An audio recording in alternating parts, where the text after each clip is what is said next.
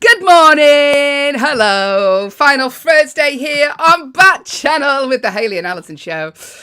Keep your eyes and ears open because we are here until 8 a.m. Alison, what are you eating? She's not even hiding it anymore. She is I am having her directly breakfast. eating a lemon fiber one square. They're delicious. Stop trying to get your promo in. Good morning to Stacey. Good morning to Kelsey. Good morning to Damien, who are all on the feed already. Hiya. Woo! Say hello this morning. If you don't talk to us, I have to literally watch Alison eat while I talk. That's it. If you don't talk to us, the show quite literally is one tired woman trying to talk to another tired woman who is eating. Get involved. Two tired women talking for 2 hours. Say hello this morning. Ways to do so. If you're watching on an Echo Show, name your device followed by the word say, followed by whatever you want to tell us this morning within reason. Followed by something. Followed by words that will. You know what I was just thinking? I was thinking of telling you this. I'm gonna be doing some giveaways on my Twitter today because I've ordered more incorrectly sized stuff. It's not just Alison who does it. I've ordered an iPad holder that's the wrong size. What size is it? Size too small for my iPad. Is it a mini? It's for a kid's. Alison, you won't want it. It's a kid's one. I tried to give it to producer Will because he's a child, but he doesn't want it. Keep your eyes peeled on your Twitter. Can't be bothered sending it back. Too cheap to send back. Good morning, Stacey. Good morning, How are you this Thursday morning, Stacey? We are here, like I say, till 8 a.m. Followed by the wonderful Liv Harrison, 8 till 10, 10 till 12, Jam and Renee, 12 till 2, Anthony Davis, 2 till 4, Hal Rudnick, and 4 till 6, Mario Smith. 12 hours worth of content here on Backchannel. So get involved with the show. It's our final week here. Backchannel obviously remains. It's just our shows here. So this is a final Thursday that we will do, Ali. Final Thursday. It's the final Thursday. So get involved. Thanks, Ali. Excellent. You're on fire this morning. I am. Right. Yeah. It's really warm here in the UK today as well. Scorcher, isn't it? It's so hot. I came into my little studio and I was like, oh no, it's a t-shirt day. It's a t-shirt day. It is a t-shirt day today. Hair up day. Can't have it down. Oh yeah, no, today would be a sweaty hair day. I'd be like fanning myself within, it would be an 80s music video in no time at all if I had my hair down today. Stacey said it's raining here in Texas. Oh, Stacey makes a change that the weather's reversed, isn't it? There you go. Rainy days and Thursdays always make me feel real happy, real excited. Gonna face the day. Listen, June the 2nd today. Happy birthday to Maureen Baccarin. Am I saying that wrong, Will? She's an actress in Deadpool. She's 43 today. Oh. And Zachary Quinto, who is 45 today. Happy birthday to yours. If you have a birthday, you want us to give us your shout out, tell us. We've got 2 hours to fill. Yeah. We can wish happy birthday to every single member of your family. 2 more days. We can wish happy birthdays. So give us your list. We'll do it now. Yeah. Get it out of the way. Also, national days in the USA. Strap in today, Alison. Because national days. National Rocky Road Day. You a fan of the Rocky Road? Look, I do like the Rocky Road ice cream. I assume that's what we're speaking of, not just a Rocky Road. I do like the Rocky Road ice cream. Alison, that was appalling. Hey, I complimented you. You could at least pretend. Yeah, I like a Rocky Road. I'm not a real chocolatey ice cream girl. I like a pretty basic vanilla. I thought Rocky Road was like a flapjack but with marshmallows in. Is it not, Will?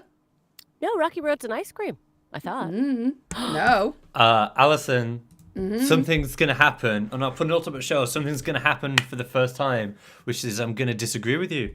Yeah. Rocky Road. That's okay. That's okay. I accept that. You're about to learn about something, and I feel like it might blow your mind. Rocky Road is a type of no-bake slice made up of milk chocolate and marshmallows, along with other ingredients, which tend to vary by country. In British-influenced areas, tiffin. You might have heard it's the posh people call it tiffin. But yeah, basically, you get some like biscuit, you get some marshmallow, you put it in a bowl. I like to put some glacé cherries in it. You know a glacé cherry? Yeah. And then you melt a whole bunch of chocolate. Yeah. Pour it all over that mixture. Mix it all up. Flatten it out. Bish bash bosh. Rocky Road. I had no idea. I have just learned. All I ever knew is the Rocky Road ice cream. But that makes sense because it's an ice cream with Rocky Road in it. So. See, Alison, I knew more than you about cake. How has that happened? I don't know. You know something more about food. Yeah. Wow. There you go. National I'm Rocky impressed. Road Day. National Educating Alison on Rocky Road Day today. Thanks, Will. Things we learn on a Thursday. Stacey said she's not feeling too good today. Well, hopefully we can help you feel better today, Stacey. Here till 8 a.m. Also, Sheila's with us. Play the sting, Will. Good morning, beautifuls. Good morning. Sheila, that's for you, sister. Yes. Also in the USA today, it's National Bubba Day. Now, is Bubba what they call a baby? What's Bubba Day, Will? There we go. I don't know either. Is that an ice cream? Is it an ice baby? cream? Is it a Is non-bake? What is Not it? gonna lie. Don't know. I was hoping that one of you two would know. There's a day going on. None of us are aware. Okay, let's Google. What's There's a like Bubba? the Bubba Gump Shrimp Company. Mm-hmm. So is Bubba a person? It's in Forrest Gump. Oh no, it's like your he's like your brother. Your Bubba is like your brother. Okay. National like an Bubba Day effect- today. It's like an affectionate way. Oh to yeah, refer to your it's a brother. day that honors anyone and everyone named Bubba. There we go.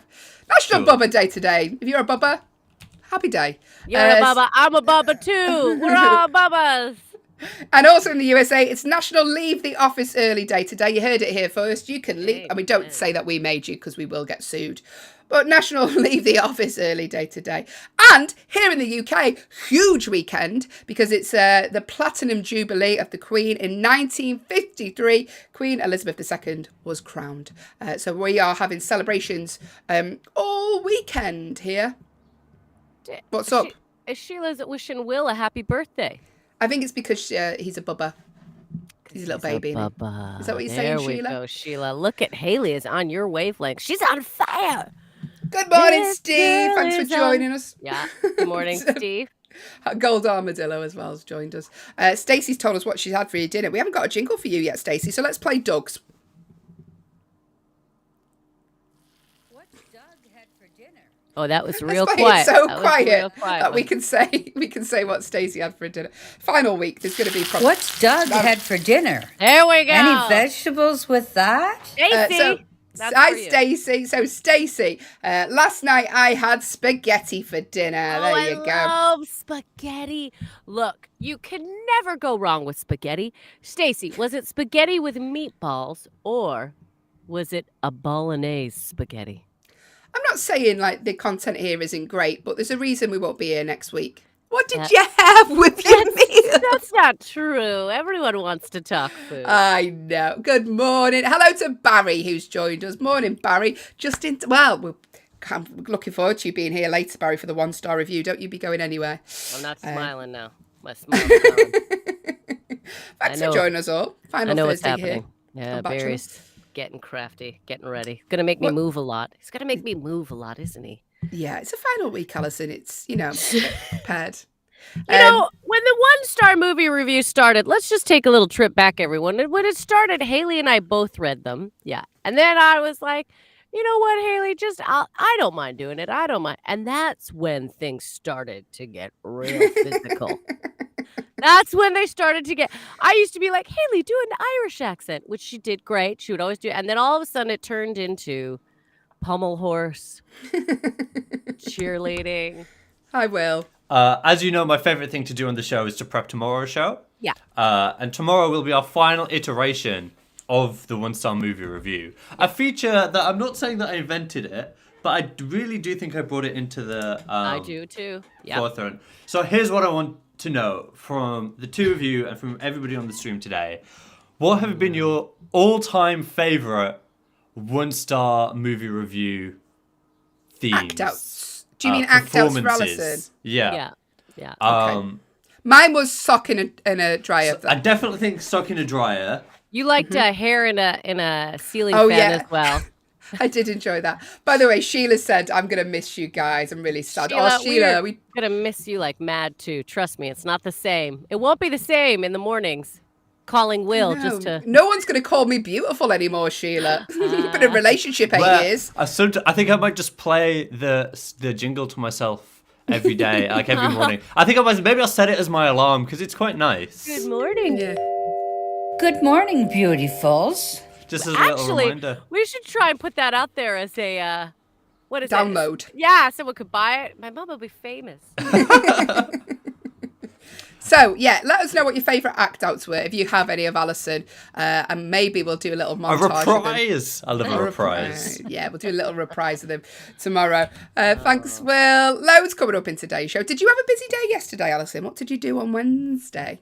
I feel like I did. No, Wednesday was my one day of not busy, which was great. I say not busy, but that just means not leaving the house. So it was just like house things, like I did all the laundry and I organized. I went through my journal, my planner, planned out the next week or so. Yeah. Yeah, busy days.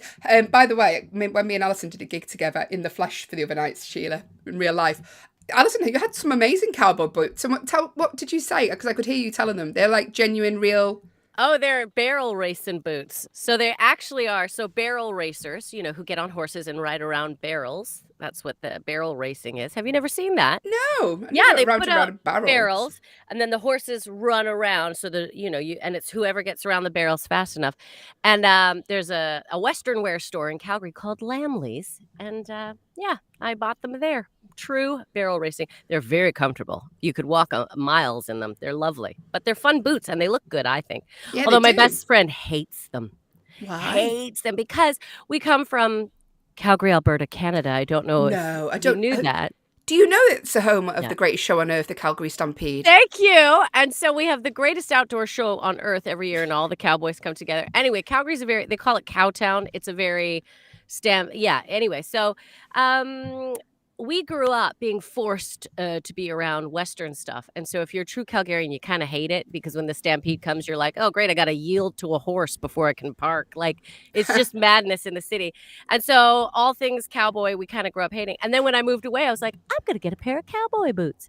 And my friend was like, you are not. So every time I pull them out, she's like, you know what she said to me the other day? I go, I get compliments on them all the time.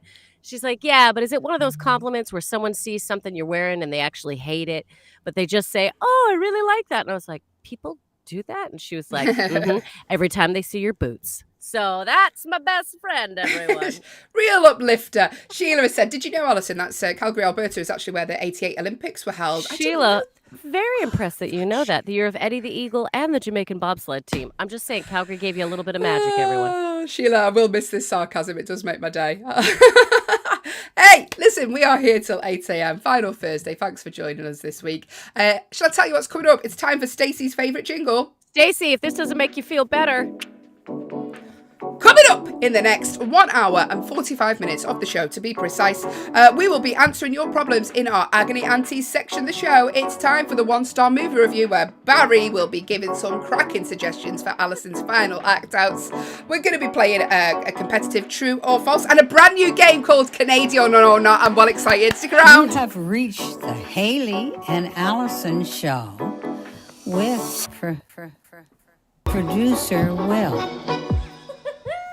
Yes, that is all coming up. I'm well excited for Canadian or Not because if I win, Alison, you are never going to live it down. Honestly. I know. I'm so excited. And I know Will's done some major research to really find some also, by the way, we've had some lovely reviews come through. If you're enjoying the show, I know all our regulars have already left reviews, but we had one off Marnie yesterday. That was delightful, saying how much she enjoyed the show and interaction. So thank you, Marnie, for that. If you would like to subscribe, I know we're only here, but Backchannel is remaining. So subscribe, because whatever else Backchannel are creating, if you subscribe to it, you'll hear about it first. So click on that subscribe button. It's all very, very exciting. Just because we're not here doesn't mean it's ending. It's carrying on. It's going to get bigger. It's going to get better. So make sure you subscribe for that. And Stacey said that jingle does make me feel a little bit better. Thank you. Good, You are Stacey. welcome, Stacey. So should we crack on with our Agony Auntie section? Oh, we got the end of it there, Will. We got the end. Let's do it again. Will's trying to get us not to dance. I'm not saying that I've gotten sloppy since I heard the news about the end of Backchannel, but quiet stings, half a sting. It's all you're getting these days. You know what? It's okay. I'll try and focus. Yeah, do what you can. We're not asking a lot. Don't worry. Thanks, Will. Awful. By the way, Stacey said I won an Amazon gift card from the Anthony Davis show yesterday. Well done, Stacey. We're going to be giving away an Amazon gift card tomorrow, by the way, to one of our subscribers. So Steve, Sheila, Stacey, and Kelsey, you'll all be in it to win it. So the odds are in your favour because there's only 4 of you currently. If that remains tomorrow, 1 in 4 chance. Get away. Come on. Okay, here we go. Agony Auntie section. If you have a problem you would like us to talk about here on the Hayley and Alison show, then we will. Just a disclaimer, we are not trained therapists. We are not even trained to do this job. So if you still want to send us your problems, then do just bear that in mind. You will be getting the opinions of 2 stand-up comedians based in the UK. Although, Sheila, you may not know, one is actually from Calgary, Alberta, home in the 1988 Winter Olympics. Don't know if you've heard. Yeah. Don't know if you've heard the news. But send us your problems. Also, Doug's very good at this, as is Stacey. If you have any advice for our people who have problems, then send that in also in the usual channels. If you're watching on an Echo show, name your device followed by the word say, followed by your problem or solution, or go to backchannel.tv. Type it in there. Sheila said, I didn't know that Alison was from Calgary, but thank you, Sheila. Glad that we're educating you. Do you see how coordinated I am? I don't know if you noticed this. I did notice this. It's a bit much, isn't it? It's a bit much. I've camouflaged my watch. Do you know what, though? It's great, but it does make me feel worse that I've just This is not even ironed. I've just thrown it on. You go all... Alison always goes all out. She matches... Her hair isn't even black. She's just dyed it tonight to go with the outfit. And your nails. I know, it's very Cruella de Vil. Do you know the Dalmatian print? Yeah. Don't worry. This shirt was not made from Dalmatian. It was made by... Anyway, go on. I will. Thanks, Alison. Thanks, Alison, for pointing out you've made an effort and I haven't. Mark from Colorado has been in touch and said, I've just broken up with my girlfriend of 10 years and it was messy. Not amicable at all. And my ex is supposed to be maid of honour at my sister's wedding next week. Now my ex is ghosting my sister. My sister doesn't know about the breakup yet. What should I do and how should I act at the wedding? Oh, what a mess, Mark. Okay. Well, I mean, Mark. I don't mean to make you feel worse, Mark, but what a mess. Wow, that's a good one, Mark. Okay. First off, I think you got to let sister know you broke up. Okay, I know she's got a lot on her mind with the wedding, but I think you got to go, sister, we broke up. Then I don't know if it's sister that should communicate with her to make sure she's still going to show up to be the maid of honor. And then I think you just maybe send X a message and say, hey, for the sake of the wedding, I just want you to know I am not going to bother you. I'm not going to talk to you. I'm going to just let you be. I'll take space. You know what I mean? So let sister know. See if sister wants to touch base with maid of honor, which isn't that big of a deal because she would probably have to at some point anyway. And then I would send ex-girlfriend a message saying, look, I know we're both going to be there, but for the sake of my sister's wedding, I just want you to know I'm going to leave you be, okay? I'm going to stay away from you. I'm going to let you do your thing. And just, I think that's the best way to handle things with those two people. Just for the day of the wedding. Let sister know, sister communicate with her, tell ex, I am not going to bother you on the wedding. Don't worry, please still come to the wedding. I will not even be in your face. Barry has suggested to have a few drinks and tell her exactly what you think. It's not good advice, Barry. Exciting for the rest of us, but not good advice. Not good advice. Odds are that will happen anyway. That will happen. But, if you go into it going, listen, we're going to be mature. Then later on when you're like, you know what your problem is? At least it's later. Later in the day.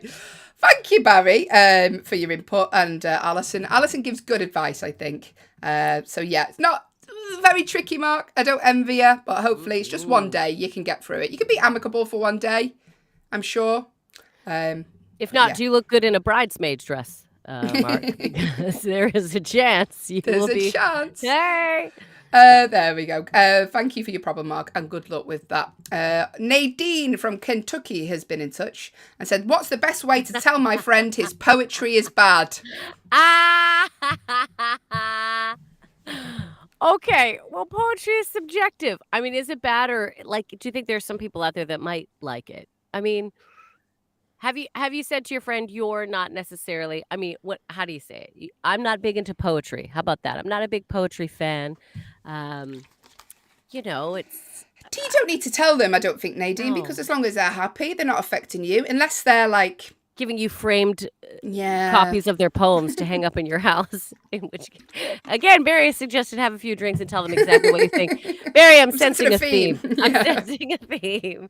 I used to go out with a musician and he used to play his own music to me and it was awful and I just had to endure it because you can't tell someone that they're bad. I mean, imagine if we got told that because, you know, and we have been.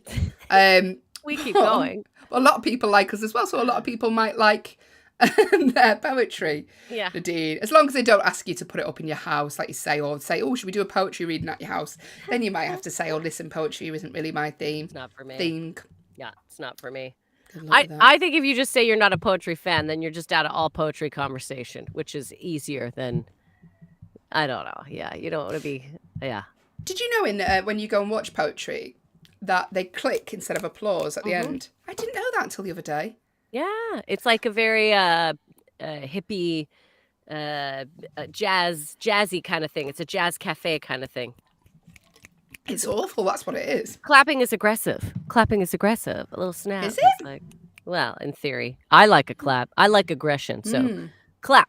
You never got a click break for your jokes, do you? Can you click both fingers as well? Some people can't, can they? Anyway, that's the sort of content you get here on Backchannel. The only place to listen, watch, and see your host click live on air. Get involved with the show. Eric from Nevada. Good luck with that, Nadine. Eric from Nevada. Maybe Alison could write you a poem. See if she changes your mind. Morning, April. April's back with us. One of our regulars. April! Nice to have you with us. We missed you, April. Good morning. We're currently, I say talking about people's problems here on Backchannel. Hit till 8 a.m. Loads coming up in today and some brand new features which I'm well excited about. We're going to be playing Am I Canadian or Not? So Alison, June Smith and me are going head to head to see who knows the most about Canada. Yes. And I'm going to say, I've been doing a little bit of research, Alison. So you're not the only one who knows about Nickelback now. Chad Kruger. All right. They are Canadian, aren't they? Yes, Yeah, very there we good. go. Yeah. Hello to Wyatt. Just a double guess. I don't know how she's going to do in this competition. Hello to Wyatt, who's joined us, by the way. Good morning. We're currently talking about people's problems here on the Hayley and Alison show. Yep. And this one is from Hayley, Alison, and producer Will. We are out of work from Monday. Any suggestion? When finding a new job. I'm just joking. Eric from Nevada has been in touch and said, there's growing conflict at my work about who does what jobs and who has what responsibilities. I'm worried that it's going to escalate and turn really ugly. Do you have any tips on conflict resolution or avoidance? Yeah, first off, where's your manager? Shouldn't your manager be telling people what their job is? Have we had a meeting yet where we sit down and discuss this as a group? Okay, not fight about who does what, but like have a discussion on who did we think was doing what and who was actually doing what. So I think that's the first thing you got to do is you got to have a meeting with everyone and go, okay, where are we all at? Again, Barry, have a few drinks and tell them what you think. Love it. I think a meeting is in order with everyone and a discussion as to what they have been doing, maybe even what they'd like to do. Let's have that. Let's talk about it as a redesign, okay? Let's redesign and redelegate who's doing what and have a discussion about it. But there must be a head of this department. There must be a head of it all who is the delegator. What are they doing? And if they're not doing enough, then maybe that's the first thing that needs to be discussed in the meeting is, Greg, you need to tell us who needs to do what. But I think a group discussion, not an argument, not accusations, not a fight, a discussion is in order. And definitely who's in charge of delegating and overseeing who's getting what projects done. I think that's what needs to be established first of all. Yeah. By the way, everyone seems to think it's producer Will's birthday today. Why does everyone think it's your birthday, Will? I don't know. I'm like, what did you do? I don't know. It's not. Okay, April said, happy birthday, Will. April, thank you so much. It's not my birthday until July. Yeah. July the 17th. We're not going to be on air then. So get all your happy birthdays in now. Sheila said it's my fault. No, Sheila, I want the praise and attention. He wants the attention. It's not your fault. I just think it's funny. Did you say July 17th is your birthday? I'm putting it in Maybe my I calendar. did. Right I'm a Cancer. Don't hold it against me. I'm sorry. I'm emotional. No. 17th. I'm just making a note to remember not to wish you happy birthday. Yeah, thank Don't you. wish Will a happy birthday. Will. Okay, I'm going to leave now. Bye. Okay, Bye, Will. Producer Will, whose birthday it definitely isn't today, but thank you, April, and thank you, Sheila. We're talking people's problems this morning. We've got one more. We'll talk about that. If you have any problems for tomorrow's show, get them in now. It's our final one, your final chance to ask us our opinions of your problems, so send them in. If you are watching on an Echo show, all you need to do is name your device, followed by the word say, followed by your problem, or go to backchannel.tv. If you're on an audio only Echo, that's backchannel.tv. You can type in your problem there, or you can email us, hello@backchannel.tv. Just make sure you pop Hayley and Alison in the subject box. Final one tomorrow, so get your last problems in. Get them in. Yeah. Here we go. Final one for this morning. Rose from Texas. Good morning, Rose. I accidentally discovered that my fiance, spelled finance. My fiance has way more money than I thought, like way more. I'm not suggesting that he has got it by some kind of shady means, but do you think it's okay to ask him about it? Well, you're about to marry him, and so I like to think in a marriage there aren't any financial secrets, because that's not a good thing. So yeah, I think you are. I mean, especially because you just, I was like, is this about? Wonder how much my fiance has. Yeah, this got me thinking. My fiance, Hayley. That's a it's joke really in and of silly itself. one. Yes. Never been asked how many years. Anyway. Yeah, I know. But I just think, yeah, I think you do have the right. I mean, what do you want to know? Where'd you get the money from? Or I would be like, did you not want me to know about this? Or I mean, do you really want to know? Do you really want to know? Or do you just go, hey, in the future, I just hope that we don't hide anything from one another because we're about to get married. Yeah. Yeah, accidentally discovered. Did you, Rose? Did you accidentally discover? Did you accidentally open his phone using his finger while he was sleeping? As Touch ID. Did you, Rose? identify his passcode and use it to get into his bank statements? Yeah, Hayley. What Accidentally. I'd want to know why they had so much money, because it depends. I have a few follow-up questions, Rose. Did they have a job where it's not on much money and now they've got a lot of money? Maybe they've just been saving for a lot of years. Maybe they're saving for the wedding. You don't know. So I would just ask them. I'd say, it's really hard actually, because how have you found out that they've got a lot of money? That's the issue, isn't it, Alison? Because then they might think you've been snooping. Yeah. Okay. How about a financial discussion? How about you just begin? Hey, listen, Financial discussion. Yeah, we're about to get married, this and that, but I am, looking forward in finances. I mean, do you ever think about savings? Should we think about getting a savings thing? And see what they offer up. Maybe you got to do some fishing to see what they offer up about, finances, etc. So, yeah, maybe a conversation about that. Or you could say, look, there is a small chance, just so you know, I might be coming into some money. If I did come into a large amount of money, what would you, as a couple, what should we think about using that money towards? Or is there, and then he might go, oh, actually, I have some money too towards, and then, you can just be like, oh, that money didn't work out. How the hell did you get this much money? But subtlety is the key, Rose. Yeah. But yeah, I would do some fishing, Rose. I would do fishing. I mean, I'd probably accidentally hire a private detective and maybe accidentally get them to see where the money's coming from. Just a suggestion. Accidentally. I was looking for a lawnmower and I have found a private investigator. Good luck with that, Rose. Don't take any of our suggestions. No. Just go with your heart. Just ask them. I'd be honest. Be excited. You're getting married to them. Be honest. Yeah, there's money. There's money over there. Hey, woo! More money for the wedding, Rose. More money for the wedding. Good morning. Thank you for all your problems this morning. And like I say, just a disclaimer, we're not trained therapists. If you choose to take our advice, then that is on you. We have really warned you. We have really clearly warned you. By the way, Stacey has reminded us, Anthony Davis gave her an Amazon gift card, so she won one off Anthony Davis' show. But Stacey, we're giving away a $25 Amazon gift card. Again, we gave one away yesterday. We're going to give one again tomorrow, Friday, our final show. We're going to be giving away that gift card for one of our subscribers. So make sure you subscribe. You've got to be in it to win it. You've got to subscribe. We'll put you all in the computer. whatever it does, and it'll automatically pick a name. So Steve, Sheila, Stacey, and Kelsey are our subscribers currently. You'll be on it to win it tomorrow. So Stacey, you could win double Amazon gift cards. Double bubble. Double bubble. There you go. Check out all the other shows because they'll be giving away stuff as well. You could be, it could be quite lucrative for you listening to Backchannel all day. So there we go. And Barry said you're a subscriber. I think you've got to have been an Echo. You're on YouTube, Barry. So you've got to be on an Echo show to subscribe.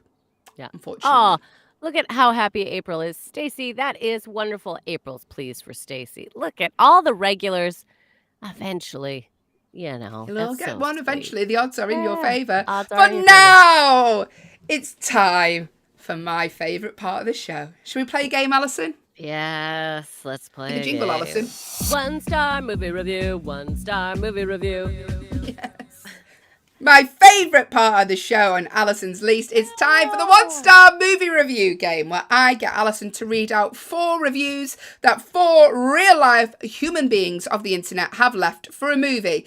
The thing this movie all has in common is that all of these individuals have left this film a 1-star review. Now, just because they've left it a 1-star review doesn't necessarily mean it's a bad film. I can tell you that this one got 5.1 on IMDb. So it's not great, but it's not bad.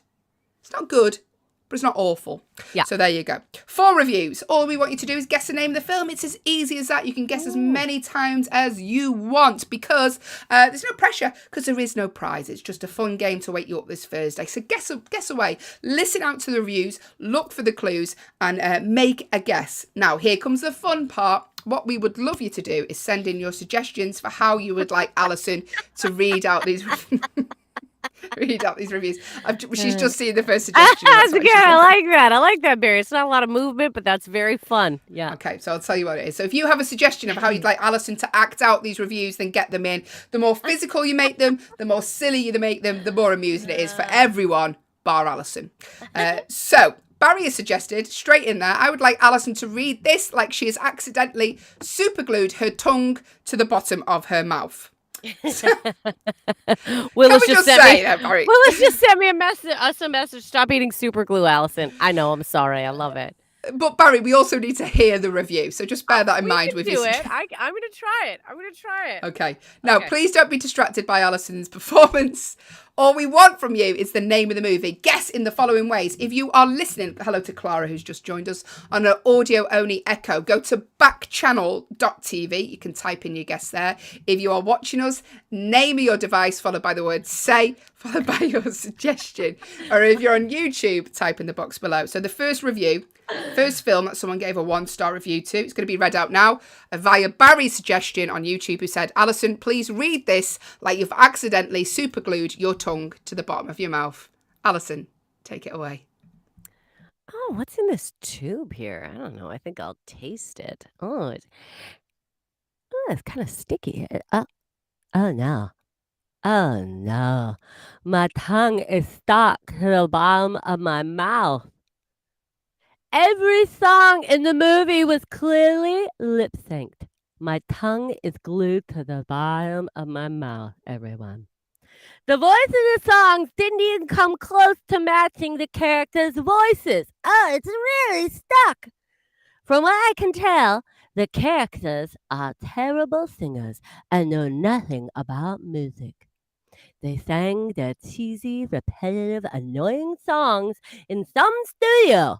The voices were heavily edited to make them sound good, and the music was dubbed in. And why did they call their little concert things jam sessions? I don't know, but I gotta get my tongue off the bottom of my mouth. I mean, if you could make out any of that review, Alison Jew Smith just reading out one of the reviews, like her tongue has been super glued to her mouth. This is your suggestions. This is your doing. It's okay. The voice in the songs didn't come close to matching the character's voice. Cheesy songs, jam sessions, any ideas, repetitive, what this movie is. Get your guesses in. Sorry, we're just reading these reviews, Barry. Get your guesses in, what the name of the movie is. You're making lots of suggestions for act outs, but guess the film. So, Stacey has asked, can Alison read the next review like a gym teacher trying to help her class? You bet Nice. I can. Then we'll go back to Paris. Thank you, Alison. Next review. 1 star. This film was left. What's the name of the movie? That is all we are after. What is the name of the movie? Alison's going to read this like a gym teacher trying to help her class. Go, go, go, go. Gang, it's all about motivation. We've got to get motivated. You got to take chances. Push yourself to the limits. That's the only way we will achieve. Speaking of push yourself to the limits, what I did, class, was I watched a movie the other night. Yes, I did. Did not care for it. Why? I'll tell ya. Disney tried to capture the same High School Musical magic, but failed. Not like all of you in my gym class, you will succeed. Royally, they failed. The plot was over predictable. The cookie cutter pop star is a bad boy because he wants to sing and he writes his own music. So he is sent to camp to try and change his ways, but magically changes them overnight. Not like you can with your body. You got to work real hard at it, everyone in this class, but we're going to achieve. We're going to achieve. Popular it girl in the movie and her posse disregard the female lead until she tells a lie about her mom. But there are no lies in this class. No lies. Succeed. Give me 20. Thanks, Alison. I'd hate to be in that class. But what is the name of the movie? Do you know? Disney film tried to capture the same High School Musical magic, but failed, according to this review. So we know it's a Disney film. Popular girl and her posse disregard the female lead until she tells a lie. But what is the name of the movie? Make your guess now. If you are listening on an audio-only echo, go to backchannel.tv, type your answer in there, or your guess. Doesn't matter if you get it wrong. Doesn't matter if you get it right, to be honest with you, because it's just a fun game to eat this Thursday. There's no prize. There is no prize. There's a bad boy who is wants to... Oh, hang on. Yeah, there was a clue in that, and producer Will's just letting me know. There's a bad boy who wants to sing and write his own music, so he's sent to camp to try and change his ways. What's the name of the movie? Name your device, followed by the word say, followed by your guess if you are watching us on an Echo show. Sheila has guessed, is it Mean Girls? Good guess, Sheila. We'll let you know very shortly.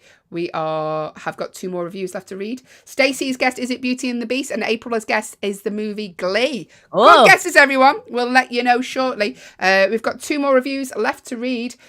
Sheila said, can you read the next one, Alison? Like you're on a beach and a big storm rolls in all of a sudden and you have to run quick for cover. Yes, I can. Great work, Sheila. Oh, what a lovely day here at the beach. It's absolutely beautiful. I couldn't be happier relaxing. Oh, God, I watched this movie the other day. It's very disappointing. Not like this beautiful day at the beach. The plot? I'm sure that 5-year-old girls dreaming are more exciting. A poor girl who falls in love with the hottest teenage star. Ooh, it's getting a little chilly. Here. And a rich blonde girl who is bad. And some other things some other people who are jumping around pretending they are normal teens. Oh goodness, it's really... Oh, the wind's really picking up. I better get my towel. Oh, my towel! Oh, my goodness! There seems to be a lot of wind. Rain is coming in. I think I'm in a storm. Oh, my goodness! For the music in this movie, it was something of a disaster, much like this weather. The song "We Rock You" is funny because they do not rock. They do not rock, not like me. And the storm, I am rocking. As a big old school rock fan, I can say there was no rock in this movie. This storm is horrible. Why did you end it like a rapper? There you go. What's the name of the movie? We know shelter myself from the storm. It features rock music, but they said there was no rock in this movie, so they thought it would feature rock. Big clue there, rock. What's the name of the movie? Get your guesses in. Stacey guessed Beauty and the Beast. April's guessed Glee so far. Sheila's guessed Mean Girls. Have any of those changed? Camps. I think Glee is really pushing towards it. I'll say that. Glee is pushing towards it. Singing rock camps. So, right. You know. One more review. Now, we've had 2 suggestions, so I'm going to combine them, okay? So April suggested that you read this one like a girl with no teeth. Okay. And Barry suggested, could you read this like someone who's glued her foot to her head? I'm going to try. So, in this person... by the way, if you haven't got an Echo show, it's worth it for this. foot to her head with no teeth. What is this show? I'm not Go on, even Alison. giving it a setup. I'm just doing it. I super glued my foot to my face and I have no teeth. When Peggy won the final jam, I gagged. I really did. And the thing is, I saw it coming. I should have prepared, but all the preparation in the world couldn't have made this scene any less sickening. Oh, and all the characters. You could basically predict their every move. Mitchie lied. Shane became a good guy in a matter of 20 minutes meeting Mitchie. And Tess was out to get Mitchie. Now I need to find my teeth and unglue my foot from my face. Keep going. No, I'm done. Thanks, Alison. There's only one more. There's only one more show left, Alison. And if your mum asks what you do for a job, I will send her that clip and say. Mary, This is what I just want to say, I didn't even know my foot could touch my face until now. I'm really glad you had a pedicure because that could have been horrific to watch Thanks this for hour in the noticing morning. my pedicure. Thanks for noticing that. Yeah, that's the only reason she did it. She was like, "We wouldn't do that. I wouldn't do it at the minute with my feet." Yeah, we're like, no, absolutely not. Thanks for all your suggestions. You've really done us proud today. We really appreciate. Well, I really appreciate it. That was Alison really doesn't. fun, everyone. So, final time to get your guesses in. We know my it's hip out. rock music. Sort of. It was a Disney film. A bad guy gets sent to camp.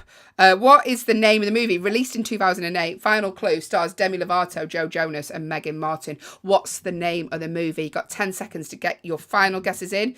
Name your device, followed by the word say, followed by your guess if you're watching on an Echo show and seeing Alison's wonderful pedicure there. Stuck to her face. Or go to backchannel.tv. That's backchannel.tv. Tickle me that one. So far, Stacey's guessed Beauty and the Beast, April's guessed Is It Glee, and Sheila guessed Mean Girls. Are those your same answers? Or would you like to change them? Let us know. Got about 5 seconds before we reveal if any of you are right. Hello to Isabella, who's just joined us. One of our subscribers. Yes, Isabella. Thank you for subscribing, Isabella. By the way, we're giving away a $25 Amazon gift card to one of our subscribers tomorrow. So if you'd like to subscribe, just if you're on an audio-only Echo, just let your device know, name your device, followed by subscribe to Backchannel, or go to backchannel.tv here. Just click on the subscribe button. We'll be giving away a $25 Amazon gift card to a subscriber. But now, the reveal. What was the name of the movie these people had left a 1-star review for? Did we tell them who's in the movie? Let's do that. One more hint. I did. Okay, great. All right. I'm glad you're paying attention. My hip really hurt. Okay, go on. The name of the movie is... Can we have the drum roll for this, Will? Nope. Okay. The name of the movie is... Camp Rock. It was Camp Rock. Camp Rock. April, I think you were the closest to it with Glee, but good guess, so. Sheila. Mean Girls, yeah, kids film, Beauty and the Beast. Well done for guessing. But there you go. It was Camp Rock. Have you ever seen it, Alison? No. Me Can neither. I say that's the most involvement? Will pointed out as well. This is the most involvement we've had on this game. So thank you very much, everyone. That was delightful. That was There we delightful. go. Yes, Camp Rock, one of the Jonas Brothers, Demi Lovato, released in 2008, got 5.1 on IMDb. That was the 1-star movie review, but now it's time for the news stories. April, there is a delay in the system. You did guess Daddy Day Camp as well, but thank you. That was a good guess, Camp. Thanks for guessing. But now we're going to have a look at the news stories. Listen, it's a little bit glib out there at the minute. So we're going to look at the news stories that are a little bit different. And Producer Will hasn't thrown one of these in for a while. He has a fascination, Producer Will, with lorries that have sort of broke down and on the freeway. Spilled stuff. Yeah. Spilled Usually contents out on the road. Food products. It's really food products that we focus on. It's a very dad thing to send us, Producer Will. But a trailer has crashed in Pennsylvania. Don't worry. Driver's fine. Everyone's okay. Minor injuries. But it was carrying 15,000 pounds worth of hot dog filler. The things they put inside hot dogs, which we don't want to know because you'd never eat one again. Blah. But yeah, the £15,000 of what they put in hot dogs, the filler, was spilled out onto the Pennsylvania highway. And so we apparently, let's have a look. Where is it? Pennsylvania? State Police, the driver of a tractor-trailer travelling at a high-speed rate lost control, sending all £15,000 worth of hot dog filler onto the road. It's been cleared up now. They're all okay. But yeah, if you were stuck behind, you're thinking, what's all this traffic for? It's just hot dog filler all over the road. You a hot dog fan, Alison? Look, I've eaten a hot dog. I do enjoy a hot dog from time to time. More of a sausage girl myself, but I will eat a hot dog. I just don't think about what's in them. Yeah, you can't think about that. You just don't. To be fair, delicious veggie hot dogs out there right now, everyone. I gotta say, I do like a veggie hot dog, mate. Yeah. Veggie hot dogs have come a long way. If it's been a long time since you've tried one, give it a go. It's very food-related stories this morning, producer Will sent us, because the world's largest Jaffa cake has been created by the winner of the Great British Bake Off here in the UK, which is huge in Canada, by the way, isn't it? Great British Bake Off. I know a lot of Canadians love that. People love it. I would be curious to know, our U.S. listeners right now, do you know what a Java cake is? Because I did not know before I came here. As far as I know, we don't have Java cakes.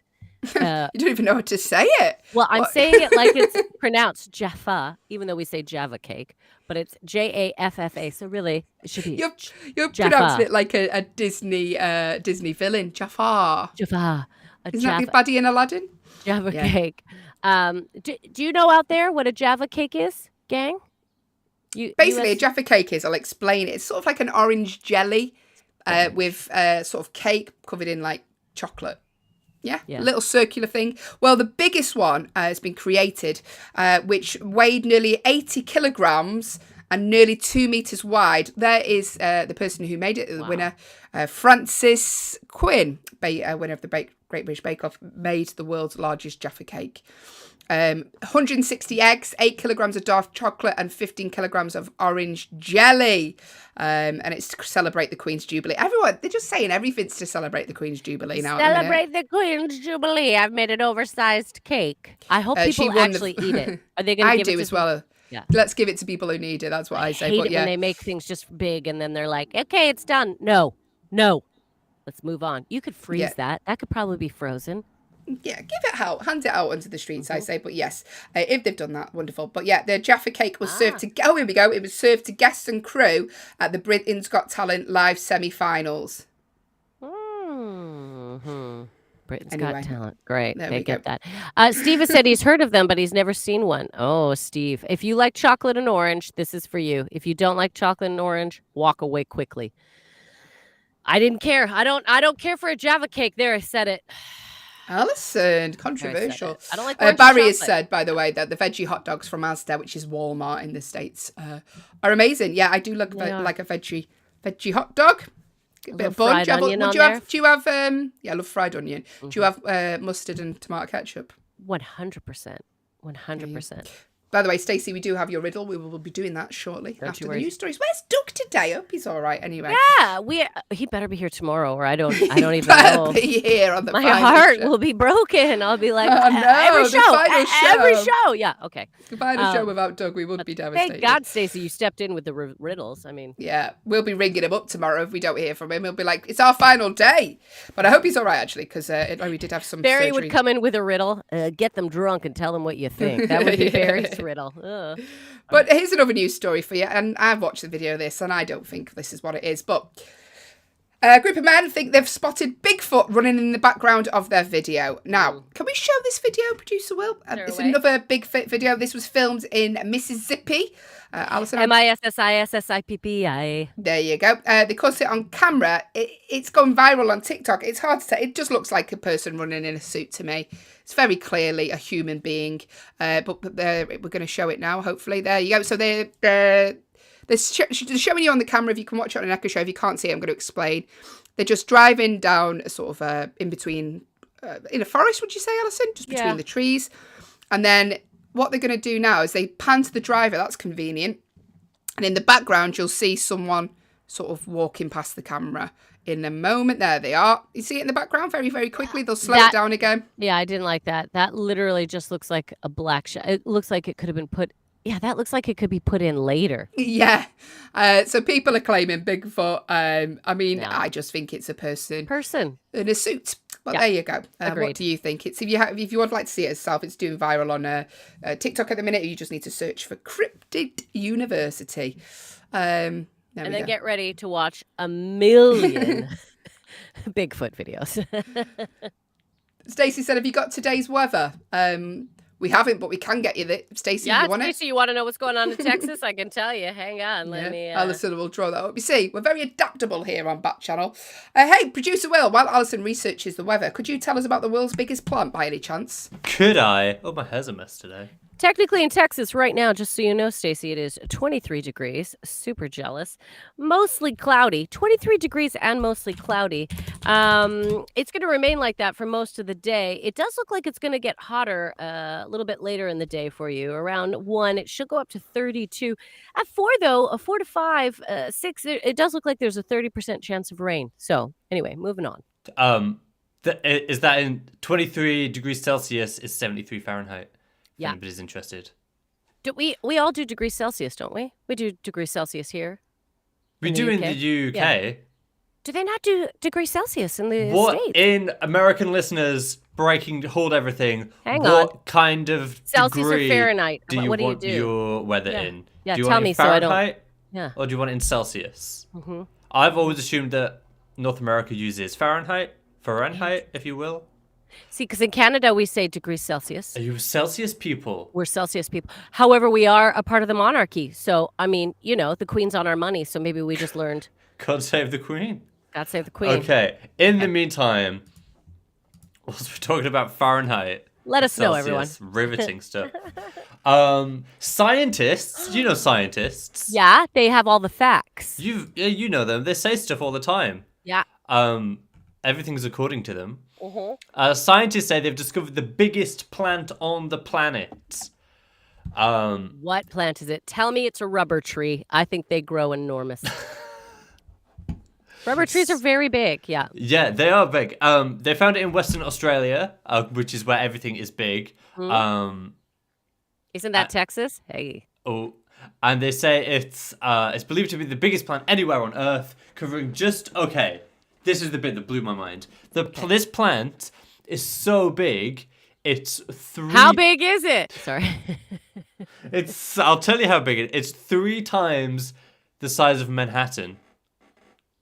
One plant. You know Manhattan, like the island, Manhattan. Yeah, Island? the island. Yeah. This one plant is 3 times bigger than the island of Manhattan. Do we have a picture of what this We plant? do not. I want Just to a big see. plant. But what do the leaves look like? What is it? Well, I don't know what kind of plant it is. To be honest with you, Ali, it's probably some kind of fungus. Because they're like networks and they get super big. Oh, by the way, Stacey's let us know that she didn't want the weather. She just wanted to make sure that we got her riddle for today. Which, yes, Oh. Stacey, we do have it. We'll be doing it in a few moments' time. Still want to know though, degrees or Fahrenheit? What do you do? Your Just for future weather reports. just so we know, what is the world's largest plant? I'm googling it right now because I want to see what it looks like. I want Okay. to know if it's. By the way, if you want us to Google the weather wherever you live, just let us know. And I'd happily oblige. The plant is an ancient and incredibly resilient seagrass. Everyone. Yeah. Mm-hmm. See, the ocean, weird place. Don't trust the stuff that's in the ocean. No. Are you a plant person? You're a plant person, aren't you, Ali? I love plants. I It's do. just Haley eating a banana there. I'm not allowed to touch the plants in our house. Are you not? Have you been told? Do you not have a green thumb? I do not have a green thumb. So I murdered one of my houseplants. Yeah. And then months and months after it was long buried, my housemate said, "Will, I took a secret cutting from the houseplant that you killed, and I've been secretly growing it upstairs." And did it grow back? And it did grow back. I said, "That's so funny." Speaking of dead plants. Why have you not dealt with this yet, Haley? Why do you leave too that there? busy. I'm too busy to deal with it. That was meant to be a Christmas tree. I asked if I could have visitation with To the plant? but they were like- it was supervised. I had supervised visitation with the plant that I killed. What I do have is a lot of nice empty plant pots that I keep like my keys in. Oh, do you? Yeah, I've got one with pens in it. Like, just because got a lot of plants that I killed. Thanks, Producer Will. What a lovely, uplifting story. But now it's time for Stacey's Riddle of the Day. Stacey's Riddle of the Day. Stacey has decided to take it on herself and replace Doug, because he is not with us today, and send us a riddle. So thank you, Stacey. We appreciate that. We know the answer to Stacey's riddle as much as you do, so guess what it is. You can guess along with me, Will and Alison. Stacey's riddle today. I hang on your house and you open me and close me every day. What am I? It's a door. That was Stacey's riddle of the day. Is it a door? Is it a door? I presume it's a door, Stacey. Do you know what? Don't be so presumptuous. Maybe it's a doorknob. I hang on your house and you open me and close me every day. What am I? If you think it's different to a door, let us know. Name your device, followed by the word say. Oh, Will said a letterbox. There Barry's we guessed go. curtain. There we go. Blinds. There's options. What is it, Stacey? Let us know. Stacey, we've got a lot of guesses. While we're waiting for Stacey to let us know. Don't leave us hanging. Hey. Say it again, Alison. Don't leave us hanging. Hey. Blinds. Producer Will's guessing blinds. Hey, blinds. Okay. By the way, while we're waiting for Stacey to confirm or deny which one of us is correct, it's time for Alison's History Corner. Alison's History Corner. History Corner. So, Stacey said correct. To which one, Stacey? Steve said also a window. said a window. Yeah. Which one? Which one is correct? What's the Blinds, actual answer? a door. Yeah. Yeah. Let us know. She's like, Stacey. all of them, actually. All of them work. All of them work. Yeah. But Alison is the oldest living human being to roam the planet. She's seen it all. She's lived through the Ice Age. She was there in the Stone Age. Some say it was her that started the Big Bang. But if you have a question about any period of history, now it's time to get him in and ask Alison. I was correct. Thank you, Stacey. That's all she cares about. All right. The rest of you, very good options. I want to say very good options. By the way, you're very good. But I was correct. Thank you, Stacey. So let's get back to how old Alison is. Let's ask Alison any question about history. If you want to know what it was like during the plague, she was there. If you want to know what Henry VIII was like, she knew him. If you want to know what Alexander Fleming was like, she knew him also. So get your questions in for Alison's History Corner. If you have a question about history, now is your time. You got about 5 seconds before we crack on with the rest of the show. Let us know what you want to know about Mr. history. Fleming was congested. Give it. Thank you. She's on fire today. She didn't want to give me that one. She was like, here we go. Producer Will has asked, when did you first meet the Queen? Jubilee. All right. Platinum Jubilee. We're talking about the current one. I first met the Queen back when she was a young child. I was her nanny. I was her nanny. I nannied the Queen. She was very bossy back then. I got to tell you, she had me doing all sorts of things. Piggyback rides, bacon Java cakes. I mean, you know, it was a lot of work. But she was a loving child. And she people don't know this about her. She really likes Cheerios. There you go. That was Alison's history. Oh, Alison. Give it. Do it. I can't even do it. Thank you. Didn't deserve it. That was Alison's History Corner. Alison's History Corner. History Corner. By the way, please do not take that advice literal. Alison wasn't the Queen's nanny. This is just a little game where I basically make jokes about Alison being older than me. So, it's time for... actually, I'm going to tell you before... I got all excited then about what's coming up. Hey, really Stacey. Did. I didn't want to skip this because I know this is Stacey's favourite part of the show because Stacey loves this jingle. So shall I tell you, Alison, what's coming up in the next 1 hour here on Backchannel? Give us a breakdown so Stacey can hear her song. Coming up in the next 1 hour of the show. Brand new game, Canadian or Not. I am so excited for that. We're going to test Alison's knowledge of Canada. We're going to be talking about the world's biggest foods, playing true or false. We're going to be having a chat with lovely Liv Harrison and a fun fact of the day. That's all coming up in the next hour. Stick around. You have reached the Haley and Allison show with producer Will. That is all coming up. Thank you for sticking with us this morning here on the Haley and Allison show, our final Thursday here on Backchannel. Hello to Declan, who's joined us, Steve, Sheila, Stacey, Damien, Barry, and everyone else on the feed that are anonymous. Thank you for joining us this Thursday. We're going to play a brand new game now. We're only here for 2 more days, and we thought, let's do this, because we make jokes about how often Alison mentions Canada. So we thought, let's test Alison's knowledge in a brand new game. They don't realize how important Canada is, and that's why this game is important. Brand new game, Haley. Go ahead, tell the people. Canadian or Not? So, I know this already. So we're going to go head to head. If you want to guess in with us as well. Alison will keep track of the scores. Can you do that, Ali? Oh, yeah, sure. No problem. Thanks. I was just about to take a sip of my tea. Okay, I've seen you do that, and I was like, let's stop that. Let's stop her having hydration. No. Sandra O from Killing Eve, Canadian or Not? She's Canadian. Yeah. I know that. She is absolutely Canadian. If you want to make a guess, if you disagree with me, let us know. Barry said she's not Canadian. Oh. What do you think? Let us know. Sandra O, Canadian or Not? I'm saying she's Canadian. Canadian. You're saying Canadian, Alison? Yeah, I'm saying Canadian. Everyone else, if you'd like to make a guess and you're watching on an Echo show, you can see a picture of Sandra O currently. Name of your device, followed by the word say, folled by your guess. I heard the click of Will. There's a bonus point if you can tell me where they're from. Vancouver. Like, what part of Canada? Vancouver is my guess. Oh, I don't know any parts of... Hang on. Toronto. I only know Toronto or Calgary, Alberta. Let's go Toronto. By the way, if you would like to make a guess, do so now. Play along. Let's see if you can know more about Canada than Alison June Smith. Canadian or Not? Sandra O from there. Killing Eve and Fairies, other things. Producer Will's already revealed it. Doug's with us, by the way. Doug is here. Just so Sandra O was born in Nepean, Ottawa. Ah, Ottawa. So she is Canadian. So we were both right, Ali. Both right. Woo, woo, woo.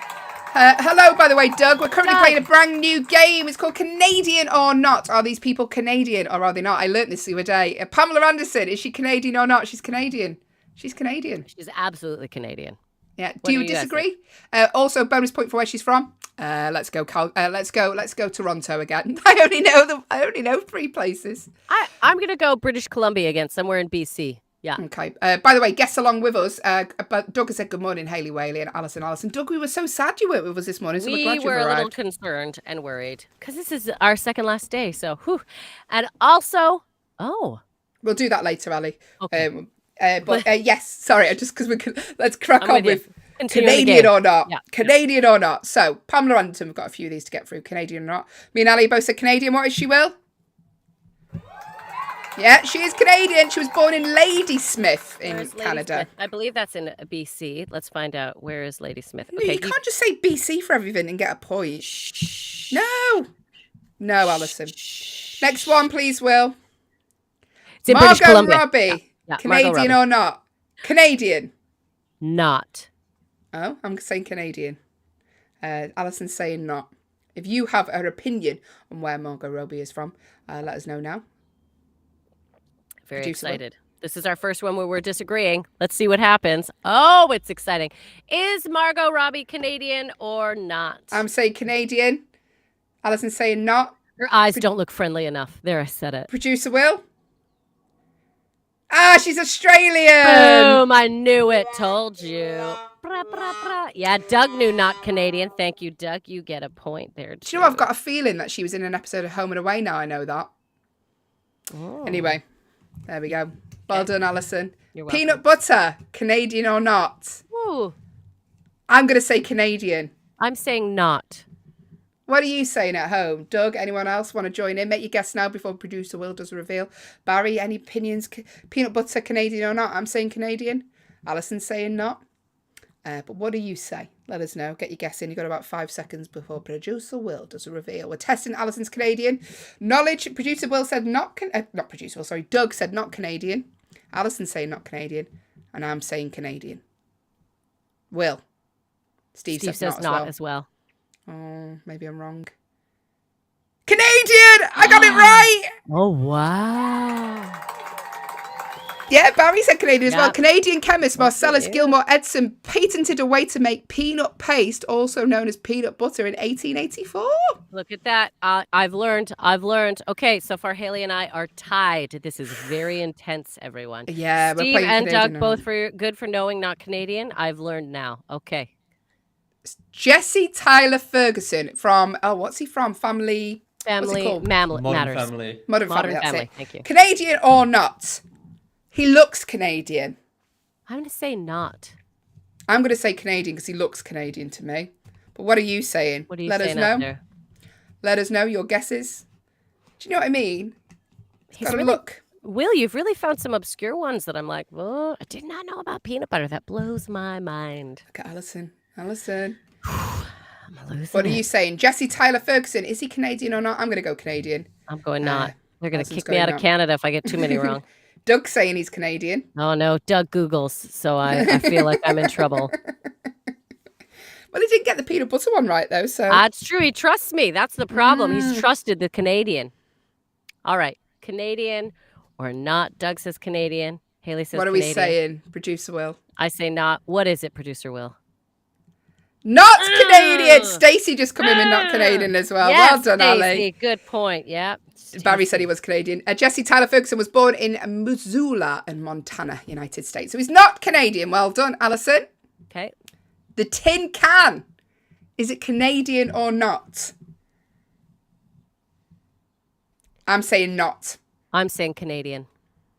But what are you saying? I'm saying it's not Canadian. Alison's saying the tin can is Canadian. But what are you saying? Let us know now. I'm saying not. Haley's saying Canadian. I am saying I think it is because pioneers survived, and I could see them wanting to figure out a way to preserve food. So tin food. Doug says it is Canadian. Oh, might be in Sheila's trouble. back with us. Sheila, you may not know this, but Alison is actually from Calgary, Alberta, home of the 1988 Winter Olympics, the Calgary Stampede, greatest show on the earth. We're currently playing a game of Canadian or not. Is the tin can Canadian or not? Doug saying invented by Canadian. Steve says not. saying not. Steve's with me. I say not. Haley says yes to Canadian. Doug is saying yes to Canadian. No, I said not, and you said it was Canadian. Oh, yeah, that's right. Sorry. Other way around. I said it is Canadian. Haley says it's not. Okay. Let's go. The tin can was invented in England in 1810, so it is not Canadian. Not Canadian. Haley got a point on that one. So did Steve. Well done, Steve. Okay. Oh, we're tied again. This is intense. Okay. Donald Sutherland, dad to Kiefer Sutherland. Canadian or not? By the way, the tin can one, Stacey said not Canadian.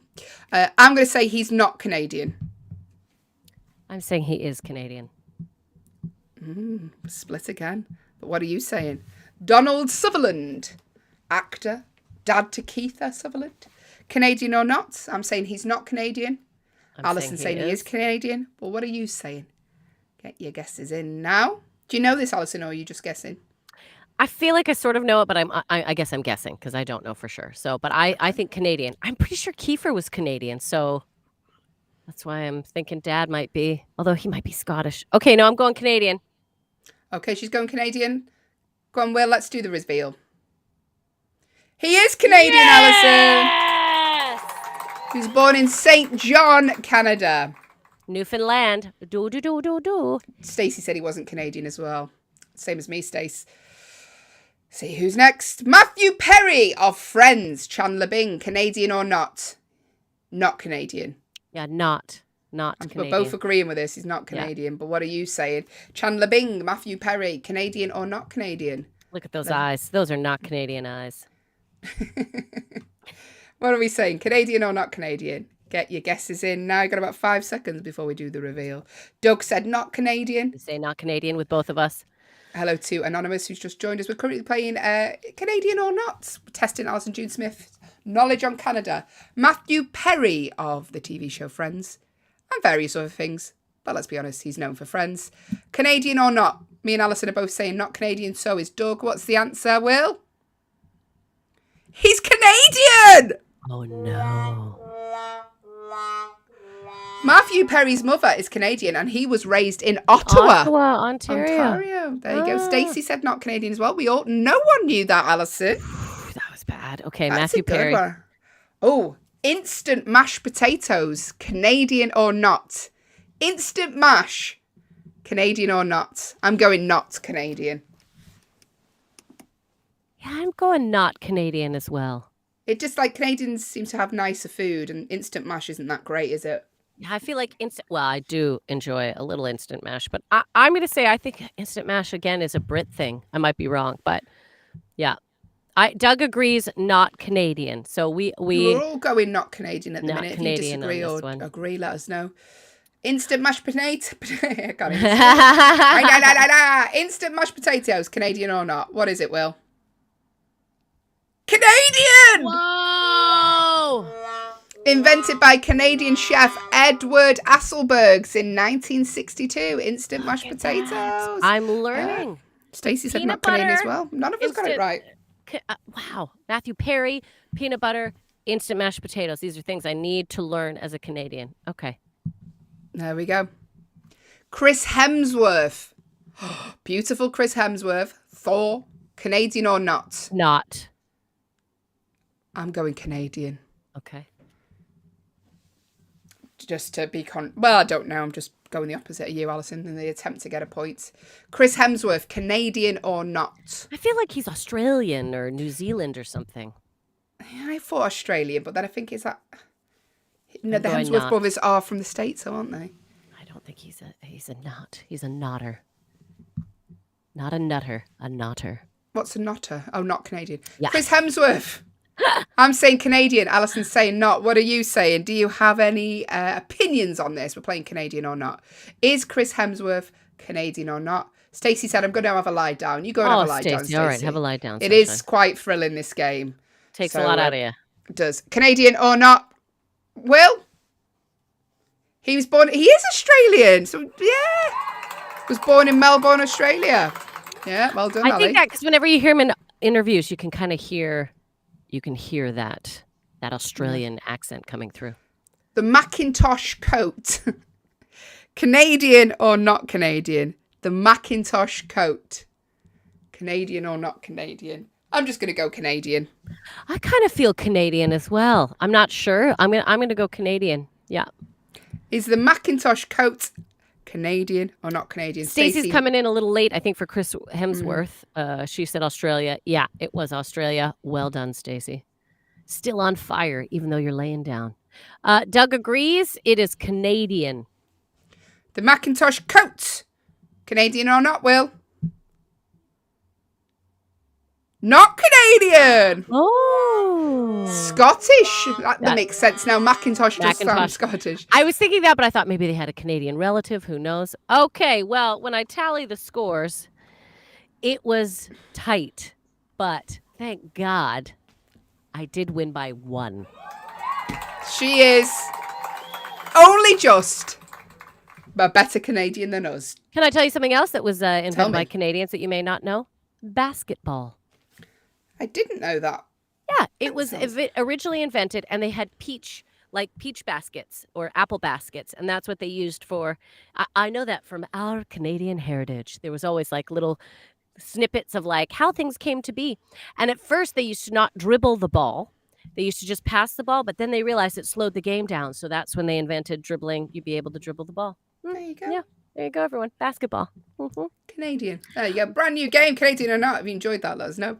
I liked it. I learned a lot about my mother country, everyone. Also, tomorrow is our final show here on Backchannel. Backchannel still exists. It will still be here. It will be bigger and better than ever, coming back with brand new things. Yeah.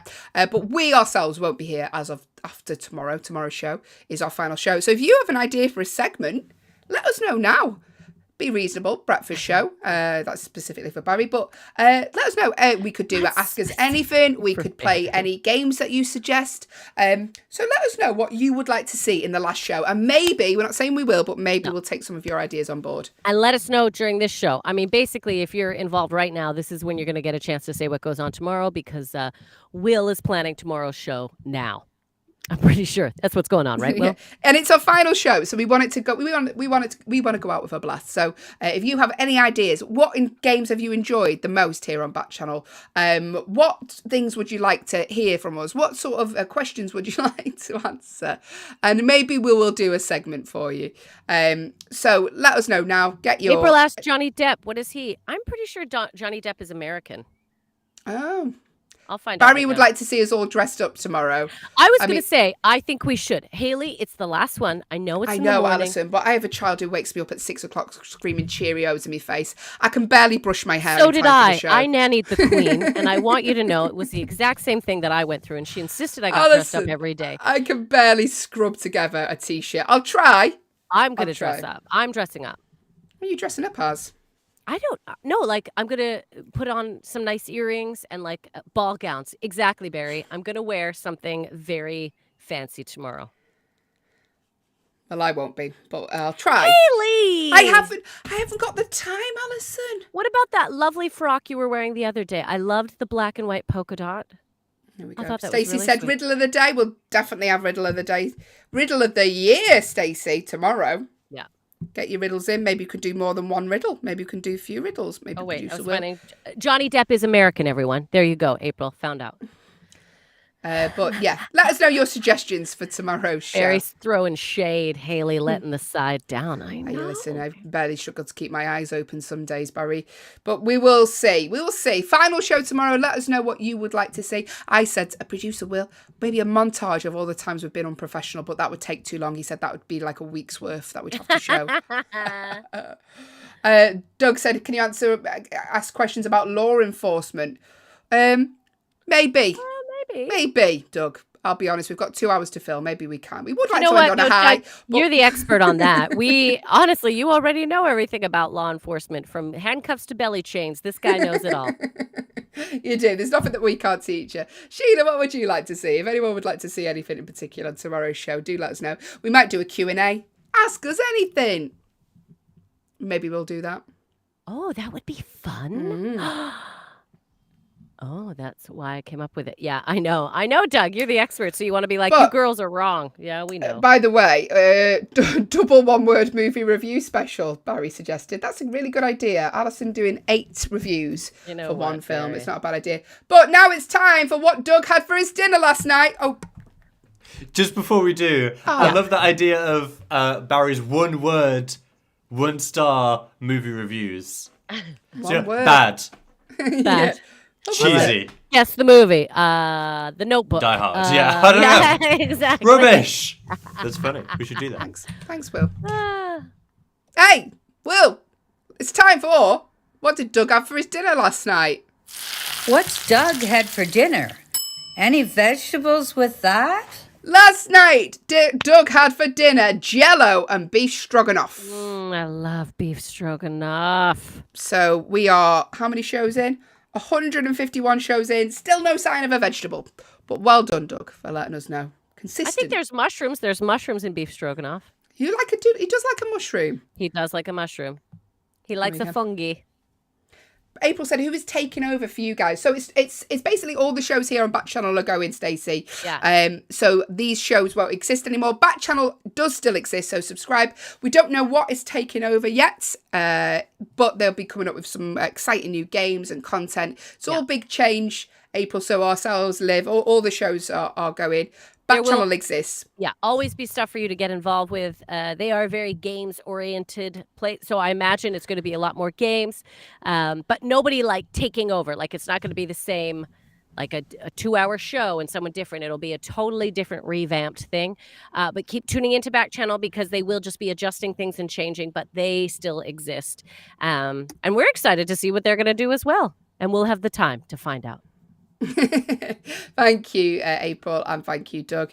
So tomorrow's show will be our last one, and we will be giving away that $25 Amazon gift card tomorrow to a subscriber. So click that subscribe button, become one, because the odds will be in your favour to win that. Stacey, Steve, Declan, Doug, and Sheila currently will all be in the winning to win that Amazon gift card tomorrow. Roughly around this time, we'll be giving it away. So exciting. But now, Alison, it's time for our second to last game of competitive true or false. It's time for true or false. And yes, it's true Allison is actually Canadian. Even my mother doesn't really know. Canadian? Yeah. We just play that again because I just love the part where Alison's mum steps on a cat.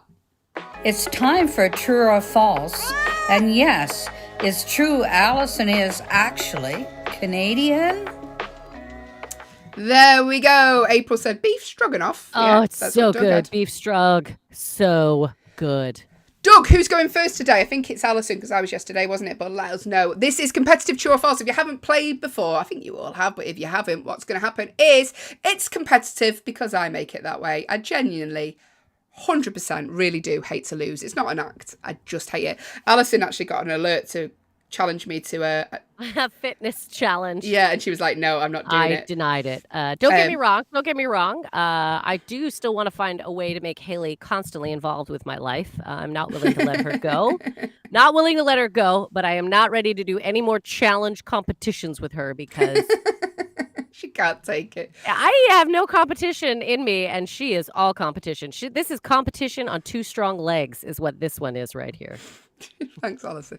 So what's going to happen is we're going to ask each other a true or false question. As soon as we have answered, we will play 90 seconds worth of music for you to get your answers in. Alison will keep track of the points. You get bonus points if you give us facts about the answers that prove true. You get bonus points just for giving us compliments because that's how low our self-esteem is. So points mean absolutely nothing. There is no prize. But what it does mean is it's just a fun game for us to wake up this Thursday. So get involved, join in. It's fun.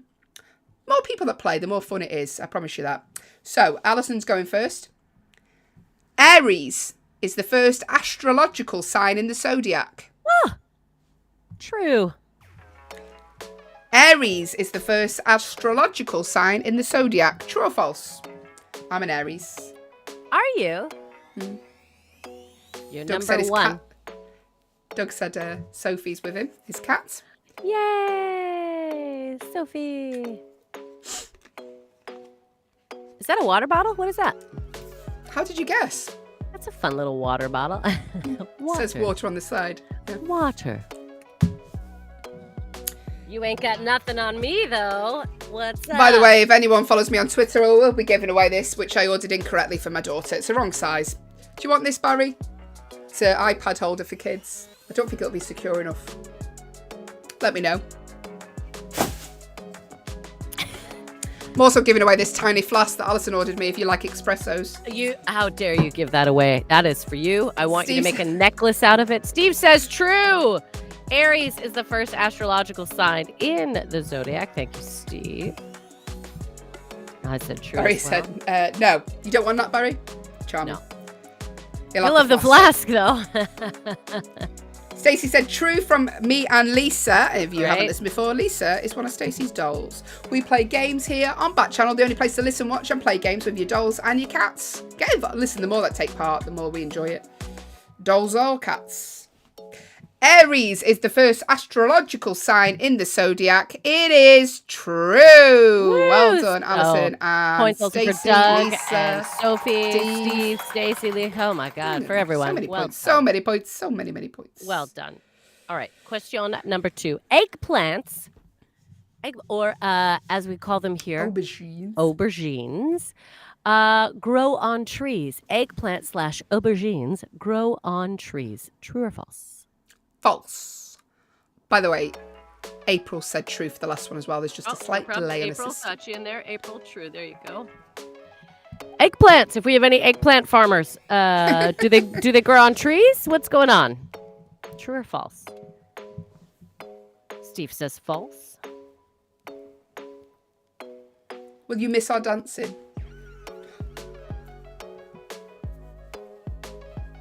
Tomorrow, me and Alison might have a dance off.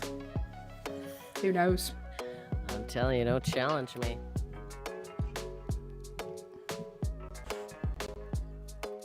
I got this hair to work with. What do you got? No.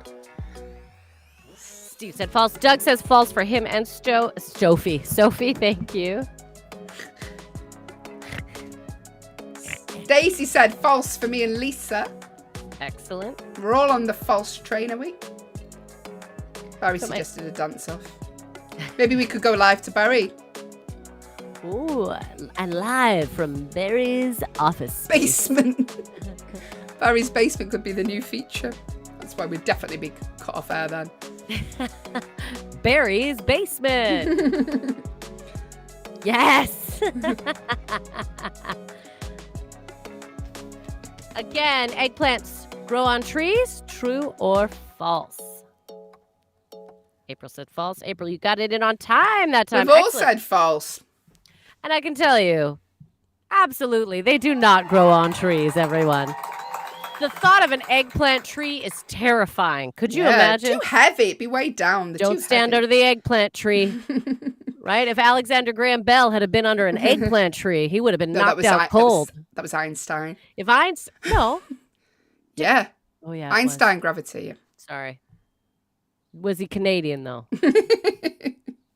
Julianne Moore. Julianne Moore had a cameo on season 8 of Friends. True or false? Wait, first, who's Julianne Moore? Give me She a was frame of in reference. Silence of the Lambs. Come on. False. Julianne Moore had a cameo on season 8 of Friends. True or false? Was that Silence of the Lambs 2? Yeah. Great, thank you. I said false. What are you saying? Steve said it was Newton. Thanks, Steve. It was Newton that discovered gravity. Oh, yeah, it was. Yes, Stevie's right. Yeah! I was gonna let it go, but I was like, no. Oh. Thanks, Steve. As long as we're both wrong, that's all that matters. Guess who's with us? It's Tim. Damn! That intelligent man, and he is saying true that Juliana Moore had a cameo on season 8 in Friends. Tim, so good. Doug, false for him and Sophie. The question was, Julianne Moore had a cameo on season 8 of Friends. But what are you saying? I'm trying to figure out where else she's been. Oh, she's been in one of the worst films I ever watched, you know. What? She's a fantastic actress, but she was in a film called Gloria, which I watched at the cinema, and I've never been so bored in my life. Gloria sounds horrible. Was it? Nothing happened. Boring. Steve says false. Thank you, Steve. Tim and Ted. Everyone seems to have had a cameo on Friends. They do. It's true. I was on Friends. Stacy says false. By the way, Tim, we learned earlier in the show that Matthew Perry from Friends is actually Canadian. Alison didn't know. I didn't know. Stacey says false. I believe. Do you think false? I think that's false for her and Lisa. Hang on. I'm putting that in right now. Julianne Moore had a cameo on season 8 of Friends is false. She never had a cameo. Oh. And April said false. It was Isaac Newton that got hit in the head of an apple. It was. We've been told. We have learned. I did know that. I just got it. I didn't. I admit it. I admit I forgot. All right. Next question. Number 4. Haley. Yes, Alison. There is no purple Powerpuff Girl. True or false? There is no purple False. Powerpuff Girl. True or false? Haley says false. It's a purple one. It's a pink one. I think. Oh, I don't know. She was very adamant about that, everyone. Oh, I don't know. I don't really know the Powerpuff Girls. I know a friend of mine wears a T-shirt with them on. There's a pink one. I know that. They were great. Powerpuff Girls, I wish they would have come out at a different time because I think they were a little ahead of their time. Tim said Isaac Newton had a cameo on Friends, probably. Steve said true. There is not a purple Powerpuff Girl. Steve says true. Oh, I said fun. Powerpuff Girls. I'm just looking now. I've already given my answer, so it's not cheating.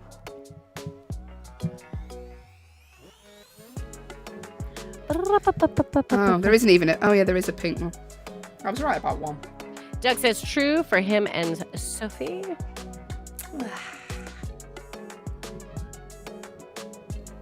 Steve says true. I got Steve. There we go. Tim Yeah, said true Tim says as well. true.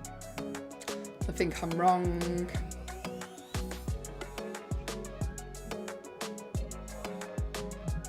What was the cartoon with the dog with the big yellow ears? Sort of made on the Cartoon Network as well. Adventure Time, that's a good cartoon. I like that. Very funny. You can tell which one of us has a child. Oh, no, it's not even child appropriate, I don't think. Is it not? Well, it is, but not for her age. She's 2. Oh, okay. Okay, there is not a purple Powerpuff Girl. April says false. Thank you, April. Got you. That is true. There is no purple Powerpuff Girl, everyone. I just Googled it. There's pink, there's green, and there's blue. No purple. Whatever. She's upset about that, everyone. But the rest of you who said true, you're absolutely correct. There is no purple Powerpuff Girl. All right, Haley, moving on. That's in the past, looking forward. Next question. The MOH's scale, MOS, the MOS scale, MOHS scale, measures how shiny metals are. True or false? True. The MOS scale, MOHS, measures how shiny metals are. True or false? What if you hit her with an eggplant, Steve? I love you. Yeah. Hit her with an eggplant. Knock her down with an aubergine. Tim, I think there's a purple Power Ranger. I believe there is too. Haley, is there a purple Power Ranger while you're Googling away? I'll look into that for you now. In the meantime, the MOS scale measures how shiny metals are. I said true. Are you saying true? Are you saying false? Power Rangers, red, blue, black, yellow, and pink. No purple. There may have been one later on in the series, Tim. We're learning here. The last Thursday, final Thursday for the Haley and Alison show. Thanks for joining us. Doug said false. False. Okay. I mean, Steve Sophie says false. Okay. Jewelry scale. Steve said false as well, yeah. The question was, the MOS scale measures how shiny metals are.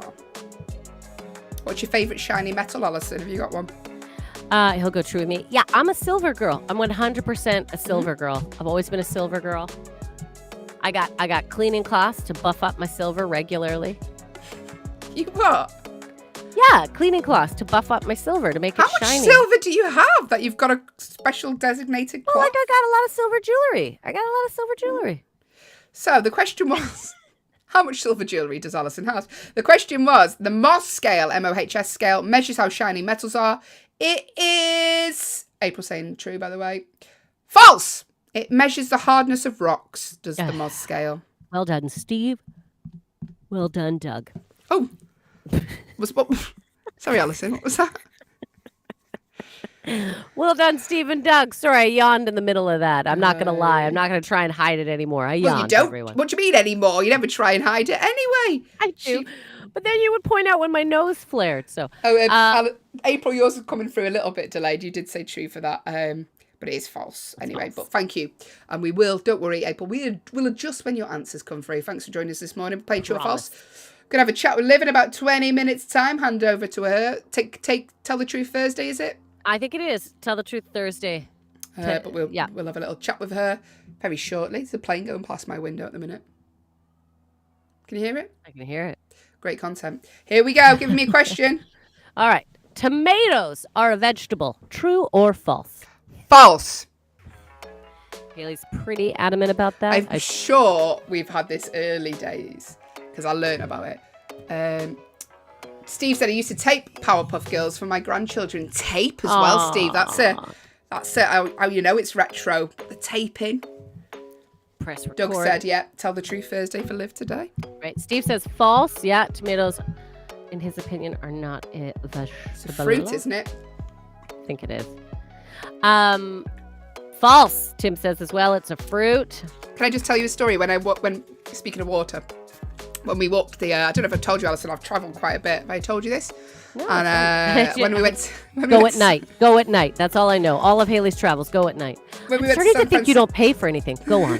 When we went to San Francisco, we cycled across the San Francisco bridge. Yeah. And the little kid, because it was a really sunny day, just went, make sure y'all stay hydrated now, which is just the cutest thing. Make sure y'all stay. He's had to drag back a lot of unhydrated people. That's why he's like, please, y'all, don't make me drag you back. Doug says false for him and Sophie. Thank you very much. Again, the question is tomatoes are a vegetable. True or false? Do you like tomatoes, Haley? Doug says false for him and No, Sophie. not really. Only on pizza. Yeah. Only on pizza. You only have, and that's tomato sauce, right? Yeah. There we go. I can tell you all, I was just discussing. Gee, you don't put fresh tomato on your pizza. Tomatoes are a vegetable. False. They are a fruit. So all of you get a point. Excellent. And Doug and Sophie, you're so in the lead. Tim was the first one to say it is a fruit, so I'm giving Tim a bonus point on that one. Oh, who cares? I'll give Doug and Sophie a point too. There we go. All right. Moving on. Next question. Haley, I'm prepared. Next question. Venus is the hottest planet in the solar system. True or false? False. Venus, not just a song by Bananarama. Is it the hottest planet in the solar system? True or false? Alison said false, but what are you saying?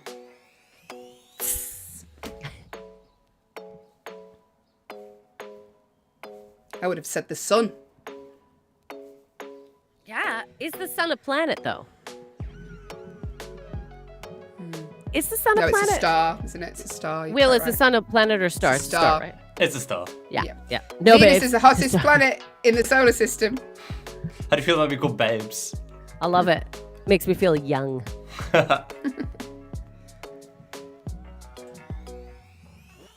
Doug said I like cherry tomatoes. Yeah, I like cherry tomatoes actually. Oh. They're not bad. Steve says true.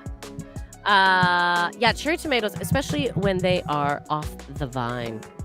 I love a tomato off the vine. We were talking about this the other day. They We were just taste talking about this the sweeter. other day. Tim says I'll say true, even though it's probably mercury. Oh. What are you saying? Venus, hottest planet, true or false? Steve Hello said to the true. Dark Ostrich, by the way, has joined us, and Anonymous. We're playing True or False here on the Haley and Alison Show live on Backchannel. If you want to get involved, you are watching on an Echo Show. Name your device, followed by the word say, followed by your guess, or go to backchannel.tv. Completely free to take part. It's just a fun game to wake you up this Thursday. No pressure to get it right, because, Alison, There is no prize. absolutely nothing. But you do win our eternal love and affection, roughly until 8 a.m. when we hand over to Liv Harrison. Venus is the hottest planet in the solar system is true. So well done to Tim. Well done to Steve. And Alison, no point for you. Make sure you write down 0 points for you. Well done, Steve. Well done, Tim. That's for you too. All right. Next question. Here we go. Yeah. Mickey Mouse. Sorry, Mickey what was Mouse. Mickey Mouse. Mickey Mouse. Yeah. Pets. Okay. Mickey Mouse's pet dog is called Goofy. Mickey Mouse's pet dog is called Pluto. It's Pluto. False. Pluto. That's a very good Pluto, Haley. Thanks. Hey, Pluto. Used to do it as a kid. That's why I had Did no you? friends. Yeah. They're like, do that again. Yeah. Used to do Mickey Mouse going, hey, Pluto. And Donald Duck washing his face. And then they were my two impressions. It's very lonely. It's very lonely as a child. Steve says false. Thank you, Steve. Oh, Haley. And I used to do a Margaret Thatcher impression, but let's not speak about that. We shallant.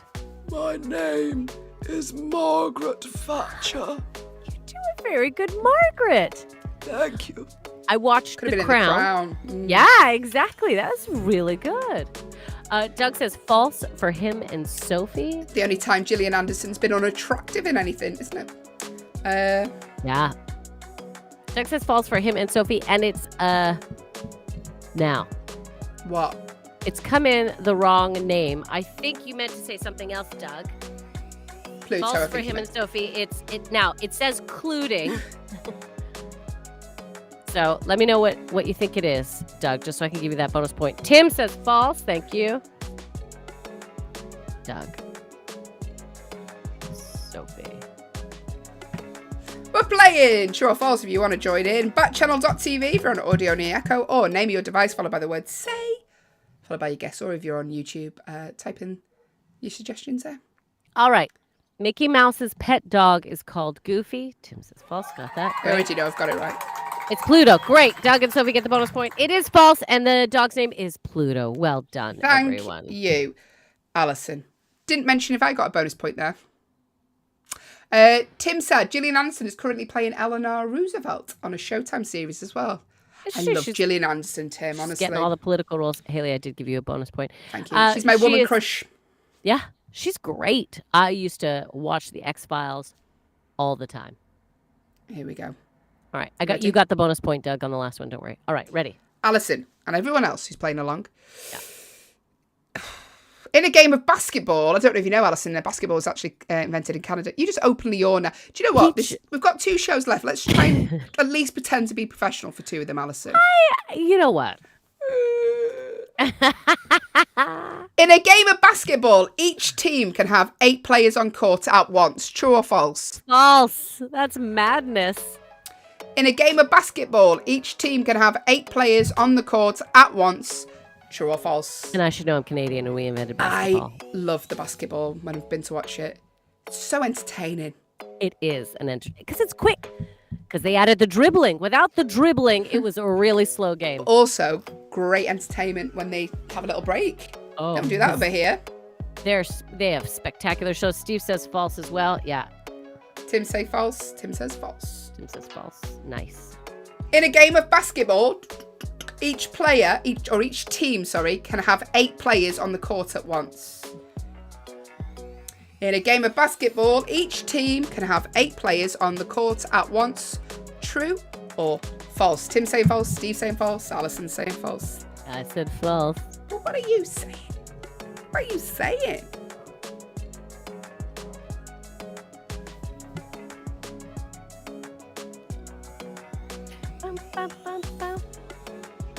In a game of basketball, each team can have 8 players on the court at once.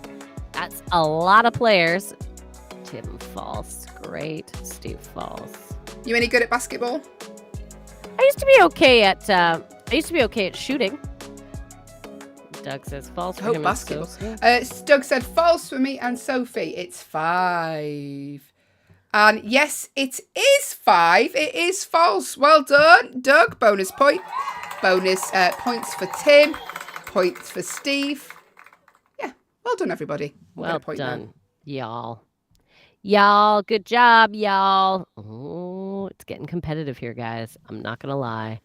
This is exciting right now. Okay, next question. Ed Sheeran has collaborated with Beyonce. Ed Sheeran has collaborated with Beyonce. True or false? I think that's true. I think it's on his album. True. Okay, yeah, this is true. I'm sure it's on an album track. I don't know if it was released, though. Sorry, I've just noticed a bit of dust on my lampshade. That's fine. You know what? I'm tired Backchannel, of you. the only place to listen, watch, and see your host Dust live on air. And yawn. Here we go. Ed Sheeran has collaborated with Beyonce. True or false, everyone? Haley has said true. What are you saying out there?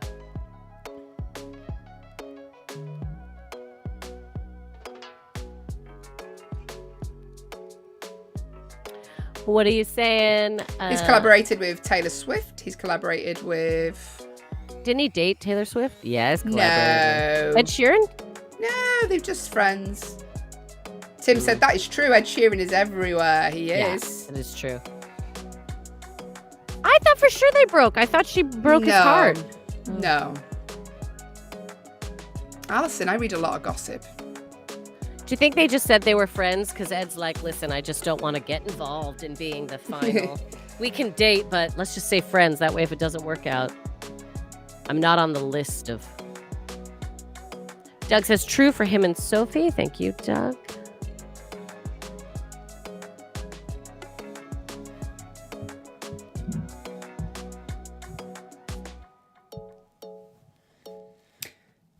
Alison. I can tell you. Ed Sheeran has collaborated with Beyonce. That is true with Beyonce. That is true. And the song is called Perfect Duet, everyone. There we Perfect go. Duet. Yeah, I didn't know that. I think it was an album track, though, because I remember. Here we go. Ready for the next one, Alison? I'm ready. Are you ready? Out there in the world? In the ether? Swimming, bicycling, and running are the sports in a triathlon. True or false? True. We had a friend, actually, I don't know if you know, yeah, you do know her, who used to do triathlons every day for a month in Edinburgh. As part of the festival, she did a mini triathlon every day for a month. And did she also do a show? Was she a comedian? Yeah.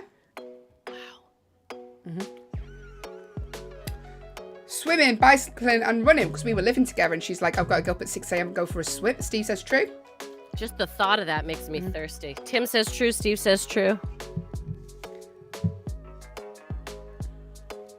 Tell you what's a funny thing to Google. These women, it's like, my friend, she's shown it in her show, and it was like, Tim says true as well, yeah. It's like an Iron Man or an Iron Woman challenge, and they've basically got to do all these things, and by the end of it, they can't even cross the finish line because their legs are just giving way, and they're all trying to cross, like me after 10 minutes on a treadmill. Swimming, bicycling, and running are the sports in a triathlon. Is it true or false?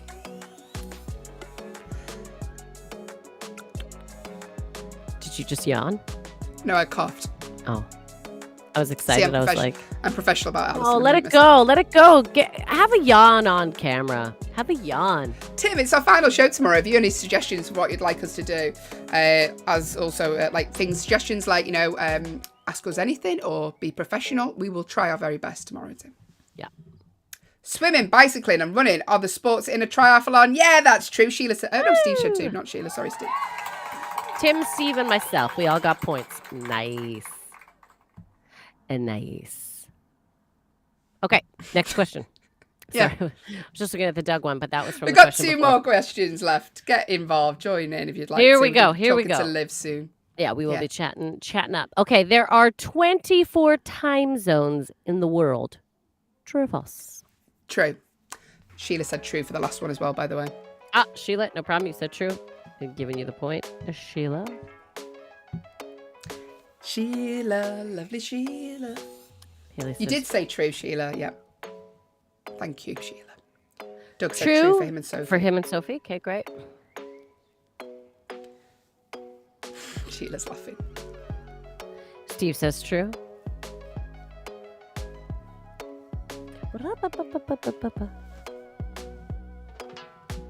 24 time zones in the world. Name them all for a point. We're in Eastern Standard Time. Here till 8 a.m. this morning. We'll be handing over to lovely Liv. I'll miss talking to Liv of a morning because I know. gives you a little boost, doesn't she? She's so peppy. She's She's gives you a- serotonin for us. She is. Tim said I'll be in the minority and say false. Say false. All right. Thank you, you're a Tim. good dad. She is. She's like a little serotonin boost in a world of dopamine. That's what Liv is like. By the way, if Tim, Sheila, anyone who's listening, have any suggestions for the final show tomorrow, what would you like to see? Because you're all our regulars, you're all our favourites. What would you like to see tomorrow? Is there a game we play and we do every sporadically? Would you like to see that? Let us know. Let us know what you would want to see because we're going to tailor the show tomorrow for you. Doug's named Eastern Standard Pacific Time. That's 3. All right. I can tell you. True. There are 24 time zones in the world. Tim said, just don't end the show on a cliffhanger with it being the final one. Thanks. That's very funny, Tim. Aw. And Sheila said, just keep in touch. Oh, Sheila, you are adorable. Sheila, follow us, Sheila, on our Instas and everything. But we'll pop up our things just so people know.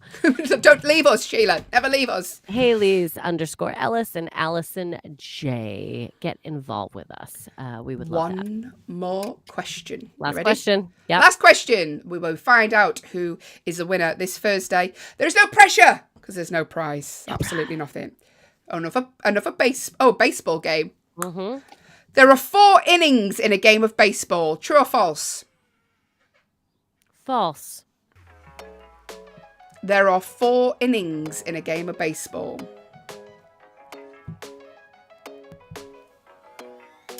Platinum Jubilee today. We haven't spoke about it much, actually. But, yeah, it's a bank holiday here in the UK because our Queen has been on the throne for 70 years.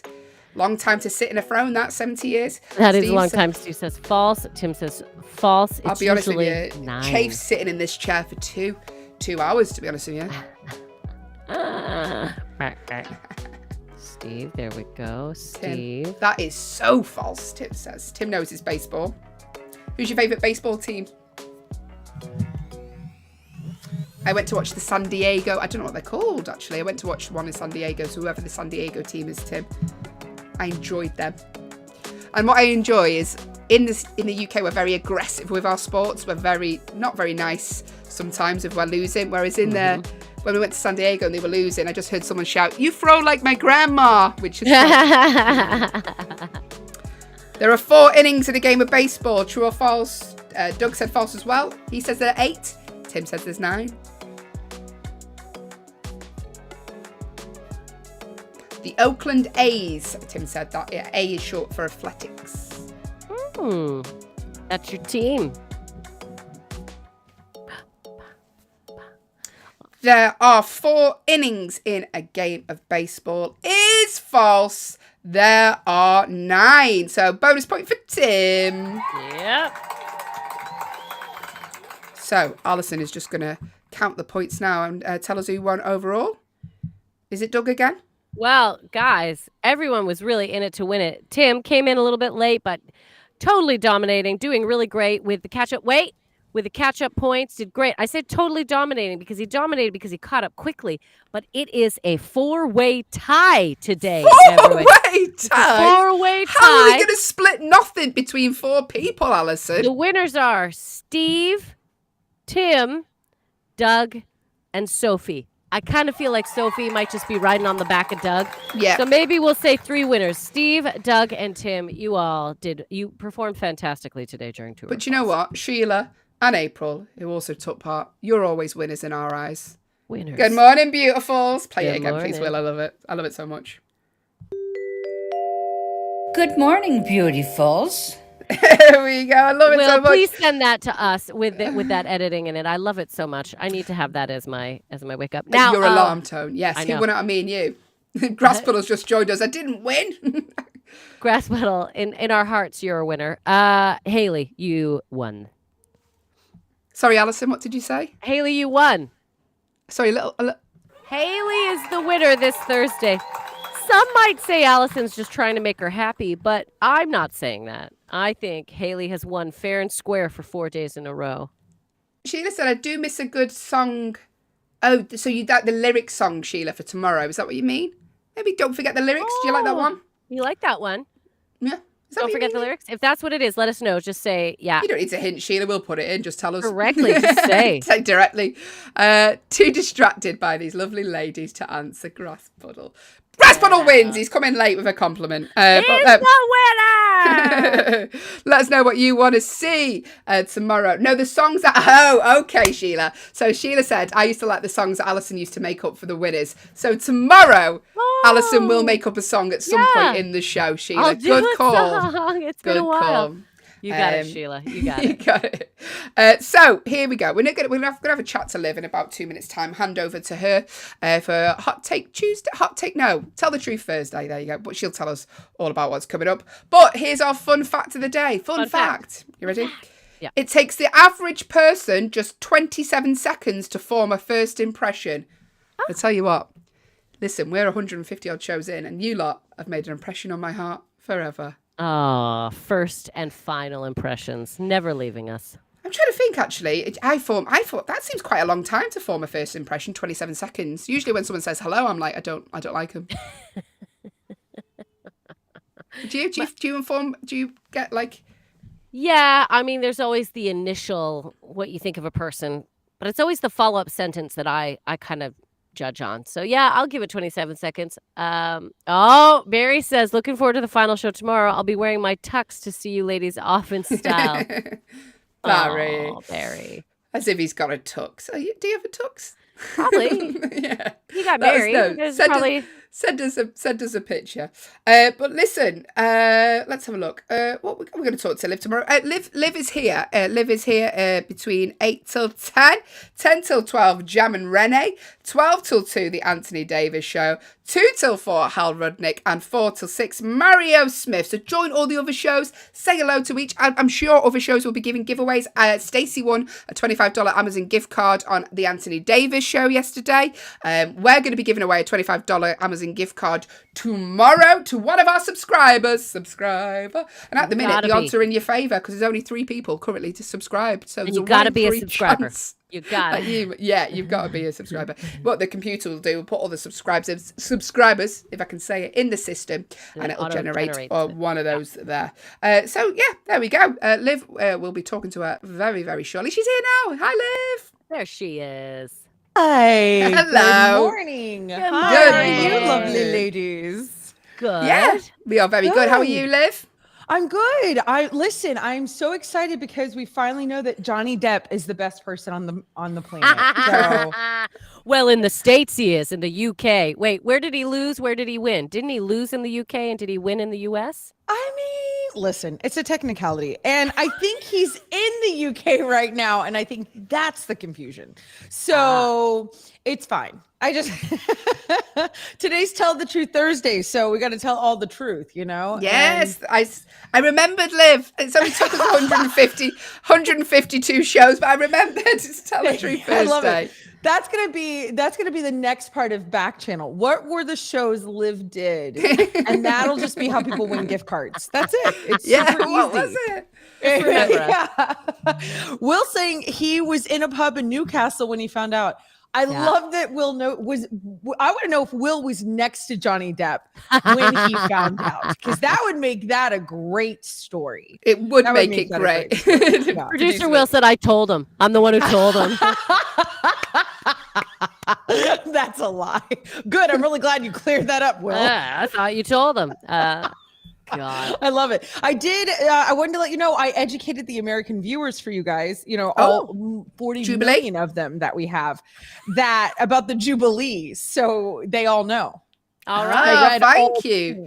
Yeah. Thank you, Liv, because we just glossed over it. But we We're like, yeah, 70 years she's been sitting on the ground. Blah, blah, blah, blah, blah. This is called Tuesday. Everybody here knows. Why would we tell anybody? It is interesting though when you think about, she has been on the crown, not on the ground. She's been on the throne for the longest, I think, out of any 70 years. Yeah. That's a long Huge time. achievement. Yeah, and today, Liv, we're actually meant to be on a bank holiday, so it's actually holidays here Thursday, Friday. So everyone's off. Everyone's in love with the Queen because she's given them holidays. They're like, even if they weren't a royalist before, they are She's now. the greatest queen ever today. They get a day off work. Smart. Yeah, and they get to eat cake. So, you know, she took, you know, the whole like let them eat cake thing, and she made that real. She was like, oh, I see where we went wrong with that, Antoinette. Yeah. We didn't actually give the people cake. So, you know, she really thought that through. Yeah, no, what's interesting is I think they should call this like the last Jubilee, because who in the world is going to beat her record? No one. No one, unless we invent a pill. Like, that's it. Like, this is it. So y'all should just be cheering that. That's what I think. That's my truth for today. There's lots of little flags out. Jubilee. The last Jubilee. Celebrate a senior. That's what I say. That's what this is called. Celebrate a senior, everyone. That's what we also call your birthday here, Alison. Hey! There we go. You're gonna miss these, Allison. I know. What are you gonna do with your newfound self-esteem? feel young again, Liv. I'm gonna be like, I just feel so good. I wake up in the morning. I'm ready to take on the world. I mean, walking around with self-worth, that's gonna be strange. Your newfound self-esteem. That made me laugh. Tickle me. Liv, what are you telling the truth about today on your You know show? what?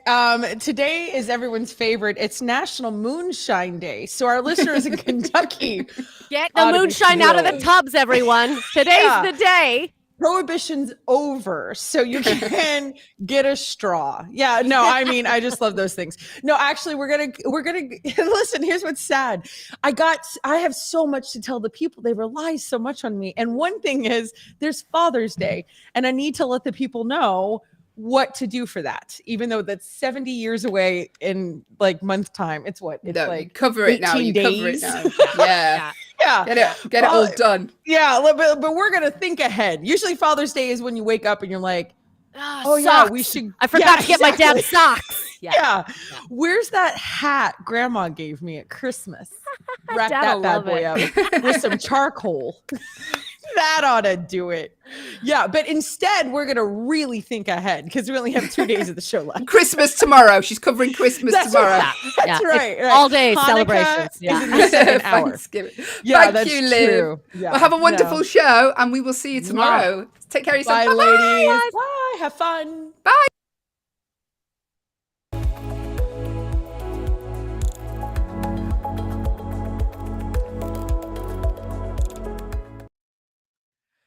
Hello and welcome to Live Every Day. I am your host, Liv Harrison, and I'm so excited to see all of you guys. Oh my gosh, so fantastic. Tomorrow is actually our last show, believe it or not, which is so bizarre because it's so sad. We are shutting things down here at Backchannel, but here's why that's fantastic for you. Because the brilliant people at Backchannel said they deserve more. They deserve more, so we're going to give them more. And that's what they're doing. And I think that that's really cool that they are taking note of what can be better, what can give you more of a fulfilled life and experience on Backchannel. And that is what they are creating. So they're going to take a little time off. They're going to rebuild. This show's going away. The shows before me, the shows after me are going away. At least it's one big sweep. You know what I mean? It's a big swoop. It's not like who was chosen for homecoming queen, which maybe some of us are still a little bit sad about. I wasn't actually nominated for that. I was kind of nominated for prom queen. I was 5th in line for prom queen in high school, but they only took 4 on to the ballot. So that's my sad story for today on Thursday, which is June 2nd. Thursday, June 2nd, 7:01 in the great state of Texas, which means it's 8:01 on the East Coast. And today is Tell the Truth Thursday. I have to tell the truth. You have to tell the truth. And here's what's fantastic. You can't get canceled. I will be canceled starting tomorrow, but will not be because I'm telling the truth today. So there's that. It still works. Let me say hi to everybody on this wonderful morning, because here's the thing. I'm going to be here for 2 hours to tell you the truth. I'm going to be here from 8 to 10 on the East Coast, which is 7 to 9 here in Texas. Hello to Indiana Steve and Sheila and Dark Ostrich. Ooh. So menacing. You know what I mean? Did I say that correctly? Damien, Jaden, Araya, April, News. Hi. Hello. And web chat user. I love web chat user. Good morning, Nathan, over on YouTube. Thanks. It's a new shirt. Thank you. So I needed some more like nice summer shirts. I'm not in high school anymore, which I tend to forget. And I have a lot of t-shirts, and I was like, I need like actual real human shirts. So this is me doing that. Okay, I'm trying to get the chat all going. Gold Armadillo. I almost said hi to you, and you weren't even here, and now you are. That's fantastic. Let's see what everybody's saying. Good morning, Liv. I'm drinking Diet Dr. Pepper. I love it. Oh, I wish I had one. Hi, Steve. To tell the truth, it's not going to be the same without you. Oh, thank you, sweet Doug. Good morning. Tim's here. Tim, did you hear the news that all the shows are going away, friend? Did you hear that? I know. Hello, April. Hi. Oh, my earrings. I decided to go very bling today, Grass Puddle. Thanks for asking. Is that good? Are you playing bingo? We only have 2 days left of bingo, everybody. Hi, Fitz and Quinn. Hi, Rachel. Fitz, tell me what you are drinking and what you're doing this morning. And Grassfall says, what's up to everybody? Someone has to have bingo, Anna said. Please, by the end of today. Doug, I did let my mom know that you were going to take care of the gift card. Of course, friend. Absolutely. Yeah, actually, Anna, can you email that to me? I thought about that later. And by that, I mean this morning. Tim, I know. But hey, I can watch you be a runner on Facebook, which is great. I'm so proud of you. Like, you crush life, Tim. I think that's amazing. But yeah, so welcome everybody. This is Backchannel. If you're finding us today, we're only here today and tomorrow. And then the channel is getting a redo. It's getting a mommy makeover. It's getting a little nip and tuck. It's getting rebranded. So, that is the biz. You know what I mean? That is what happens. And so the talk shows are only here today and tomorrow. And I'll go ahead and give you the lineup so you can come and hang out with us all. On the historic day. These last 2 days are super historic. This whole thing's been historic. But we started the day with Hallie and Hallie. I have a friend named Hallie. Haley and Allison. Did you know that I have 2 friends named Hallie, one friend named Haley, and a cousin named Haley, and then Haley that I work with?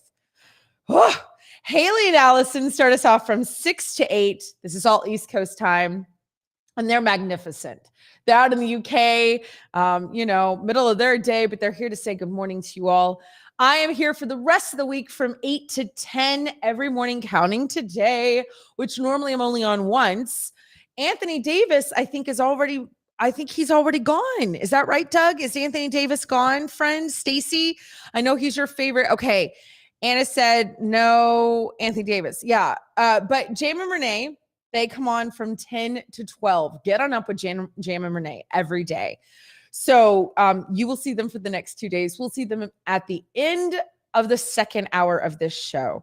Anthony Davis is gone. He has already had his show ended, which he had already put in time off. I think he's on vacation. So nice to work with you, Anthony. Never met him, but you seem lovely. Stacy loves you to pieces. And then we have Mario Smith, who's on from 4 to 6. So there you go. That's how the shows will end. Now, the way we're going to begin today, hello, sweet Mindy. Hi, how are you? I want everybody to go to thelivharrison.com, and I need you to do a couple of things there. And if you would not mind, putting the website up. I'm pouring my coffee, everybody. Tell me what's in your mug. What are you drinking? What you got to put in your throat? I don't know what that means. If you go to The Liv Harrison, who's replacing you? Oh, no, April, they're shutting down the network, friend. Everybody's gone. All the talk shows are gone. They're not, yeah. So they will restructure the whole network and come back in a month or two or something like that with a whole new look, a whole new everything. It will not be talk shows. I know that. Oh, good, Stacy. You got an Amazon card from your favorite guy yesterday, from Anthony. I love it. So I forgot what I was talking about because I answered April. What was it? Oh, yes. thelivharrison.com. A couple of things I'd love for you to do there. You can sign up for my newsletter there, which, gotta be honest, we rarely send out at this point. But when I figure out what I'm going to do with my career, which has now abruptly ended, I will let you know. I will absolutely let you know. So if you want to keep up with what I'm doing, please go and fill out for, like the newsletter, keep in touch, that kind of a thing.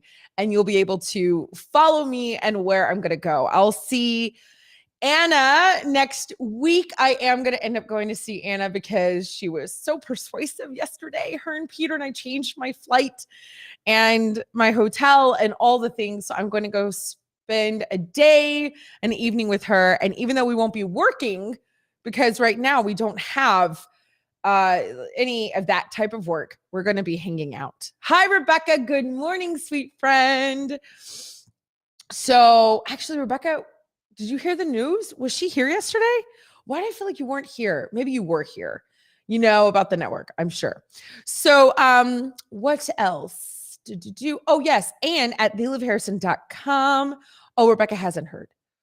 Rebecca, they are shutting down the network. Today and tomorrow are our last days for shows. They're going to do a whole restructuring, which is very exciting.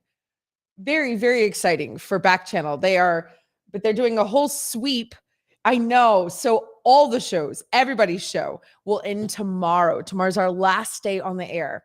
So I'm telling everybody how we can keep in touch. I know, sweet friend. Now, I'm also on social media, which a lot of you know that. And a lot of you I'm already friends with on social media, but you're more than welcome to come find me out there. But if you go to the Liv Harrison Center for the newsletter, then we can definitely, you're always welcome to email me or find me on Instagram, Facebook, all the things. Rebecca, I sure hope you keep in touch with me. Do you know how? Also, bingo card. We only have 2 days left for this bingo card. Anna did such a good job making it. Go to thelivharrison.com and go to listen. And when you go to listen, you're going to see the shows that I have, which don't exist anymore. It's a little misleading at this point. I mean, the content's still out there, so I guess that's okay. But this show, Live Every Day, when you click on it, there'll be a button that'll say bingo card. You can take a picture of that, like you can pull it up and take a screenshot, or you can print it. You could do either or, which is really nice. Who else is here this morning? We got a new friend, no name. Hi. Listening. Oh my gosh, you guys are so great. Mindy just said, I'm going to miss the YouTube crew. I know. Rebecca says, me too. Liv will have to connect the rest of us. I would love to. And I'm all for finding creative ways for us to continue on. So that's why I want you guys to keep in touch. I haven't decided what the future is going to look like for me, which is totally fine. I don't want to rush that, but I'd love to get us all together. We can Zoom, we can do other things. So maybe Anna, maybe we could think of something to have on the website for tomorrow. And that could be a sign up. Like, like a Live Every Day crew sign up thing. That's a terrible name. But anyway, and people could go and register there. You can do that easily. So maybe we could do that, you guys. And so that way, if you put in your emails and stuff like that, we can continue I can put you in there, Doug. We can continue to connect. You know what I mean? And we can get creative about it. So all of our friends can be included. My eyes today. I think it's like, it is so crazy outside. The weather is so humid. It's unbelievable. Like a cooking show Zoom. I do want to do a cooking show with you guys. So that was one of the things we were going to do with our subscribers was I was going to send out a private Zoom for everybody and we were going to cook together. I wanted to do one last cooking segment tomorrow. Why do you like the cooking, Grass Puddle? Are you making fun of me? I feel like you're making fun of me because you're like in a hotel room. Like, what are you going to do? That's so funny. No, Doug, I wasn't able to download the Anchor app. Yeah, I know. But you're so sweet. And thank you for telling your mom. I do want to tell everybody about today because we're already deep into June. It's June 2nd. It's Thursday. Or as a friend of mine, Alex, likes to say, it's Friday Junior. Grass Puddle, I'm hungry. What game are we playing? We're about to get there, April. We're about to get to the game. You're right, because we play at the 15. So at 8:15, 7:15, depending on where you live, that is when we play the game. So today, let me find out. Let's find out what Tell the Truth Thursday says. Today is National Rotisserie Chicken Day. And I got to say, the first thing I thought of was the wonderful episode of Seinfeld. Does anybody remember when Kramer his apartment was overtaken by the Kenny Rogers rotisserie across the street that was like all done in neon? Does anybody remember that? Anyway, then I just think of that. I don't know. Maybe everybody's too young for Seinfeld. National Rocky Road Day, which I wanted to ask, does anybody... Anna, isn't that like your favorite ice cream is Rocky Road? Does anybody say Rocky Road is their favorite? Like, what's your favorite ice cream? And you naturally say Rocky Road. Is that a thing? Do we believe that? I'm not. Okay, good. No, it's not Anna. Oh, good. I'm so glad it's not Anna. It's she loves mint chocolate chip. Doug likes vanilla. Yeah, you know what? Tell me your favorite. What's your favorite ice cream? You might have told me before. Can I tell you? I kind of love Neapolitan. I feel like I've shared this. It's so nostalgic for me because I remember my parents would buy the big Borden ones, like the ones that was in the big plastic tub with the wire handle. Do y'all know what I'm talking about? And it was like There's something great about good old badly made Borden ice cream. It's like such, I don't know. It's so good. I love cookies and cream. I love mint chocolate chip. And my mom makes a homemade Butterfinger ice cream that is to die for. Rebecca, nuts and things is gross. That's hilarious. Mint chip or blue moon. I don't know what blue moon is. Tim says, I like vanilla because you can put anything else you want on it. Tim, do you like to put peanut butter on it? I love to put peanut butter on, especially vanilla ice cream, but because it gets all kind of like solid. You know what I mean? Like it changes form.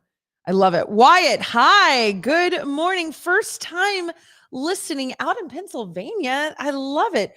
April loves cookie dough ice cream. Oh, that's not bad. That's a good one. Oh, that's so good. I do have a sister-in-law who taught me when we would go to Marble Slab. Anybody remember Marble Slab? Is that still a thing anymore? Anyway, we would go to Marble Slab and she would get sweet cream ice cream. Remember that? Sweet cream. And she would have the cinnamon apples, like they were like roast, like is that what you say? Broiled. What do I say? Cooked, baked. Baked cinnamon apples and have them tossed into her sweet cream ice cream from Marble Slab. And I gotta say, delicious. Absolutely delicious. Hi, Beth. Good morning. Good morning. Nathan says, yes, he loves that one. We have a really famous company here in Texas called Bluebell Ice Cream. Their peppermint ice cream is my fave. Comes out only at Christmas. But it's so good. And what else do I like that's Bluebell? They're really great, but people act like they're the best in the world. Let's see. Mindy says, I used to pick sweet cream with fresh strawberries. Brilliant. And when they would have like a sponge cake, you can make it into like a strawberry shortcake situation. I agree. Mindy, it's just clean perfection. Which, fun fact, my favorite dessert is strawberry shortcake. Not a lot of people know that. Like hardly anybody knows that. Also, if there's a lemon option, especially at an Italian restaurant, I will choose that for my dessert. Something to know. Tim says, love peanut butter on vanilla. Works well with chocolate too, for sure. Now, let me ask you one more thing for a topping for ice cream, and then we will go to the game. Do you like the hard candy shell situation that you can put on, chocolate shell that you can put on your ice cream at home? You know what I'm talking about? Magic shell. Now, apparently there's a recipe, and I feel like Rebecca or Mindy might know it. You can make your own homemade, maybe even Anna, own homemade like chocolate shell, magic shell. It's so fun. It's like creme brulee for kids. Is that fair? Because what's the best part of creme brulee? Cracking that sugar. You know what I mean? You like crack it. And this, you don't even need a blowtorch. I'm just saying. I think it's kind of amazing. So, Anna, let me see what Anna's saying, and then we will head over and start playing the game. One of the friends picked out this fudge with, let me see, chocolate covered peanuts ice cream the other day, and it was actually pretty good. That actually sounds really good. The fudge was smooth. The fudge was smooth and actually kind of melted. Marble Slab, peppermint ice cream with chocolate chips mixed in. Oh, that sounds amazing. Anna says, did we take you to Ginny's? Might have to go there by Melting Pot. Oh, yeah, I did ship myself to Ginny's. That is true. Oh, you're fine. Oh, geez. Okay, Rebecca, I've seen the recipe, but never made it. Sounds like a great science experiment for summer. I agree. I think you should. All right. The rest of the day, by the way, is National Bubba Day. I might call her brother Bubba. I don't. National Moonshine Day. You're welcome, Kentucky. And National Leave the Office Early Day. I call that every day. All right. Here we go. Let's play a game, you guys. Yay or nay, which you all love. We're going to miss Father's Day, which is going to be June 19th. That's a Sunday. Now, remember, Mother's Day was crazy early this year. Crazy early. Ooh, it was like the 8th or something crazy. Father's Day is normal because it's always that one like weekend, third weekend of June. So it's always like on the 17th, 18th, 19th. So this year it's the 19th. So this is a BuzzFeed. Hi, terrific porcupine. I would love for everybody to give us numbers. There's 64 of the best Father's Day gifts to give in 2022. So send them in if you want. I will also say numbers. So Father's Day is coming up fast on June 19th. You're getting the memo now, everybody. That's the best part about this shutting down. Oh, Mindy, happy Father's Day, GP, Nathan, Peter. That's super sweet. And Matthew, that's right. And every other father that's on here that we don't know. Happy Father's Day. Indiana Steve, I don't know if you're a father, but if you're, happy Father's Day. So 64 of the best Father's Day gifts. We're going to play yay or nay. How do you play? I'm glad you asked.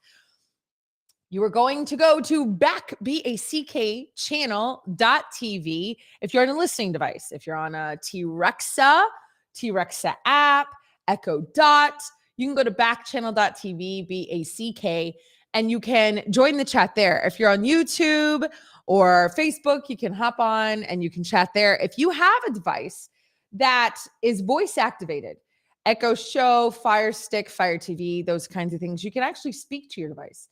You can say, Echo, say yay. Echo, say nay. Grasswell says this is written by a woman. It is, but what if she interviewed 64 men? Grass puddle. How do you know? All right, I say we start with number 19. Number 19, because it's on June 19th, Father's Day here in America, 2022. It's a Sunday. And I'm going to read what this gift is. And I need you to tell me yay or nay. Would you give it? Would you want to receive it? Number 19, a hot sauce and a hot honey sampler set for the dad who always orders their meals extra spicy. They'll get a kick out of these new flavors. I love the idea of the hot honey. I say yay. I say, listen, hot sauce is a big deal here in Texas. So that seems a little like, but the hot honey, that's interesting to me. I say yay. Anna says Peter would love this. Doug says, yay, my dad would like that. Mindy said, yeah, that's right. GP, you write the next one for us tomorrow and I'll read it. Mindy says, I want that. Yay, honey and hot sauce. Number one, money. But it's the wives and the kids giving you things. So we would just be giving you back what you gave. That's the worst part. To time alone. No, you don't get time alone. Your life is time alone, GP. No, not fair, Mindy. He's always alone. All right. What is the name of this company? What is the name of the company? Wife present. Does that mean a present that only your wife can give you? Is that what we're saying? I think that's every man's Father's Day gift. That's how you became a father. Too far? All right. If you want some hot sauce or some heat, wait, what is this? The Hot Hive Honey has a slow burn and adds just a bit of spice with your sweet. The Zana is a little mild, has a garlicky finish, and the Ryza is a medium hot. What is the name of the company, Anna? Can you tell, friend? I can't see past the little boxes. Oh, it's one of those Amazon gift boxes. Okay, well, there you go. Extra fathering. Yeah. Just want to make sure you could still be a dad. Charlie Chaplin was a father till he was 80. I think he had a kid at 80. Got lots of time, GP. Lots of time. Tim says hot honey would go really good with the chicken dish. That's really brilliant, actually. That's really smart. All right, what are some other ones, you guys? What are some other ones? Since it's the month of June, I'll keep saying some numbers, but guys, throw up some numbers, 1 through 64. The month of June is a 6, Anna. So let's see what number 6 is. If your dad were here, he would like that. Oh, I love that. Stacy says her father would not go for that. That's a nay. Did we lose April? I guess April doesn't like yay or nay. I like yay or nay. I think it's kind of fun. Was that another honey? The Adventure Challenge. Whether you're gifting it to your own dad or your husband partner who's also a father, there's an edition full of fun challenges to interrupt the tedium of their day to day. Because the best gifts are the ones that lead to new memories and meaningful experiences. Oh, is this the scratch off thing? I actually bought that. You know what's sad? I bought it and we never scratched it. Nathan, didn't I buy like the couple one and the family one? You would want a family hike for your Father's Day? That's cute, Nathan. Is that because it's free? It's probably because it's free. Anna, here are the other numbers. We went 16, 5, 45, 22. Grass photo. I keep reading wife present. That was a nice way of writing it, by the way. That was very sweet. May you have many wife presents when you go home.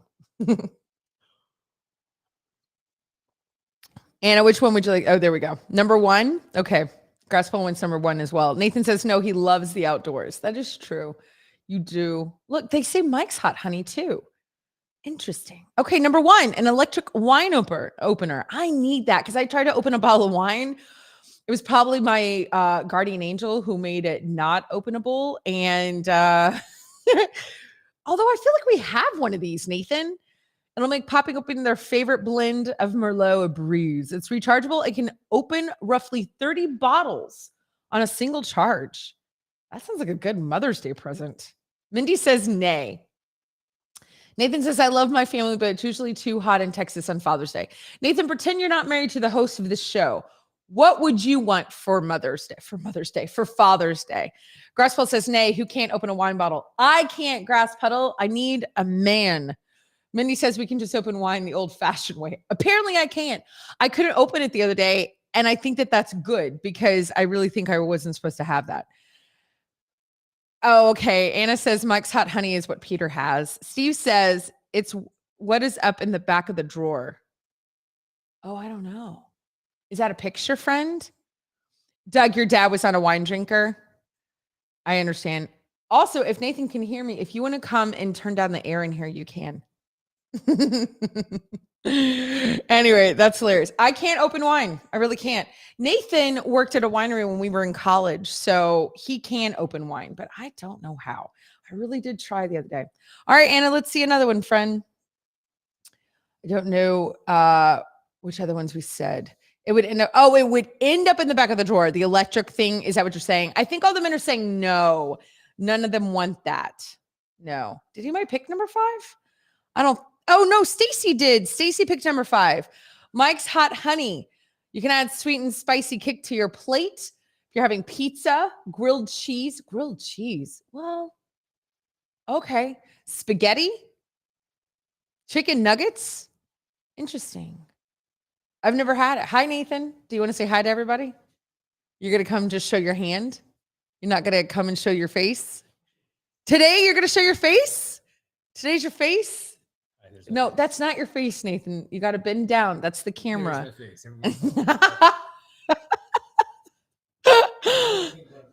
Is this why we can't go to? It is so hot, man. Did you put it down to 68? Let's be honest. It is June in Texas, y'all. Yeah, Anna said spaghetti. Spaghetti's the strangest one on that list. You know what that reminds me of? That reminds me of Buddy the Elf. You know, syrup on spaghetti. Sheila said, hi, Nathan. Thank you for saving me with the air.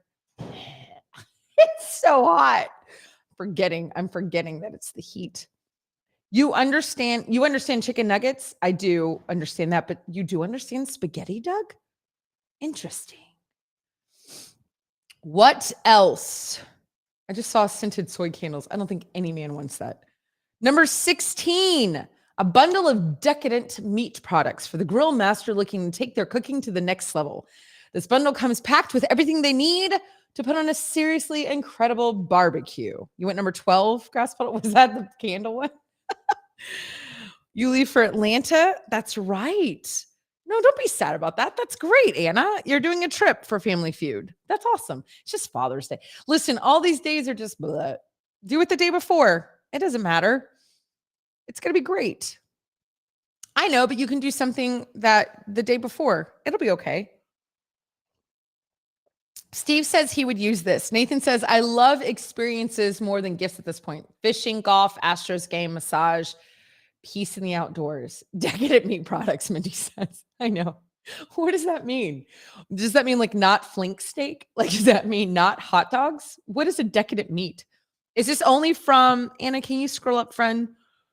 What is the meat company? I used to send meat to people all the time. KC Cattle Company. I haven't sent anything from them. Kansas City. Ooh. What is it? Omaha. I send Omaha steaks a lot to people. Are you writing this down, Liv? Oh, what Nathan wants? No, I know what he wants. Atlanta, it has the best aquarium in the US and the Coke Museum. It does. Although I like Monterey Bay better as an aquarium, but that's my opinion. But you're right, the Coke Museum is super fun. Yes, Anna has to go to Atlanta for Father's Day for Family Feud. Isn't that exciting? It'll be okay. You can do something so special for Father's Day. We'll come up with great ideas. Texans do not buy Kansas meat. Apparently, I buy Omaha meat. That's good, Doug. I'm glad that you have an uncle that you connect with on Father's Day. Steve said he would use this. Okay, good. Nathan said, Anna, most fathers really don't care about the day. I'm sure Chris will be happy if you do it on the weekend before or after. Anna, don't be nervous. You'll be fine. That's what Stacy said. All right, Anna, what else do we have, friend? Any other ones? KC Cattle, I've never even heard of them. We do have a company here in Houston specifically. Nathan, what's the name of the great Texas steakhouse that's only here? You know, the one that I'm talking about that we love, their baked brie, and you walk in and everything on the walls is all Texas-y, and Taste of Texas. Taste of Texas is a unique, local, huge, really famous steakhouse here in Houston. There's only one restaurant, and you can ship their steaks. Just letting you know. Mindy says, Anna, if we want to see your Family Feud, how will we know it's on? We'll send a newsletter out. You know what, Anna? I'd love to do that. Yes, they have baked brie. Have you ever had baked brie? Yes, we can put that in a newsletter, Anna. Okay, number 11, a puzzle plateau. If they're always working on a new jigsaw puzzle in their free time and need a better way of storing their latest project in between sessions, with this, they'll be able to safely pack their puzzle away and pick up where they left off without taking up the entire dining room table for days. Can we see it, friend? Grass Puddle, I don't say that town, and I don't ever talk about that town. That town is dead to me. Anna says, I will have Liv post something. I don't know if we will even know when it will air. That's true. We will definitely post something for sure. So there you go. That's the puzzle plateau. Honestly, I don't know a lot of men that do jigsaw puzzles, but that could just be me. Maybe that's a thing. And you know what? Great. Great. What are some other ones? Anna, I don't know what the other numbers were. I hope you wrote them down. This is why she's the producer and I'm not. You once made one of those, but you don't use it anymore. I understand, Steve. I get that. I totally get that. What is this one, Anna? Number 3. Oh, that looks cool. No. Oh, that was 33. Is this 35? Is that one? Hi, Cody. A waterproof insulated blanket your favorite outdoorsman can take on their next camping, hiking, or hunting trip to keep them warm and dry no matter the weather. Nathan, you would love that. Look away. Nathan says, best steak in Texas is Joe Allen's in Abilene. That is fact. You worked on a kitty puzzle the other day, Grass Petal? That's really cute.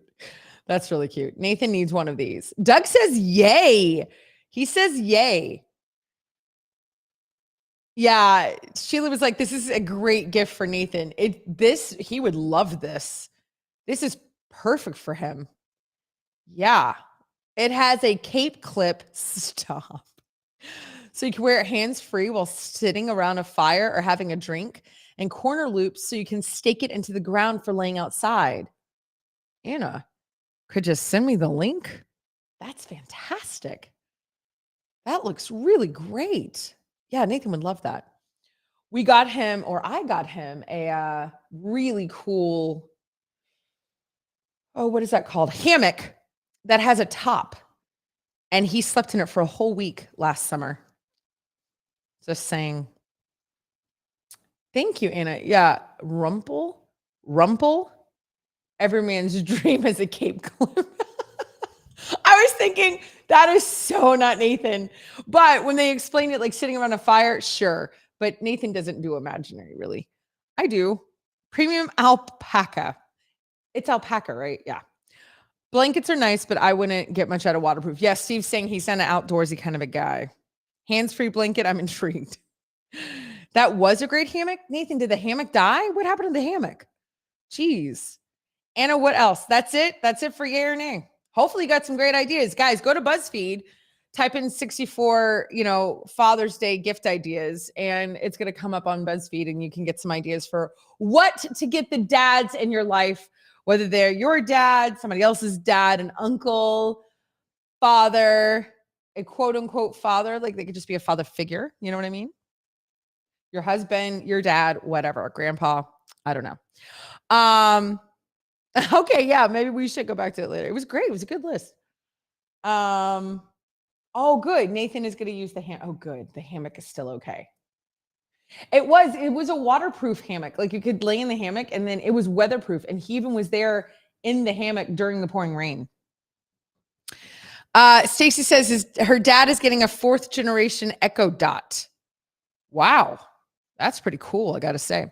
So, you guys, you are at the end of Backchannel. You are here for historic moments. Today and tomorrow are the last 2 days that Backchannel is going to be a talk show network. After tomorrow, all the shows are going away. All the hours are going away. Backchannel is going to take a reprieve. They're going to take a moment. They're going to go back to the whiteboard and they're going to design a new network. And so you're going to want to know what is happening with Backchannel. It's not disappearing, just the way that it looks is. They're going to do a facelift, if you will. They're going to put in some Botox and change how everything is looking. Now, let's get to some, it's Tell the Truth Thursday. Let's get to some sad news that's happening. Because y'all know me, if you've been here for 2 seconds, I can't skip the sad news. We've got to talk about it. Guys, what happened in Oklahoma yesterday is devastating. There's so much hurt going on in this country. It's unreal. If you haven't heard, there was a shooting at a hospital in Oklahoma, I believe in Tulsa, which is just devastating that it was at a medical complex. And anyway, so I wanted to talk about that. I want to hear how everyone's doing. I just want to check in, take the pulse of everybody. How are you doing dealing with all of this stuff, you guys? Honestly, like, how are you? Are you numb? Do you hear about a shooting and say, I don't care? I mean, of course you care, but you know what I mean? Like, it doesn't even faze you at this point. Hi, Kearney. Is it something that disrupts your day? Are you having a harder time dealing with some than others? Does it feel like it's just the norm? Does it feel like you can't go anywhere? I saw that there was a guy in Cape Cod that wrote this horrible tweet or I don't know, Facebook post. And thank God they read it and they arrested him. I don't know what Stacey's saying. I think you're saying guns should be banned. I know. Listen, I'm not trying to get in a political stance because I understand. I live in Texas where guns are, very popular. And I don't want to get into a conversation about that.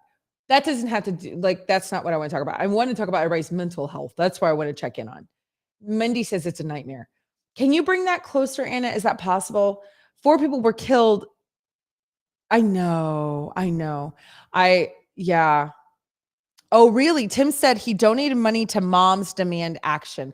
I actually have some friends that are really high up in that organization because that seems like the only thing he could do. I love that, Tim. That's a really thoughtful thing to do. That's really thoughtful. I think, yes, supporting something like that. There's also a fund. I don't know if you guys have seen Uvalde. There's a fund.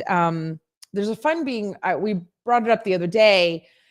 Yeah, and I'll read this in just a sec. There's a fund for the Uvalde victims that are, still alive.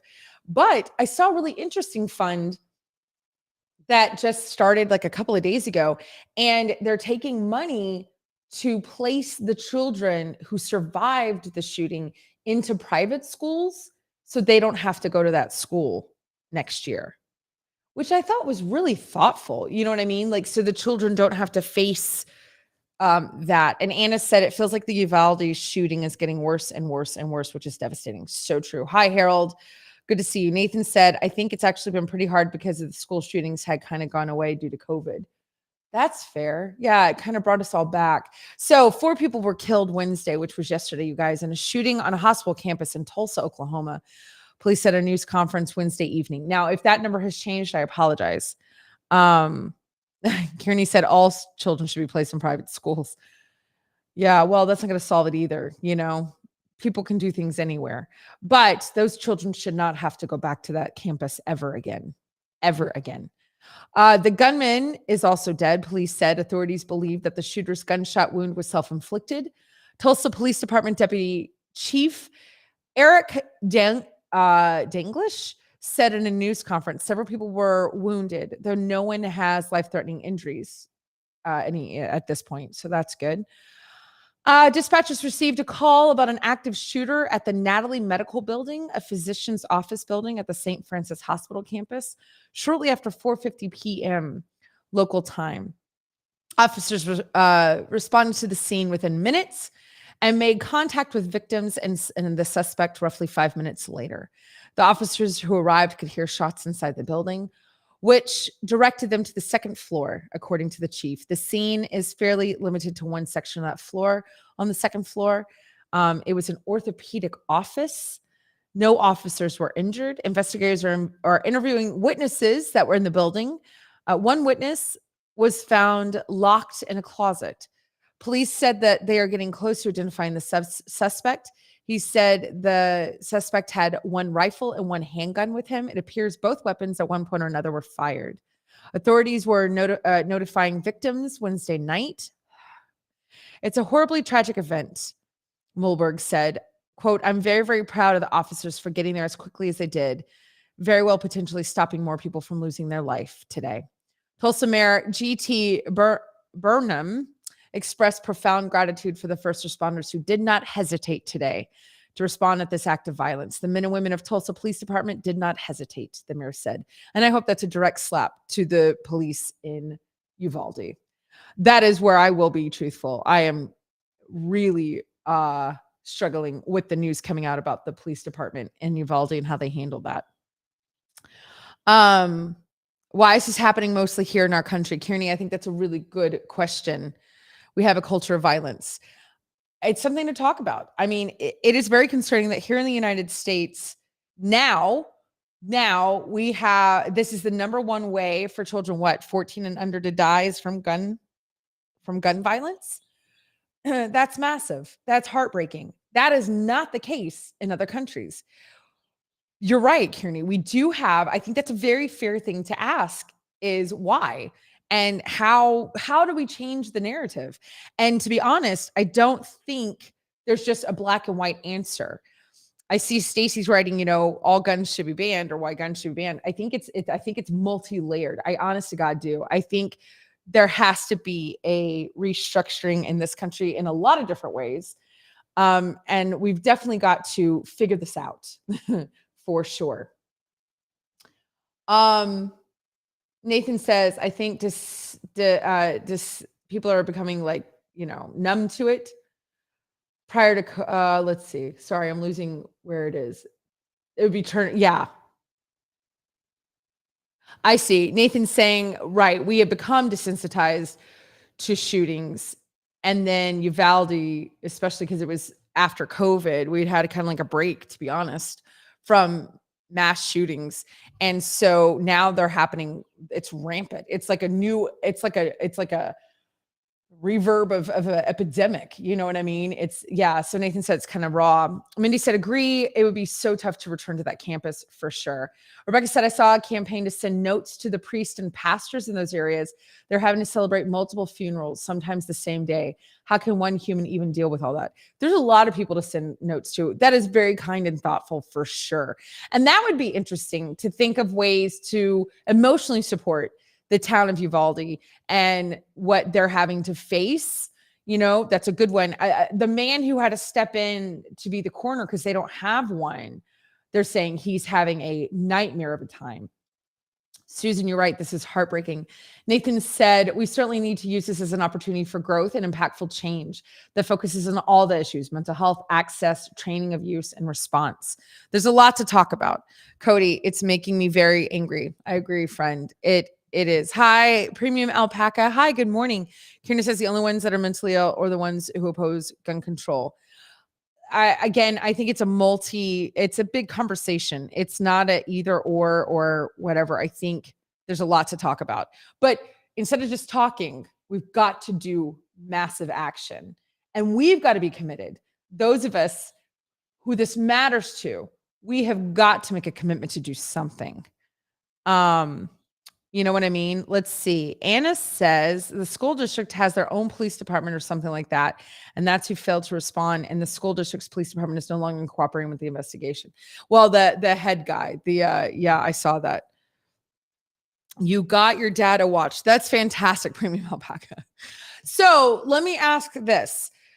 What suggestions do you have? Like Rebecca's saying that there's a campaign to send notes to religious authorities that are having to deal with these funerals, which could you imagine day after day, multiple times a day, having to bury small children?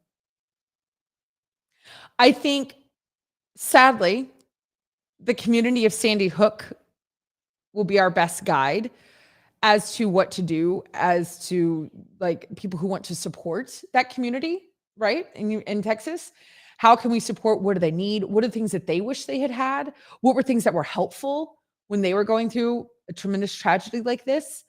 And then how do we, do that? Stacey says some prayers and thoughts always, of course. Oh, wow. Kearney said Emmett Till's mother had an open casket to demonstrate the horror of what happened. Whoa, I had not heard that. Holy smokes. Susan, I cannot imagine how sad the situation must be for the parents of the children of Sandy Hook. Nothing changed after that ordeal. And I thought about that. Like, talk about PTSD. You live the trauma of your child being stolen from you while they're at school, which should be a safe space, right? Which everywhere should be a safe space. You should be able to go to the grocery store, safe space. You should be able to go to your doctor, safe space, right? We should be able to go to movie theater, safe space. These are not crazy demands, everybody. I want you to hear that. You all deserve that. We all deserve that. But our children especially deserve that. And yeah, nothing changed after Sandy Hook. Not only that, but so many people didn't believe that Sandy Hook even happened. All the conspiracy theorists. I'll give you an example. We had a mom who came to speak for a women's organization that I belong to. And her daughter, I believe, was killed in Sandy Hook. We had people in our community protest this woman coming to speak because they said she was a liar. Unreal. So yeah, I can't imagine their PTSD. I also can't imagine the trauma of the parents whose children survived. I saw that one of the little girls, which I'm sure this is every kid that was there, that survived Uvalde, can't sleep because she is convinced that he's still coming to look for her, the shooter. Imagine that. You don't have a fully formed brain. You don't have a fully formed frontal lobe. So of course, even adults have a hard time processing trauma. Like that would be a common response for an adult.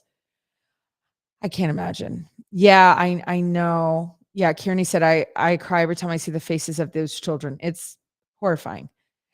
And again, I keep thinking it was their awards day. They literally had all just gotten their awards. They had 2 days of school left. Sheila said, I read that one of the responding officer's daughter was a victim in the school. I know. I read that too. Mindy said, I did hear encouraging words about election and prevention via tech monitoring. Perpetrators leave a trail online. Can we be better at advanced intervention? That's fair. For any victim of gun violence, this will be triggering. That's true. It's a lot and it's heavy for Thursday, but you know what? Tell the truth. We got to talk about it because it's happening and it's not stopping. And we have every right to demand that it does stop and to be safe. So, with that, I want you to feel empowered to support the victims of this horrific crime wherever you can use your money to donate. That's probably the best way for all of us at this point. But get involved on a local level, get involved on a political level, get involved on a personal level of what that looks like, and how you can help and educate yourselves to change the narrative. And it's going to take all of us. This is going to be a dig in the heels kind of a thing. So, yes. Also, this is sad, by the way, and a little bit of a warning about the summer, you guys. Did you hear about the man that was picking up Frisbees in Florida and they think he was eaten by an alligator? And I know that sometimes we read these kind of things, like, again, I think we've become so numb to these types of stories, right? Or it just seems so outrageous. Or we have, things like Tiger King and things like that on the internet. And so when we hear a story like this in real life, it's like this guy got eaten by an alligator, and then you sit and you think about it, you're like, geez. To fix what, Grass Puddle? Are you talking about gun? Are you talking about the gun situation? Or are you talking about the alligator? So, man dies searching for Frisbees in Florida lake amid alligator warnings. And again, I think the writing of this headline is interesting because you say Frisbees and it just automatically disarms you. And you think, oh, this is just silly. I know, Kearney. I remember that when the child was eaten by the alligator at Disney World. There's a statue in his honor there. It's horrifying. They kill people all the time. Officials say a gator was involved in the death of a man at a disc golf course where people often seek Frisbees to sell. An unidentified man was looking for flying discs in the water and a gator was involved. The man who died was 47 years old, the Florida Fish and Wildlife Conservation Commission said in an email. The commission said a contracted specialist was working to remove an alligator from the lake, and efforts will be made to determine if this is the one that was involved in the situation. The park's website notes that patrons can discover the sport of disc golf on a course set in natural beauty of the park. The course is set along a lake, which has no swimming signs posted around it. People who frequent the disc course, that's hard to say, said it's not unusual for someone to look for lost discs and that they can be sold for a few dollars. Quote, these people are down on their luck.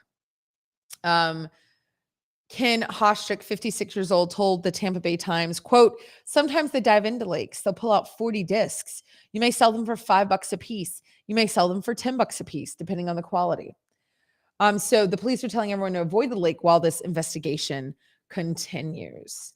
Yeah, so I wanted to bring this up because it seems silly, but it's not. And just as a friendly reminder on all the things summer, now that we're going into summer, it's June 2nd.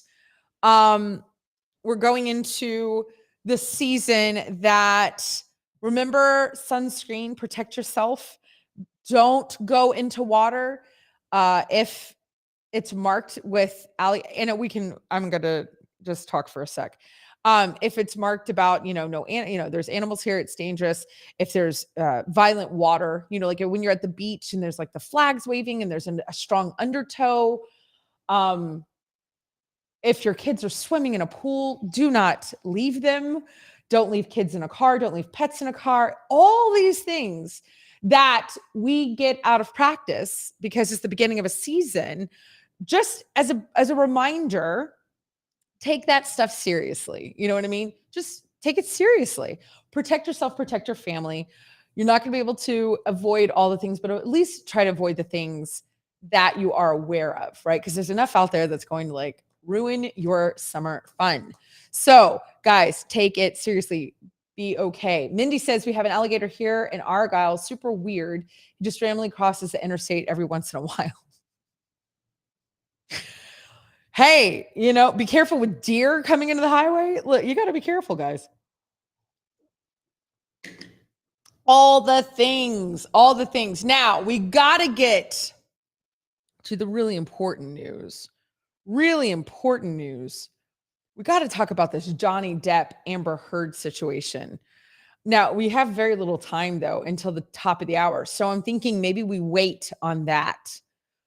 Let's do that. Let's put a pin in Johnny Depp Amber Heard. We're going to come back with that news story, because if you did not hear, the jury came back with a verdict for the Johnny Depp Amber Heard lawsuit that's been consuming all of us, right? I do know Johnny is in the UK right now. He has work that he already had planned. Amber apparently showed up in all black. We'll be reading about this, of course. And it was all of this took place in Virginia, which is interesting, right? I think that's right. So we will come back when we come back for that. But leading us up to that, since I was kind of going on this spiel about the summer, what is everyone planning on doing this summer? I want you to go to backchannel.tv. We only have 2 days left together. Today, not even now, tomorrow. 3 hours left. Go to backchannel.tv, BACK. Talk to your devices. Go to YouTube, Facebook. What are your plans? Where are you going? What are your summer plans? I don't mean vacation. It doesn't have to be vacation. It can be, you know what? I plan to see my friends more. I plan to have an outdoor picnic because I like sweating. I plan to go, I'll tell you something I'm going to plan to do. I plan to go to outdoor movies this summer. I love the drive-in. Love it. And it gets really cold at night. So, GP, I'm going to work. No vacations with the family at all. And I do want to know if you're taking vacations. Sheila said, I'm going to take a trip to Texas to visit my favorite person. I would die. That would be amazing. Doug, you can absolutely make summer plans. It can be simple. It could be a puzzle. It could be rearrange your books. It could be make a new recipe. It could be sangria. It could be when I go to drive-in movies, how should I be prepared, Stacy? Mindy says, I'm heading to the Van Cleburne competition this Saturday. My nephew is staying with us for a month to attend as a junior artist. Mindy now says things to me that are so unbelievably cool. I don't even know how to answer, like how to respond. That is fantastic, Mindy. I go next week to see my a month. I know. Wow. Gas pedal. To see Sweet Anna and her family and her friends. I will see them and I get to see my son. Can I brag about him for 1 second? My 19-year-old. I was texting him yesterday. I got a hotel where we're going for his college, his university, which he's actually living at the university right now for the entire month of June. He's already living at the university because he got picked to do a training there for where he's doing his mission work for the company that he does this urban mission work for. So I didn't really know that. And so when I got the hotel for where his university is, which happens to be where he's living right now, I was like, hey, do you want to stay with me or whatever? And I got 2 beds, blah, blah, blah. And he goes, oh, I have to stay on campus. And I was like, oh yeah, okay, it's cool. And I'm going to go to Pittsburgh after I see him. So I got a hotel at Pittsburgh connected to the airport because I fly out Saturday morning at 6 a.m, crazy early, which means I need to be at the airport like at 4. Well, probably like 5. I mean, I'm connected to the airport and whatever. So, I just want to stay there. So I said to him, I go, you don't have to come with me to Pittsburgh, as I fly out, because I'll be driving him from Columbus, which is where Anna lives. I'll be driving him from Ohio, seeing him at his university and then going on to Pittsburgh. And so I was like, it's fine. I've got lots of friends in Pittsburgh actually, which is weird, but I do. And usually when I go and see him or whatever, he comes with me and hangs out with my friends. Multiple times we've done this. But this time I thought, I'll just go see them myself. And I said, you don't have to come. And he wrote me yesterday, 19, and he said, Mom, I would love to have dinner with you. So let's please do that. And I was like, okay. And so I said, we could have dinner where you are, like at the university. And then I could go on to Pittsburgh and crash there, get up and leave for my, flight. And he said, Well, if it's okay with you, I'd love to spend as much time with you as possible. So let's have dinner together and I'll crash with you at your hotel. I just wanted to share that, especially with everyone with littles out there. How sweet that your 19-year-old sons can still want to hang out with you. So I do have that trip coming up next week. And then I will be going to, I know, isn't that sweet? Aruba with my husband for a trip that he won, Montreal for a dear friend who's getting married, and Disney for a trip that my husband won. Rebecca says, we are exploring close to home. Gas prices are so outrageous. That's true. It's barely affordable with our huge van. I'm sorry, friend. That makes sense. Mindy says, yeah, who wants to live with their sister for a month as a grown-up? This is fun. I think that's really fun, actually. Yeah, I know. It made my heart explode. Congratulations, Nathan. Nathan, my husband. I don't know what that means. Susan, you've been to Aruba? I can't wait. I'm excited. I'm so pumped. Kearney, we have some of the nicest beaches in the country, and that's where you'll be. In New York? Like, are they New York beaches? Premium out. You said, with Nathan winning. Oh, right. Thanks, Anna. Thank you. I get it. Yes. Congratulations, Nathan. He won 2 trips. That is true. Yes, I know. Sorry, Mindy. I'd already moved on. That's really sad. Really sad. Oh, that's cool, Kearney. What's your favorite beach in New York? And Premium Alpaca is going to New York. That's awesome. I'm sure I'll be there at some point. I actually had a friend text me yesterday and ask me if I was going to be there next week. Because as you guys know, I'm there all the time. All right, Grass Petal, calm down. Let's take a 1-minute break and come back and discuss Johnny Depp and Amber Heard. You guys don't go anywhere. You are watching or listening to Live Every Day. We'll be right back in 1 minute.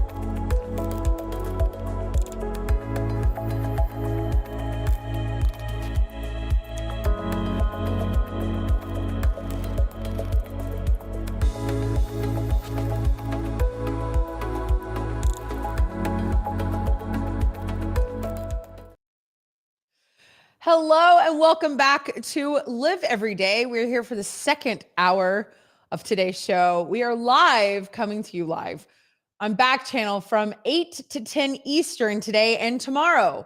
So it is now 9 o'clock on the East Coast. It's 8 o'clock here in the great state of Texas. You guys, I hope you got another cup of coffee. I can see that Grass Petal said that he filled up his coffee, ready for another hour. I love it. Nathan, have a great day off of work. Minnie's gonna make another pot. There's a lot of people here drinking my coffee. Susan said, "Oh, you're ready." Susan's ready to get into the Amber Heard, Johnny Depp thing, which is, if you were watching the first hour, I said that's how we're going to come back. We're going to come back to that news story. I do want to say, for those of you tuning in, which I think most of you have been here, but just in case you missed the news, this is the last of Backchannel as a talk show channel, as a talk show network.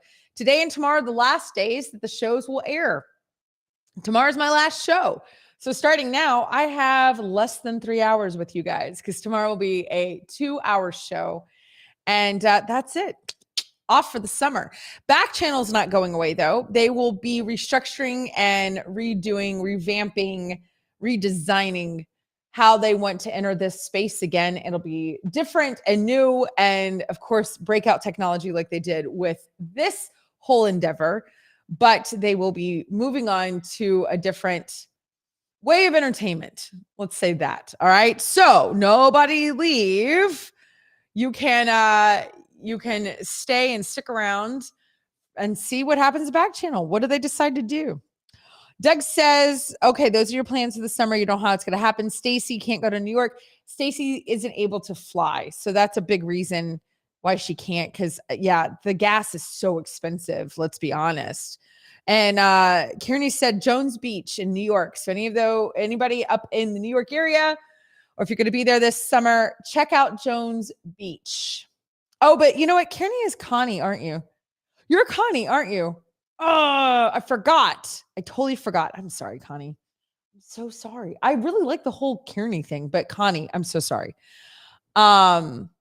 Yeah. So there you go. All right, let's dig in. We got to get to this Johnny Depp Amber Heard situation. You guys, this has been on our televisions since April, right? I think it started like April 11th. Is that true? It was a long trial. I know, I'm sorry, Connie. It was a long trial.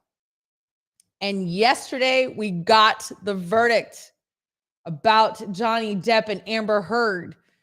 What's so weird is that they are actors, right? We're used to seeing them on television. We're used to seeing them in film. We're used to seeing them in our magazines.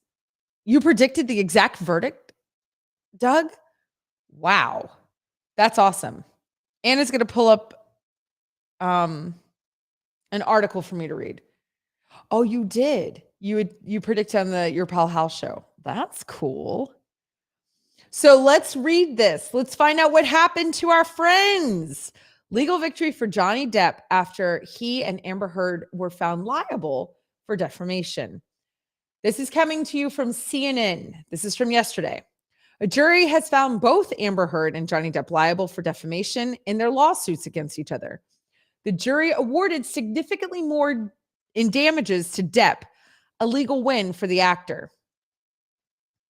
Depp sued Heard, his ex-wife, for defamation over a 2018 opinion editorial she wrote for the Washington Post, in which she described herself as a public figure representing domestic abuse. Though Depp was not named in the article, he claims it cost him his lucrative acting roles. Heard countersued her ex-husband for defamation over statements Depp's attorney made about her abuse claims. The jury found that Heard defamed Depp in 3 separate statements in the Washington Post piece, and Depp defamed Heard with 1 statement his attorney made. Oh, interesting. Hi, No Name. Welcome. The jury awarded Depp $10 million in damages and $5 million in punitive damages. Oh, in compensatory. Okay, I don't know how to say the word. The jury awarded $2 million. How do you say that? Compensatory damages? I don't know how to say that. And no money for punitive for Heard. So she got 2. I don't know how to say that. Oh, Connie, I disagree. Connie says this is just an example of celebrities airing their dirty laundry in public. But today is Tell the Truth Thursday. And that is a great opinion to have, friend. Thank you for sharing it with us. Okay, so Depp got 10 million and 5 million. So he got 15. Heard got 2. Okay. Depp sought 50 million in damages and Heard sought 100 million. Are these even real numbers? Punitive damages in the state of Virginia are capped at $350,000. So the judge reduced the punitive damages award to that amount. The verdict is a tremendous legal win for Depp and a repudiation for Heard, according to CNN legal expert Joey Jackson. To be honest, that's what was so important in this whole, thank you, compensatory. Oh, thanks, Susan. Thanks, Mindy. I love how everyone's helped me become a better person. Compensatory. I would have never won a spelling contest, you guys. It's fine. Y'all are awesome. Okay, it's a tremendous victory, Jackson said. What he had to overcome was a First Amendment issue, which is that we all have the right to express our thoughts and opinions. What the jurors said was that, yeah, you do have a First Amendment right unless you say something that is false, that injures someone's reputation and causes damages to them in their industry. David Shane, a spokesperson for Heard, said she plans to appeal the verdict. She's so gross. Depp and Heard react to the verdict. Anna said, I don't know if he's getting all the money. I know the judge capped out the amount. Yeah. I don't think Johnny Depp cares about the money. I really don't. And not because he's a millionaire, but because I think, honestly, I really, the only reason I know about this whole case way before April was because of my son. He was very connected into this whole situation years ago, and really made me tune into the abuse that Depp was going through. Okay, so Heard kept her eyes down in the courtroom as the verdict was read. Depp was not present in court, but released a statement that said in part, quote, "The jury gave me my life back." Quote, "From the very beginning, the goal of bringing this case was to reveal the truth regardless of the outcome." This is Johnny Depp's words, by the way. "Speaking the truth was something that I owed my children and to those who have remained steadfast in their support of me," he said. "I feel at peace knowing I finally accomplished that." Depp's attorneys on Wednesday thanked the jury and said it's time to turn the page and look to the future. "We are grateful, so grateful to the jury for the careful deliberation, to the judge, the court staff who devoted an enormous amount of time and resources towards this case," attorney Camille Vasquez told reporters outside. Yeah, anybody who's followed Johnny Depp and Amber Heard professionally, a lot of people haven't liked Amber for a long time. Heard said she is heartbroken over the verdict. Quote, "The disappointment I feel today is beyond words. I'm heartbroken that the mountain of evidence still was not enough to stand to the disproportionate power, influence, and sway of my ex-husband. She's such a nightmare. She is such a nightmare." Depp and Heard met in 2009 on their set The Rum Diary, and were married from 2015 to 16 before divorcing. The trial and her testimony, Heard said that Depp was verbally and physically abusive during their relationship. She also accused Depp of sexual violence. Depp claimed multiple times on the stand that he had never struck a woman, denied Heard's allegations of sexual battery, and called himself a victim of domestic abuse by Heard, which she denies. Attorneys for both Heard and Depp presented during the trial photographs and video recordings to make their cases. One expert, Laurel Anderson, a clinical psychologist who worked with Depp and Heard in 2015 as their marriage counselor, said in testimony played on April 14th that the pair's relationship had what she characterized as mutual abuse. During the trial, Depp's team presented witnesses that included model Kate Moss, with who he had a relationship previously, and Walter Hernanda, the head of DC Films. CNN and DC Films were both owned by Warner Brothers and Discovery. Oh, they both are. Actress Ellen Barkin and a number of other former Depp associates testified on Heard's behalf. Heard had notably fewer vocal supporters than Depp in the entertainment business and around the courthouse.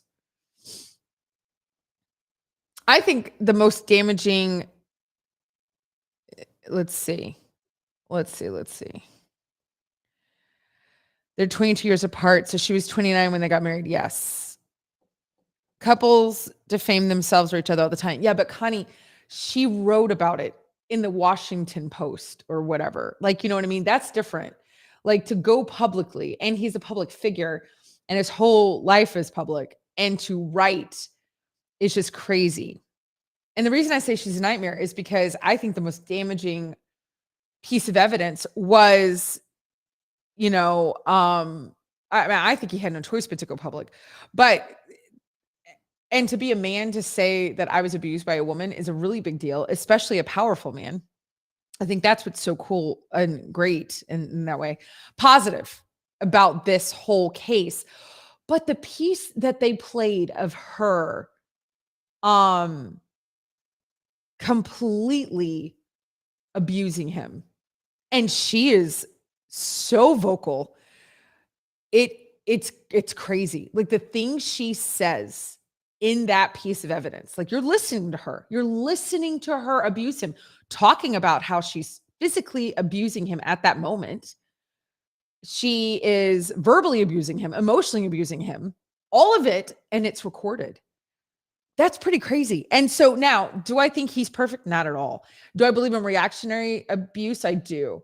But I really think she's horrendous. I really honestly do. I think there's a difference in things. Like, I really do. Nathan says, I think it's more important to him to hold her accountable and his name before his kids. The allegations she has leveled are very serious and should only be made in truth. Nathan said that. Rebecca said she cost him a role in a movie franchise. That's true. Grasspuddle says they're both awful. Mindy says her efforts to falsify, exaggerate the evidence undermine her credibility. That's the problem. Like, that's what I have. I have so much. Like, Doug says she trying to ruin his life, taking this publicly, and just ruin his life. I think that's pretty awful. I think that's really horrific. For sure. He probably deserved the verbal abuse. Is that what you said, Connie? I got to disagree, friend. I don't think anybody deserves verbal abuse. Yeah. I don't know what you were trying to say there, but yeah. So abuse is a very big deal. And I want to talk about this from a place of sadly, as I'm sure also everyone here, no one deserves that kind of abuse. Correct. No one deserves any type of abuse, for sure. I agree, Sheila. But speaking from a person who is a survivor of many types of abuse, which I will not go into, I want you to hear this. You deserve to be heard, which that's what I'm really proud of Johnny Depp for doing. And you can, more than one thing can exist. You can be a victim of abuse and be abusive. I want people to hear that. But you still have, you still have the right to be heard about that and to get treatment and to get, not lose your whole life and career and all that kind of stuff. Hi, Cloudy Anteater. So both things can occur. Anyway, it is toxic relationships, Connie, but what she did is beyond. She has been diagnosed with some pretty severe stuff. I mean, and I believe in that, but y'all know I'm a big advocate for mental health. So all I want to say is, if you are a victim of abuse right now or have been, do what you need to do to get yourself safe. Know that you are worth whatever you need to do it, and that you will find support. And there's incredible resources now. This is 2022, you guys. This isn't our parents and our grandparents' generation when you can't talk about abuse or, things like that. You can. People still will deny, and people will still gaslight you, and people still do all these sorts of things. However, there are so many people who are listening. You know what I mean? There's so many people who are listening, who want to help, who will give you support and, help you get non-toxic, either if you're toxic or if you're in a toxic relationship. Nathan says the exaggeration is the big issue. Also, I agree with Connie in general that dirty laundry is common with celebrities. Going to court like this is way more than just gossip.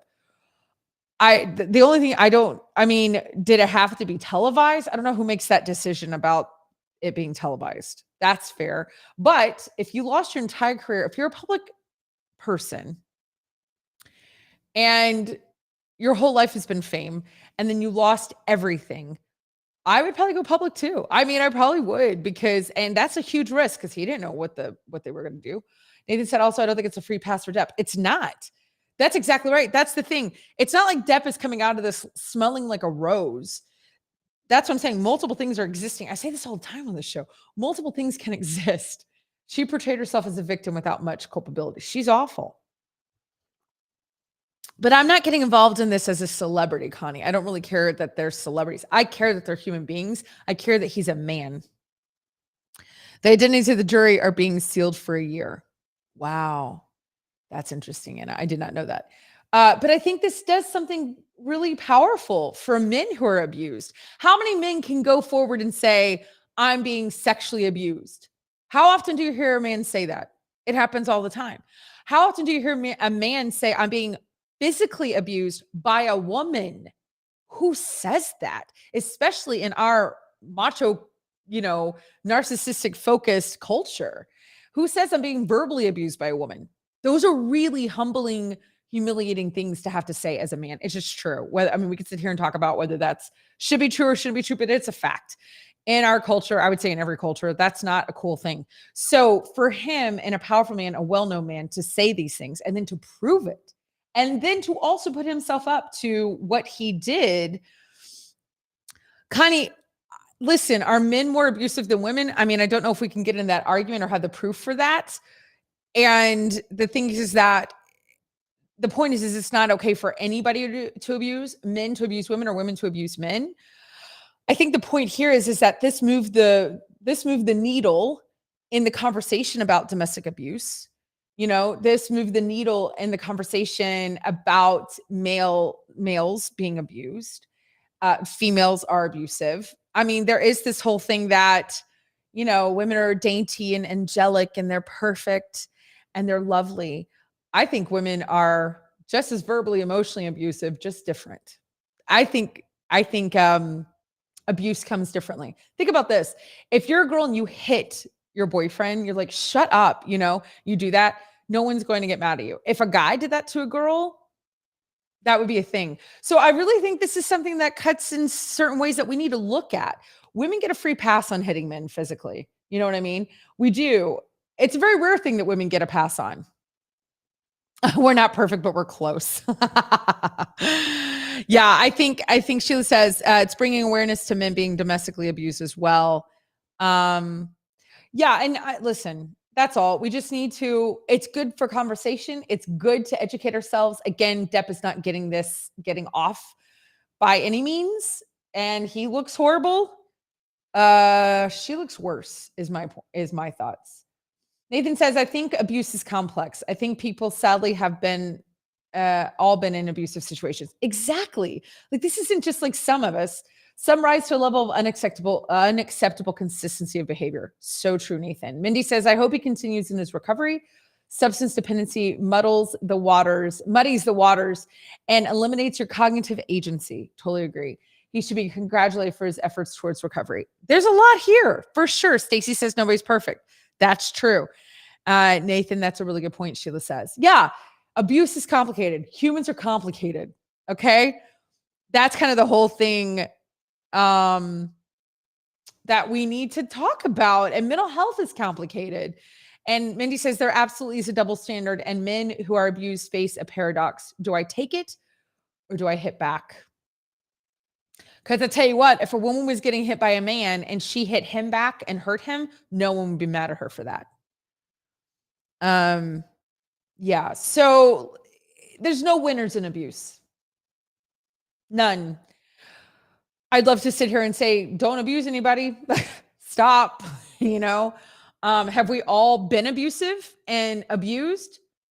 Have we all been abused and all been abusive? I would say, yeah. I can't imagine not one of us not doing something abusive to another person, whether it was on accident, and abuse, there's a range, right? There's a huge range of what that means. But Connie, nobody should hit anybody. Not just a man should never hit a woman. A woman should never hit a man. If it's not okay for a man to do to a woman, it shouldn't be okay for a woman to do to a man. You know what I mean? Doug loves women's hair. I just want everybody to know that. I know. You're so sweet, Doug. Women who are abused emotionally, physically should continue the fight. But I would say that, shouldn't you say that about anybody? I don't know. That's a thing to think about. If you know a man that's getting physically, emotionally, sexually, verbally abused constantly, should he fight back? Connie says, even if a woman hits a man, he should not strike back. I don't know. I can't say I agree. I don't think anybody should hit. Like, that's kind of where my line is. Like, no one should. But I just don't believe in the double standard. Anyway, this trial brought a lot of things to light. This is good. It's good to have conversation. It's good to hear different points. It's good to hear different things. So who knows? Maybe this will bring out, and there's no winners in this. Johnny Depp is not he doesn't get out of this free either. We definitely got to see a side of him and hear things about him, and that's risky. But I think to him, that was worth it to take back his name as much as he could. So there you go, everybody. Tell the truth. And Nathan says, this is all tied to mental health. I know I have made verbally abusive comments. I think women should have a voice and be believed. I also think abusers of all genders should be held accountable. I agree. I know I've been abusive. I know I've said stuff. Are you kidding? Woo. Anyway, so Anna is saying that the jury being sealed for a year was actually something that Heard's team requested. That's interesting. I wonder why. Nathan said men should not strike women unless it's life-threatening. Yeah, and here's the difference between men and women. And I will say this, and I agree, Connie, on this level, to be honest. I was trying to make the point of like, I don't think anybody should hit anybody, but is there a physical difference between men and women? And a woman hitting a man is different than when a man hits a woman? Yes, I absolutely believe that. I know men are physically stronger than women, and that's why it is so dangerous. I agree with you, Connie, for sure. Absolutely. I do. I'm just saying, let's just not hit. What does real relational accountability for abuse look like? That's a good question, Mindy. Yeah, that's a good question. What does real relational accountability for abuse look like? This is complicated. This is really complicated. And you know what's so complicated? Then we'll move on to a game. Is that for a long time we didn't know what abuse was. You know, you would hear, yeah, Connie, couples have to respect each other, for sure. You have to, right? You need to verbally respect each other. You need to emotionally respect each other, physically, sexually, any of those types of ways, intimately, right? Respect each other on every level, no matter what relationship you have with the other person. All those levels should be respected. That should be human basics. So it is devastating when those things aren't being happening.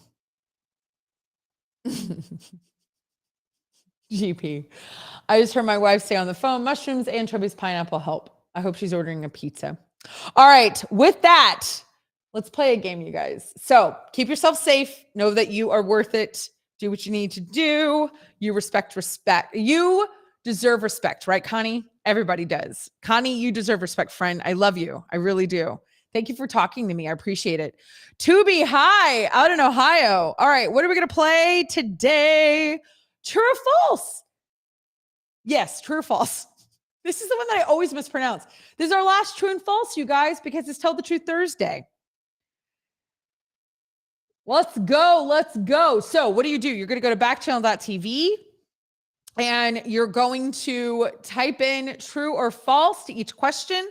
If you're on YouTube, if you're on Facebook, if you have a listening device, you can speak right to it and say true or false. But this is our last true or false game ever on the Live Everyday Show. Thank you for being here, everybody. Thank you for being here. Doug says it's simple to tell your device, rather, if you want to just say true or false. All right, here we go. Ready? June 2nd, 2022. Question number 1. The Pan American Highway in the United States of America is the world's longest highway. Is that true or false? The Pan American Highway is in the USA is the world's longest highway. True or false? Oh, Tim, I don't want to start crying playing true or false. You don't have to cry, friend. Nathan says true. I know. Is that why you're saying that, Tim? Mindy just wrote last true or false and put 3 sad faces. Connie says true. I don't even know where the Pan American Highway is. Mindy says, Anna, we're going to miss this. The Pan American Highway in the USA is the world's longest highway. True or false? Really? GP saying he's having deja vu on this question. Susan says false. Rebecca says true. Tim says false.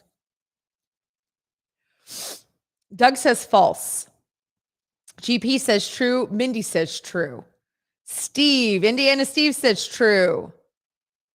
Just to keep the monsoon going. April's back. Hey, April, you're right on time for a game. Sheila wants to know, can Anna send us a game? Maybe that's something we could do, you guys. We could Zoom and play a game. That'd be fun. Doug says, I think it's the Dixie Highway. How come I've never heard of this? Sheila, every week she's saying she wants Anna to send a game to keep the momentum going. I don't know where the Pan American Highway is. USA is the world's longest highway. True or false? I think false. I'm going to say false. Anna, what is the answer? It passes through Central America? Oh, I didn't know that. Oh, true. True. Wow. Is that Highway 1? Is that Highway 1? Tim said I was thinking it was a highway in Asia or something. I was thinking this sky to sea in Canada. I don't know. I really don't know. Susan says, wow. I know, that's crazy. Is this Highway 1 the Pan American Highway? Is that what it is? Oh, Anna's telling me right now. I love it. Anna says the Pan American Highway is from Prudhoe Bay, Alaska to Culiacán, Chile, and Ushuaia, Argentina, with official and unofficial routes shown in Mexico, Central and South America. But is part of it Highway 1 in California? Do you know, Anna? Is that the part that goes from Alaska? All right, here we go. Number 2. Harry Potter's first flying broomstick was the firebolt. True or false? A little pop culture for you guys. Harry Potter's first flying broomstick was the firebolt. True or false? Yes, April, the true or false game is fun, and it's our last one on this show ever. You're here for it, friend. Today's the last one ever. Bum, bum, bum. Harry Potter's flying broomstick was the firebolt. True or false?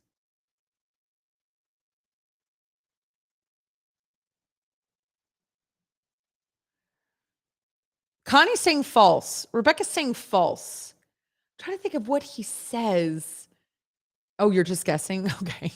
I'm trying to think of what Harry says. Sheila says true. Nathan will know the answer, but he's in a conversation with Mindy right now. I normally read everything you guys write, but I was so heavy today. I'm going to let you guys have your conversation on YouTube, which I love that you're doing, by the way. You know I'm very pro that. Grassfield false. He called it Harry Potter Jr. That's funny. Susan says true. Mindy says false. Tim says guessing false. Oh, Sheila's totally guessing. Yeah. Okay, thanks, Anna. Anna says, remember the kids are oh yes. Thank you, Mindy. Isn't it a Nimbus 2000? No, Susan, the show will not still be on Facebook, friend. I don't own this show. But thank you for asking. But you can join my I'm very accessible on social media, and we will be updating via my newsletter where I go next. False. Is it the Nimbus 2000? Is that what it was? I'm not. Yeah, I know. Yeah. Thanks, Mindy. Oh, yes. Okay. It was the Nimbus 2000. But keep having it, friend.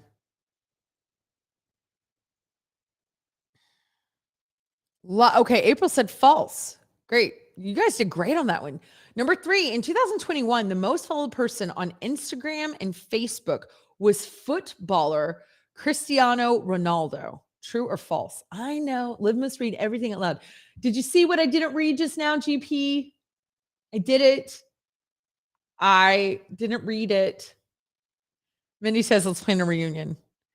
Stacy says, I'm going to miss this game. I know. I'm going to miss a lot of things. All right. 2021, the most followed person on Instagram and Facebook was footballer Cristiano Ronaldo. True or false? What do you guys think? I've never heard of him. Oh, Doug, we're going to miss you, friend. We got one more day together, everybody. It's like high school. It's like graduating. Endings are the worst. Doug says false. Stacy says false. Watch it be true, but I have no idea. A reunion with drinks. Amen, GP. I told you we could go to Dallas. We could all have a meetup like Comic-Con. Rebecca says true.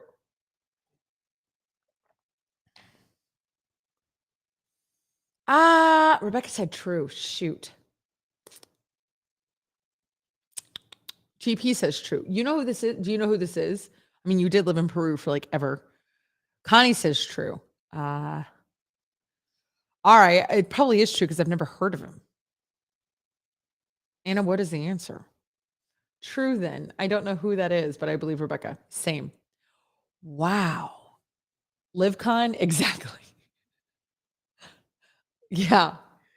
LivCon. Listen, it wouldn't be because of me. I've never heard of Ronaldo. You have, well, Anna, you're young and spry. Okay, we're not calling it LivCon. Nobody's coming because of me. I do feel like we should tell OG Steve that tomorrow's the last day, though. He's a footballer, as in like soccer, like soccer. We can all wear amazing earrings and drink fab cocktails. I love it. Y'all are so cute. Anna likes, okay, he's the most famous soccer player like ever. Cool. I suck. Anna likes LivCon. All right, well, make sure you join the newsletter to find out when LivCon is happening. Never. Hi, Emily. So glad you're here, friend. Good morning. All right, number 4, after you drink alcohol, it takes your brain 6 minutes to start reacting to it. Well, that would explain a lot. True or false? Guys, true or false? Nathan says true. Mindy says, I feel like this is a trick question. So do I. What does that mean, Doug? I don't know what that means. Call it a Mindy full mixer if you want. I like that. I'll go with that. Everyone likes Mindy way more than me anyway. I like Mindy way more than me. So I'm so here for that. Susan, oh, then it's not fresh air if I leave a bar right after finishing the last drink. False. It has hit me faster than that. A drink has hit you faster than 6 minutes. You'll go with false just to be contrary. Okay, so Connie's saying false. Doug says confident it's true. Sheila says, I think that's true. Stacy says false. Doug says not true. Tim says false. I think it's faster. Interesting. I did not see that coming from the men folk. Rebecca says true. So let me ask you, what hits you fast? What alcohol? Because all alcohol plays differently. Stacy says it can take 1 minute for alcohol to hit you. I got to be honest, tequila is a very different beast than like a beer for me. Oh, you're referring to liking me, Doug. You're so sweet. No, GP, you can't do a ton of shots and then drive home if it's a short drive. Mindy says this is a funny narrative since no one knows me from our high school. You, however, are a legend from our high school. Mindy, I am not a legend at our high school. Nobody knew who I was. What is wrong with you? Susan says true. Connie says I only drink White Russians. I do love a White Russian. Tim says things like champagne and Prosecco seem to hit me immediately. Mindy says tequila hits me fast. I can drink vodka without much effect. Yeah, tequila makes me, that song that they sing about what happens to people when they drink it, might be a documentary. It's my biopic. Don't listen to the song. Okay, Mindy, that's okay. But the reason, that's not because that's not out of a popularity thing of why people did that with my name. She's saying my name with a bunch of, my name is Olivia. Okay, this says true. It takes 6 minutes for you to start reacting to alcohol. So, yeah, that's right, Mindy. Everybody would put their arms up like this. Okay. And they would, to make the letter O, and they would scream down the hallways, "Oh, Olivia," like when I would pass. But here's why. Because when I was in high school, everybody would say, "Hi, Olivia," like Olivia. And because I was 15 or whatever, I'd be like, my name is Olivia. My name is Olivia. Like I would say that all the time. My name is Olivia. So then when I would be in the hallways, which we went to a high school of 5,000 people, literally, like there were 900 and something in our graduating class. People would go like this down the hallway as I was coming and they would go, "Oh," and then when I would pass them, "Olivia." But that wasn't popularity. That was making fun of me because I was like, "You have to call me Olivia." You're very sweet, Mindy, because you were awesome. I peaked in high school, everybody. Anna says, yeah, I don't have enough chips and queso before I have a marg. It isn't good. True. Agree, GP. There's no way this can be standardized. Yeah, I think this depends on the alcohol. I really do. I think it depends on the alcohol. GP, my graduating class had like 60 people. Mindy, you also, I just want to hug your face. You're just the sweetest. Are you referring to the song when I take, yeah, when I drink tequila? What is the name of the song? Don't sing it, Doug. Connie said, I think it would depend on how much food you ate. That's a very good point, Connie. It does depend on if you have food or not. Good point. Number 5, Thomas Jefferson was the second president of the United States. Is that true or false? We should all know this. Doug says it's When I Taste Tequila by Dan and Shay. Tequila makes her clothes fall off. Yes, Stacy. All right. It's not quite a biopic, but yeah. Sheila says put a lime in the coconut. I don't know what that means, but that's cute. Thomas Jefferson was the second president of the United States. Is that true or false? I know the answer to this. Thank you, Hamilton.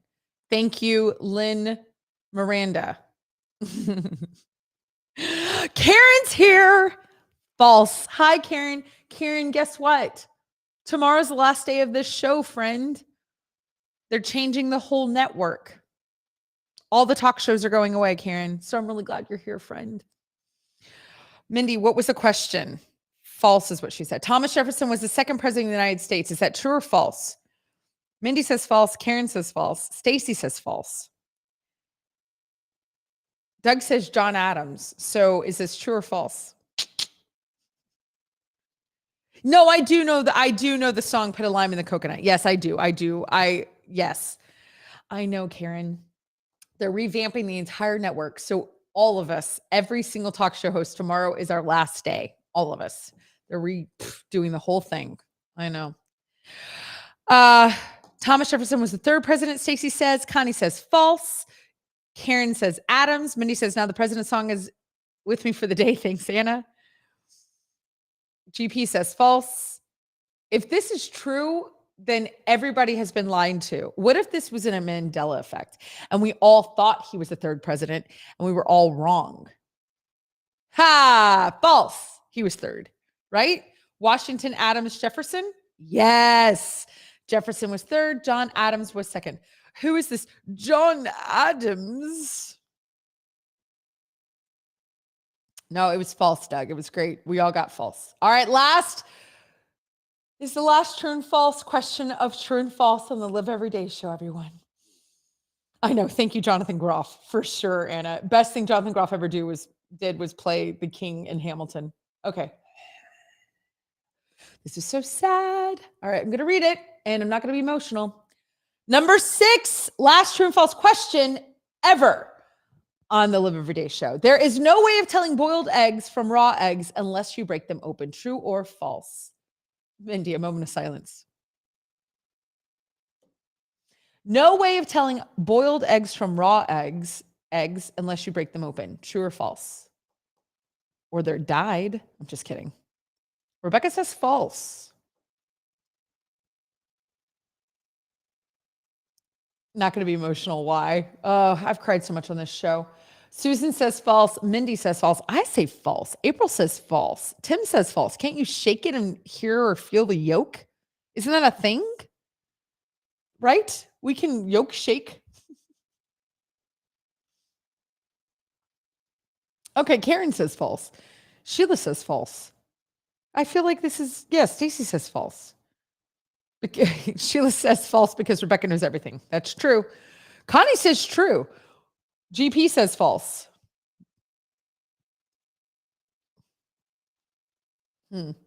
I think it's false. Steve, Indiana Steve says false. Dun, dun, dun, dun, dun. I think that's false. I think they're heavier. I think a lot of things. Anna, what is the answer? And I would check it, Anna. Make sure you can't lead us astray on the last question. Are you nervous? False. Whew. Mindy says, shine a flashlight, shake it. All right, you don't have to break the egg to see if it's boiled or raw. Simply try and spin it on a table. If it spins, it's boiled. It's Inception, everyone. This is what we learned from the movie Inception. Who has seen that movie? GP said false. I've never tried that either. I feel like taking a flashlight, shaking it, feeling it. I feel like there's so many other things that, hold on, everyone. I'll spin it on a table. That's how we'll know. I didn't know about the spin either. Who owns chickens? I feel like some of you do own chickens. Is that true? Can you imagine if someone carried around an egg as their totem for inception? I think it's funny. GP says uncooked eggs spin. But do they spin? Or is it like in Inception? I think they mean like spin. Like they get like air. Experiment time. Do it on the show tomorrow. That's true. Peter. Did we talk about Johnny Depp and Amber Heard? Not enough. Yeah, I got on a soapbox. It was like ridiculous. What are your thoughts, Peter? I know you were really into it. Has Anna never been to Benihana?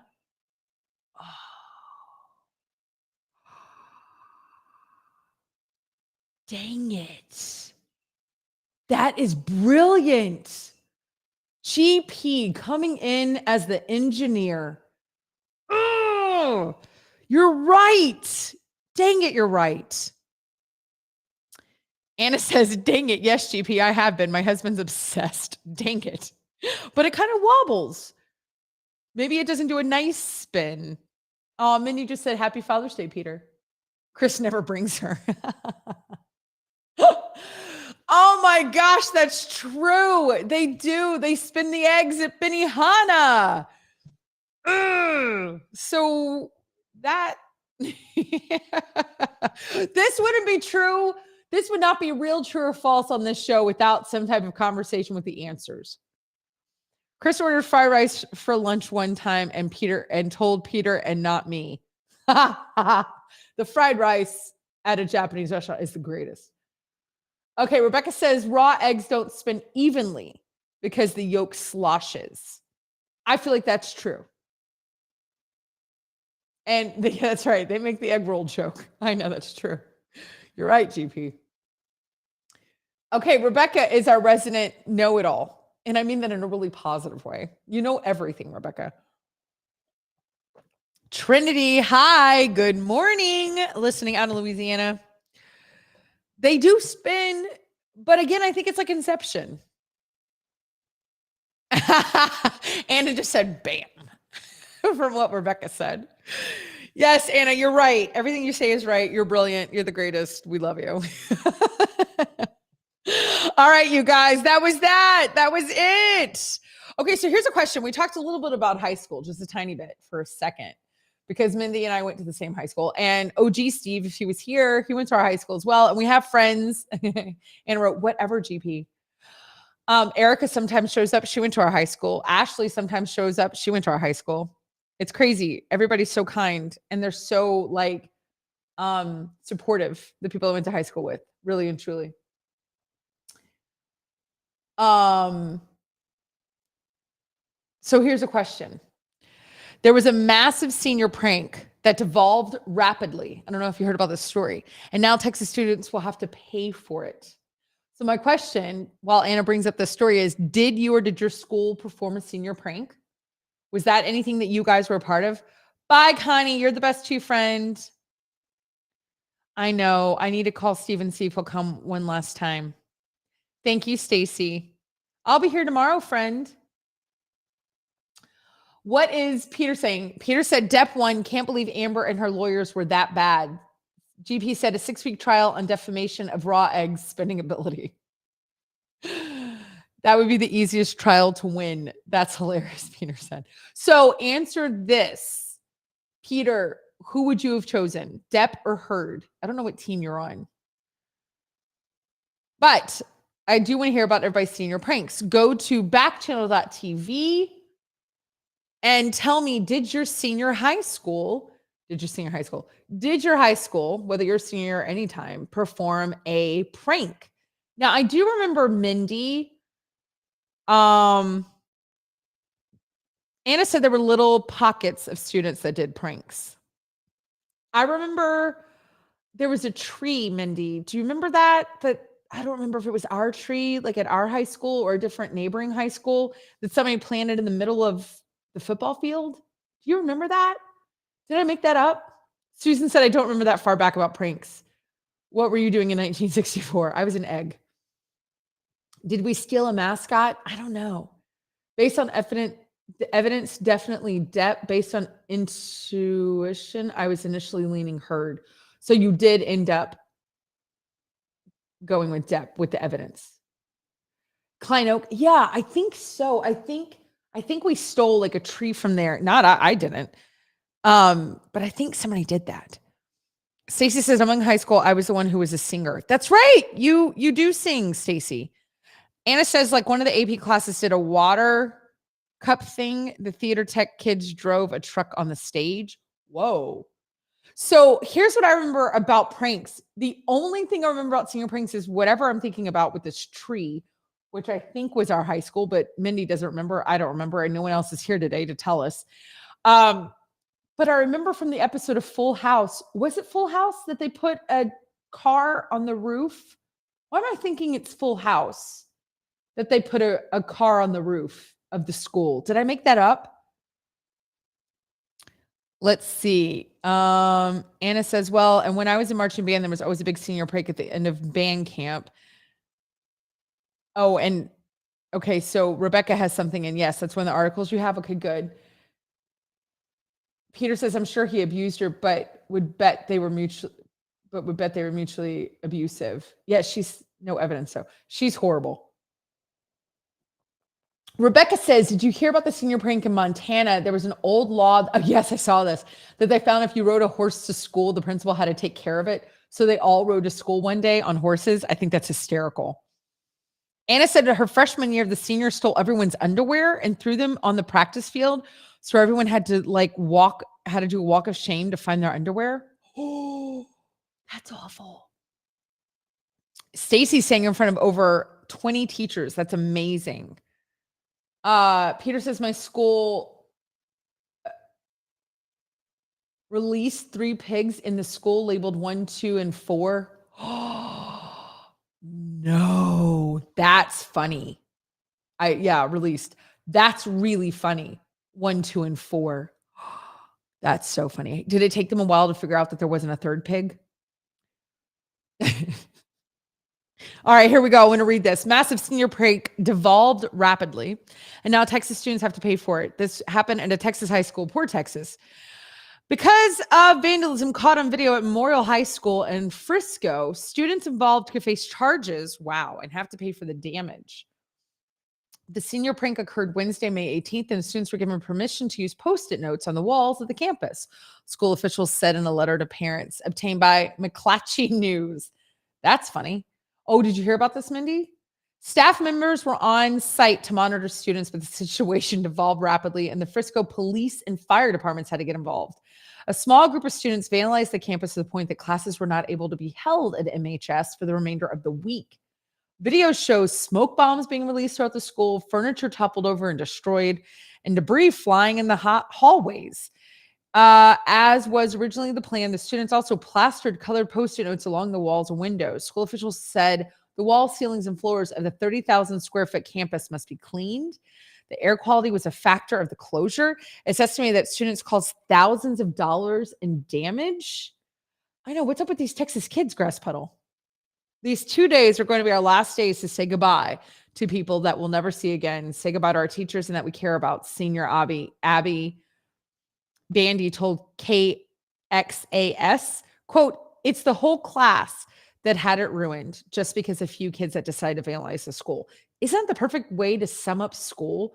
Your whole life gets ruined because of some kids. Despite the final 2 days of class being canceled, graduation ceremonies are still scheduled to take place for Friday, May 12th. May 20th. Oh, Mindy said they set off fire sprinklers and there was lots of damage. Quote, they canceled school because of everything that happened. And now I don't get to see those teachers that were a big part of my life, said student Caitlin Mabry, who was not involved in the prank. She told KDFW, and that's just not funny. It's not cool. It's just sad. A Frisco officer said that the police department is investigating the vandalism and is trying to identify who is responsible according to the Frisco Enterprise. The dollar amount of the damage will determine the appropriate criminal charges, and FISD indicated that they intend on pursuing charges when appropriate. Officer Grant Cottingham told the publication, parents must be so furious. Some students have been identified. A school district spokesperson said, and officials are working through the disciplinary process.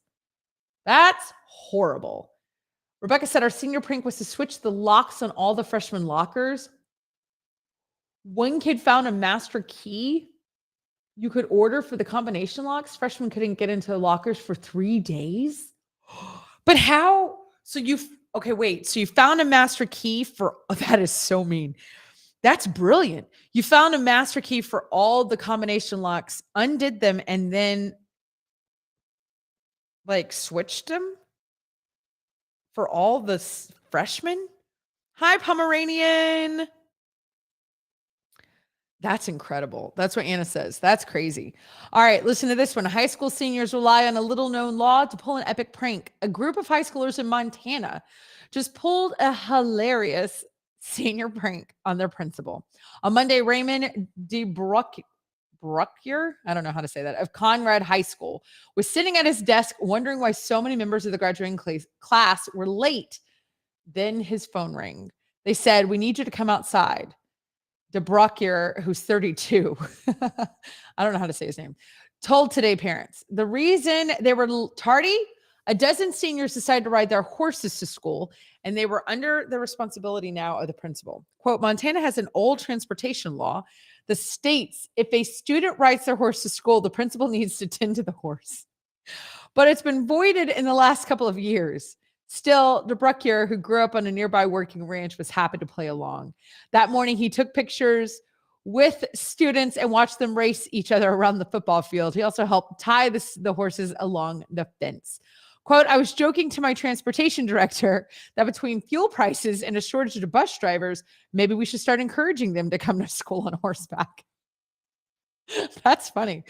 The town of Conrad, Montana has a population of 2,624, according to the U.S. Census Bureau. There are 28 students in the high school senior class. Quote, we're a tiny rural Montana town, so pretty cool that this story is getting so much attention. That's so cute. Aside from the horse manure, Monday's prank was easier to clean up than last year's. Quote, they put 1,000 cups of water through the hallways and moved lunch tables into random places throughout the building. They covered up security cameras. It was a bit of a headache.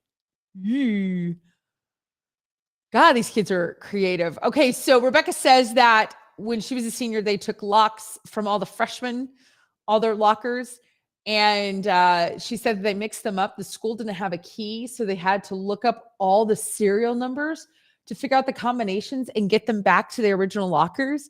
But why were kids able to figure out that you could buy a master key and the school couldn't? Anna says, this is incredible, Rebecca. Hi. Hello, Hi. Jam. Good morning. Welcome. Hi. We're talking about senior pranks, high school senior pranks, and what people did when they were kids. Rebecca legit had no idea what you were talking about. Usually I'm like, oh, I kind of get this. Oh, we don't like the Queen. And today I was like, I don't know this one. We were talking about Johnny Depp. No, I'm kidding. We talked about him earlier. Yeah. Yeah, there's a lot to talk about there. No, we were talking about senior pranks. And Rebecca said when she was a senior, this is really fascinating. Somebody found a master key they ordered, like a senior did, and undid all the combination locks on all the freshmen's lockers, took off all the locks, mixed them all up and locked them. And the kids couldn't get in their lockers for 3 days.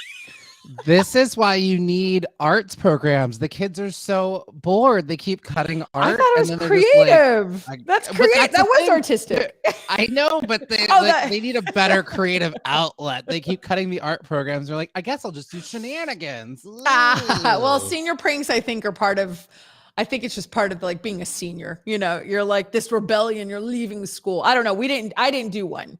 We were trying to talk everybody. Ask if some kids went cow tipping for senior ditch day, but it was during the day and the cows were awake. And so they just were chasing cows for like an hour. Was this in Tommy Boy? No, I'm kidding. We were reading about the story in Montana where the kids rode their horses to school because if you ride your horse to school, the principal has to take care of your horse. So that's anyway. So there you go. But friend, it's your last Thursday. What Our will last you be Thursday. talking about? Well, I mean, it's business as usual over here at what's the show? Get On Up. I almost had my podcast, which went off the air. Like, this will be my first time not having a show in 7 years. My brain is kind of like, oh my gosh. I had Yeah. 3 shows all at the same time, and now I've got nothing. It's wild. We're gonna be fine. We're gonna get through this. The universe is opening up for us, Liv. We're gonna be fine. We're gonna be fine. The I'm feeling universe is pretty low, clearing Jim. the way for us. We've got this. We'll talk online. We'll talk offline. But today it is Thirsty Thursday. So what are y'all thirsty for? What are you looking forward to into the future? I'm looking forward to actually maybe sleeping in. So that won't be the worst thing in the world I to happen. know. You know, True. it'll be fine. True. It'll be great. The next chapter is opening up. I'm grateful for this experience here. We still got 2 whole episodes. Celebrity birthday quiz. We're going to quiz you on what celebrities are born today. We're going to look at, it's Pride Month, and today for Pride Month, we're looking at queer animals. That's right, animals. They're gay, just like us, and we're going to tell you which ones are gay. We all know the penguins are gay, but there's other animals as well. So That's just tell you- hilarious. Anytime someone's like, it's not natural, we'll go back to the science and be like, look at those gay geese over there. And it's Gay true. geese. Oh, yeah. Yeah. I feel like that should be like a brand. What are you wearing? I'm wearing gay geese. What are you wearing? Gay geese. Yeah, exactly. Gay geese. It's the new. It's like everybody's wearing it. The statistics of how many giraffes are statistically gay will shock you. So stay tuned. Crazy. We're gonna look at this is the news. We're gonna take a look at some of the news stories that are happening today. We'll play this or that. We're gonna give you some scenarios, and you're gonna choose: would you rather do this or would you do that? And then we'll close out with some gratitude. And look at this. Oh, look at this. We've got some goodbye jams. God bless you. We love it. Thank you. Appreciate it. And Mindy's saying, of course. Oh, so sweet. Everybody's so sweet. Gay. GP's making a joke. He wants Mindy to have her own show. Mindy's great, and so I said, "Is that what happened? Did Grass Puddle write all these letters?" And Backchannel was like, "That's a great idea. Let's get rid of everybody." But Mindy's gonna come back strong. Mindy, you're staying. Well, Mindy, I will hand you the reins to get on up as well. Liv, I'll see you tomorrow for our last send off. Have a beautiful Thursday. Love you. I appreciate you. Enjoy the day. Bye. All right, cool. All right, everybody. Oh, she's still here. Hi, Liv. How's it going, girl? You doing good? Can you? Okay, now it says me. All right, everybody. It is time to get on up. So let's get on up right now. It's time to get on up with Jam and Renee. And here's your hosts, James Arthur M. and Renee Culver. Well, good morning, everybody. Welcome to Get On Up. It is me, James Arthur M. You are here right here on Backchannel, the only place where you can watch, chat live with your host in real time. And this is Get On Up. I am one of your hosts, James Arthur M. Hello. And look, I'm here now. And I am Renee. Hi, my friend. Hi, Renee. Look at her. Very, very best. And then, Love it. And then there were 2 hosts. Two. And days left. We're here today and tomorrow at 7 a.m. Look at us. Counting down. This now. I think I would love to tell the Get On Uppers the type of friend that you are. You're the best person in the world, Jam. I can't even. I let myself get a little emotional about it yesterday. I was like, I think I met the best human. Who on earth gets to do that? Genuinely, it's a pretty crazy thing. And then I also want to compliment your shirt because you look. I'm gonna tell you this. I was like, what shirt has Renee not seen? And I'm bringing out my summer clothes. You're gonna a little taste of what you all are gonna miss. My little summer clothes. It's a little wrinkled, but I haven't worn it in a while. I've been on that farmer kick and the baseball tees and hoodies. Okay. That's what I've been doing. But now, I love nothing. I'm back to what I used to wear. Yeah. I will tell you that I am searching for a wrinkle, and I don't see a one. Okay. All right. Look at her. All right. We're just gonna keep it tight. Keep it tight. Renee, can I don't know. I hope you'll take this in the best way. Please. You might take back all the nice things that you just said, Oh, but I don't think is my mic not on. no, it's fine. I just was gonna Okay. say. I was gonna say. Were you performing your flash dance number this morning? Is that what happened? Oh, no, please. By all means, yeah. Can I? Yeah, there she goes. Thank you. Thank you so much. Thank you so much. No, it's so funny. The reason that I mislived and the reason that I barely made this show is that I was looking at my calendar today and I didn't properly set myself up for success last night. I was like, oh, I don't have a break after this show. And so I'm gonna take No. You did it. You did it right. You did it right. Look at all the folks that we have here, Renee. Yeah, we've got people already chiming in into the chat, and that's what I forgot to tell you, y'all. You can some of you are pros. You already know. You're like, why are you telling me this? You've been telling me this for months. Just in case you've never been to the show before, want to let you know how do you get involved in the show.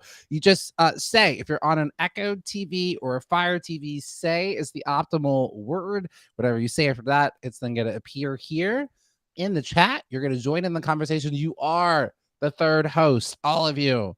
So, I mean, there's many a host here. So we love having you. And then if you're on the YouTubes, you just clickety-clack and type out the words and science will take care of the rest. And that's how that science will take care of the rest. And those are words to live by right there. It's easy. It's easy. You just leave it to science. And that's how you get yourself on through. Jam, Thirsty Thursday is upon us. I am so excited to hear what all you were thirsty for. I'm gonna jump the gun just a little bit. I think you're gonna tell the sweet get on uppers what they're getting themselves into this fine show. But word came via the heavens, I suppose, that my most beloved show during this time of Backchannel, the one that I discovered, the one that I watched religiously, the one that I told you about, the one that I forced you to partake in, our Flag Means Death has been renewed for a second season. And I would love to tell you that it replaces the pain of this show ending. It does not, but it's a nice salve, a nice balm.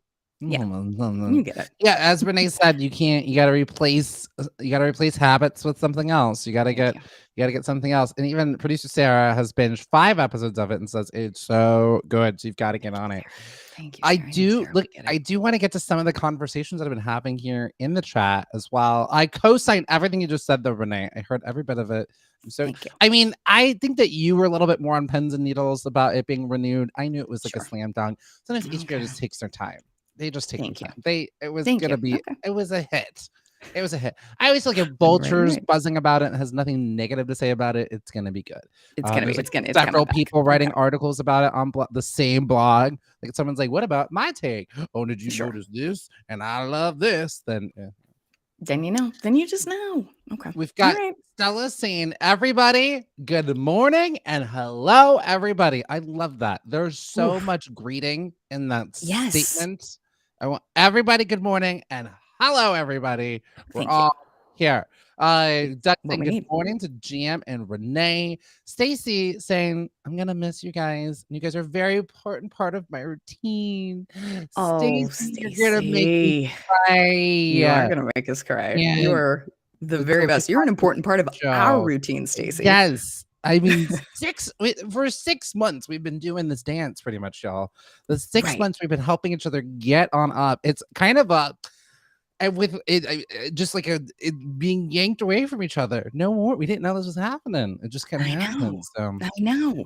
You know what's sad, but also funny is I was like, no, this goes pretty much like every breakup I've ever been in, where I'm just like, this doesn't work. Oh, okay. Well, I was okay. I missed every one of those cues. Sorry, it's trash day. Yeah. I'm gonna miss hearing the trash. I'm taking it all in, all the things. Make your mic not work.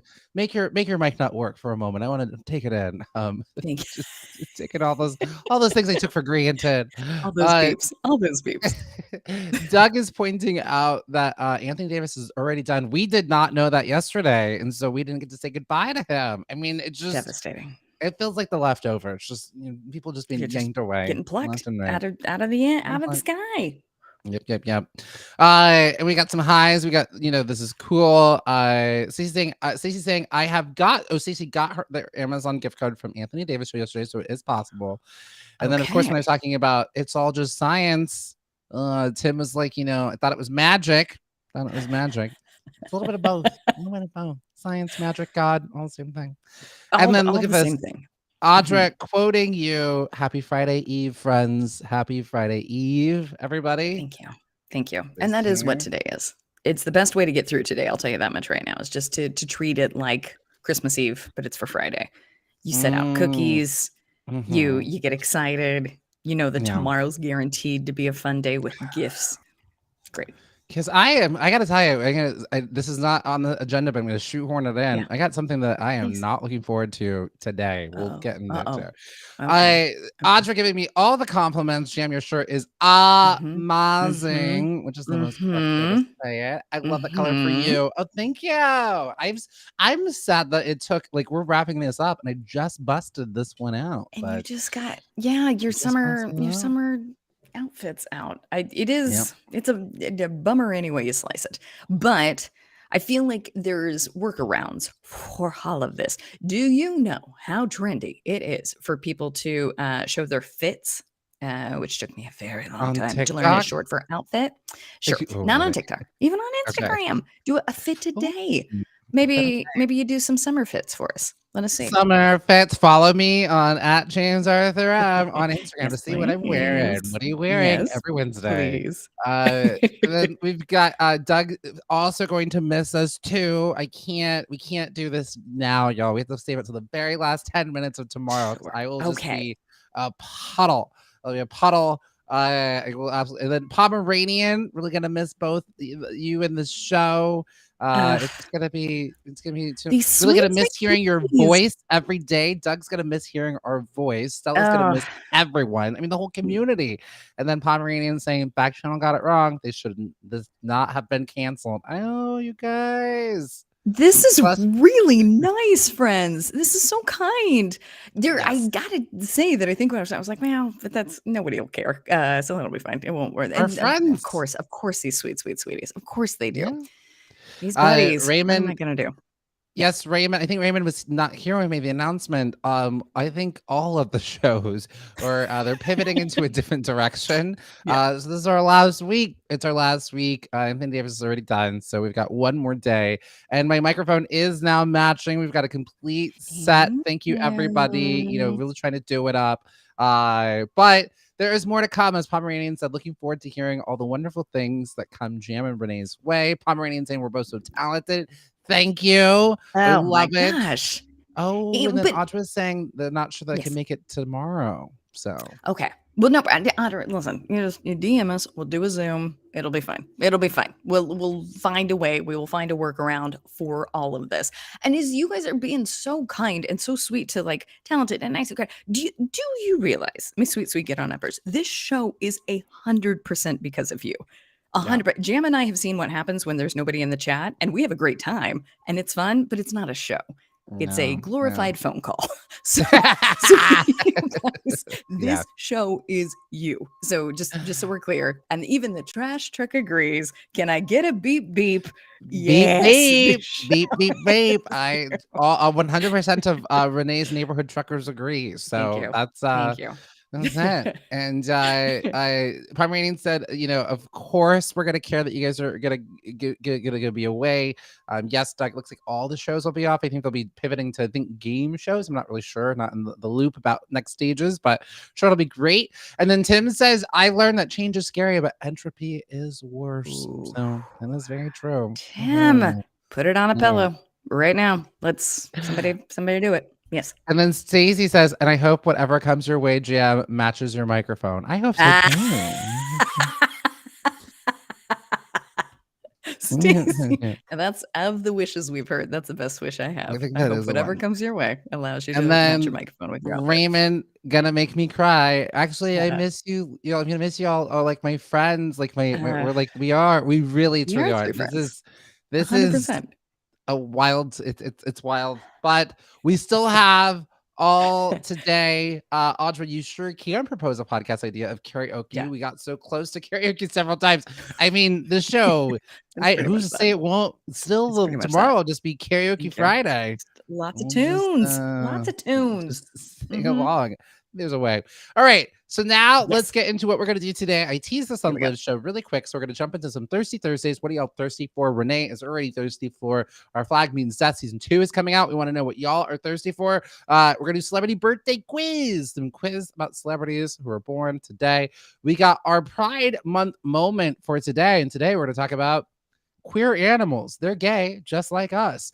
So we're talking about, everyone knows about penguins and how, they're pretty gay.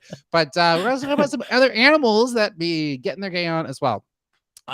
So we've got also our This Is the News section. And we got some this or that scenarios, some really juicy ones that pulled from real life, the news, and situations that maybe are made up and maybe are real. And then we're going to close out with some gratitude Thursdays for some thankful Thursdays. So that is what we're doing today. Could not love it more. Very, very, very excited for all of this, and for the Get On Uppers to chime in on all of it. Because as we said, you guys make this show. You are the very best part. I cannot wait to hear your take on everything. Now, let's see. What did we? While you were saying that, Audra, if I may, I feel like Audra, you need to make a podcast of your own. Audra saying, "I'm full of podcast ideas and zero follow through." You just gotta make it.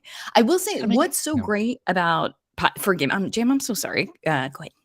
No, I was going to say the exact same thing. Renee and I, again, as Renee and I both started our podcast at the same time, and you just got to make it. That's literally just what it is. And then what's nice about it, what I find is different about podcasting versus other media, is that it holds you accountable. Because as soon as you make it, you at least have 3 people listening, and then you owe it to them to make it every week. And then it's easy. All you got to do is make that pilot. That's it. And then it'll be easy going forward. Yep. You should make it. You'd be a wonderful podcast host. Jane, I just saw Strange History. Strange History, a show? Or Stranger Things, maybe. Oh, Stranger Things. I know. I'm always trying to bring everything back to Stranger Things, but As maybe it it was should be. Strange History. As it should oh, be. but this was one of the best movies that you've ever seen. Oh, maybe it's not Stranger Things then, because it's TV show. Well, want to hear more? I've got the internet right before me. I can Google. Want to hear more? All right, Get On Uppers. What are you thirsty for? What are you looking forward to? It's got your parts that you're looking forward to for the future. Good gosh. I guess the thing, I'm gonna pull in Renee and go far into the future. Yeah. Did I already say this? I did. I don't think told you so. all of this. No, I did. Well, say it again. I got tickets for Harry Potter and the Cursed Child. Yes. I did. But I don't think we know. Oh, fun. No, because you aren't going to be here for your birthday. So if you will allow me to indulge, I would love to hear birthday plans, what we're doing, where we're going, what the whole celebration is. Yes, Jam, what's that face? What's that face? Just caught out of my eye that Raymond meant to say Doctor Strange. Yay, Raymond. I'm so glad that you finally have entered into the multiverse. I agree. It is so good. It is I think it's number 8 on my Marvel list. I do believe I put it at number 8. Again, it was very hard to rank these things. I think only if you're above 23, it means I love the movie. So there it is. Ooh, Tim is looking forward to an actual in-person date you have later today, but you're also dreading it. Okay.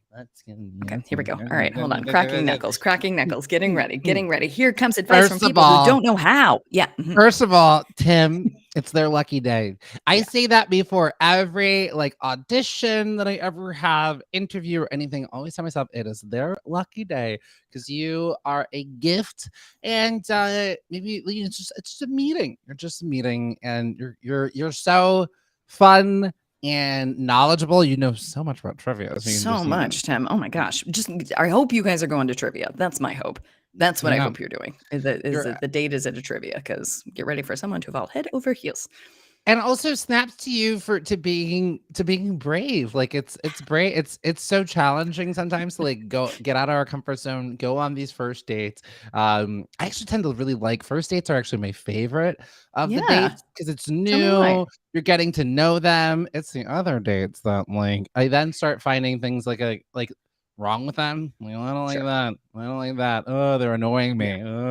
It's the date 4 and on, that gets hard for me. Right. And Jim, I don't know your objective or Jam or your objective in this. If the objective is to sort of find your life partner, something that is so comforting to me that was newly introduced to me, and I should have had a concept of way before last year, was if it doesn't work out, fantastic.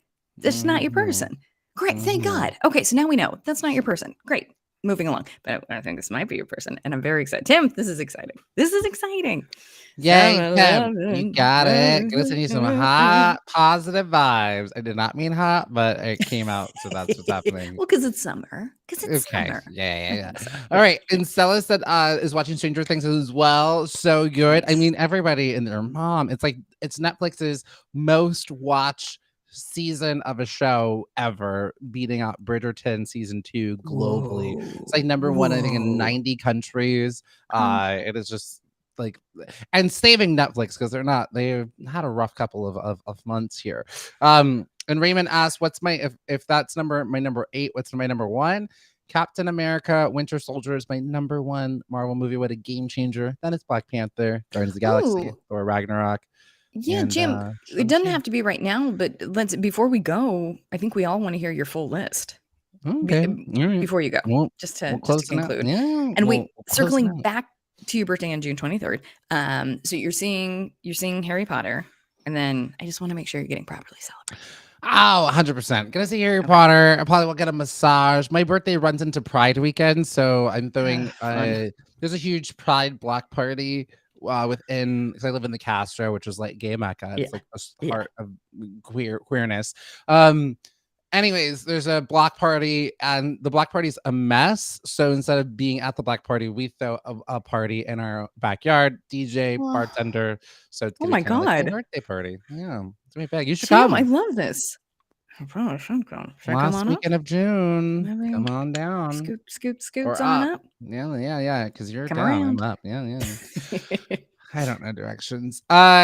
Great. And then we've got did Stella's name just change to worry about my sorry. Stella, I'm not laughing at you, but this is, I think Sarah says, Stella says, call me Stella. And then it says, worry about and then it says, it changed my name for some reason. I'm so sorry. I do not know. Oh, interesting. Oh, that's very funny. Happening. That's very funny. That is Stella. Stella. Stella. Stella, now you're back. Now you're back to Stella. There's a Stranger Things. It's from 2022. The Stella, I love it. And I wish that you had kept worry about my. You're like, it's me, Stella. We're like, no, let's worry about my. And Audra said the latest Stranger Things season is mind-blowingly good. It really, really is. And it's like, I think the first season was so good because we're like, whoa, what is this show? Season 2 and 3, they were good. Season 2, it was good. Season 3 was like better. Okay, we're getting back on track. But there's something about season 4, and I think it's because the Duffer brothers just had a lot of time to really. That pandemic, they had time to write more, and I think it sometimes helps when people just have more time to write. Sometimes that's why pilots are so good, because they've spent so much time writing and working on that pilot or that first season idea, and then it gets hard when like, okay, season 2 next year, like wait, we just gotta go. Yeah. Or I think another thing that can happen is that the network starts to get involved, and they start to be like, no, you can't do that. No, you can't do that. No, you can't do that. And they're like, oh, you guys messed it up. So I like that somehow, some way they were able to make the show they wanted to make. She said without watching it because she's scared of everything. Every time I'm like, no, Renee's not gonna see this one. I can't. Nope. Yep. Nope. I just had Joyce and Maria are basically the relationship my husband and I have, and I'm high key shipping them. Oh wow, Joyce. It's Joyce and wow, Audra. Hot take. I'm not on the Reddits, but what Joyce and Hopper. It's Joyce and Hopper. She got him back from Russia. Spoiler alert. Spoiling everything. Right. All right. We're going to change discussions before I spoil everything. Before I just done spoil it all. All right. It is time for Happy Birthday, Celebrities. Happy Birthday, Celebrities. Happy birthday. I love it. I love it. I just said, never mind. I'm having nothing more to say. Safe to say. Haha. Okay. Backtracking. You Those are want to funny. keep that I one love on it. the anonymous Reddit board. You might start some Yeah. fires. I very much love it. And Stella, thank you for going back to Stranger Things just real quick. Like, it's not scary. So I tell you what I'll do, which I will also do with Ozark this summer, is that I will go through, I will read all of the Vulture recaps, and then I will watch. That's easy. It is good. Did you watch The Goonies as a kid? It really gives me those No, Goonies 'cause there's E.T. feeling. Yeah. And to And I be was scared fair, of the Goonies, scared of E.T. What happened to me as a bebe that I can't handle anything? Was I left at a fire station? What happened? That just anything that is startling or scary in any way, I'm like, I'm uncomfortable. I'm uncomfortable. oh, you're sweet. I don't Well, care you for ride it. a roller coaster. It's fine. Yeah. There's a cute boy on there. Hell no, they're a cute boy. Wait, so interesting. So actually, to be fair, to be honest, I actually Yeah. have never seen The Goonies all the way through because it Okay. was too scary for me in the very beginning. I had never even realized they get to a pirate ship at the end. I had no idea. It gets like fun adventure. But E.T., E.T. was too spooky for you. Yeah, I just couldn't handle it. I just couldn't handle him leaving. I couldn't handle that friendship being torn apart. It was, Yeah. ugh, I still can't. Too Almost made me much. cry just thinking about it just now. Something's wrong with me. In a Kind deep of like way. us. Kind of like us. Let's see. Pomeranian said, unpopular opinion. I couldn't get into Stranger Things. I did love The Goonies as a kid. Goonies. Oh, interesting. Pomeranian, I wonder if you suffered the thing that I often suffer with something that's incredibly popular is I get a hold of it just a little too late, just a little off the bubble. And everybody's already told me how extraordinary it is. So I'm not coming at it with sort of an organic, like, oh, let's see what this is. And then your expectations are too high. I know so many people who hate Ted Lasso just because they were told too many times how great it was. It makes sense. It just, what you're told you're supposed to love really conflates things, I think.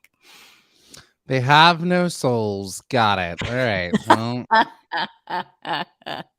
Pomeranian has more soul than anyone we could possibly want.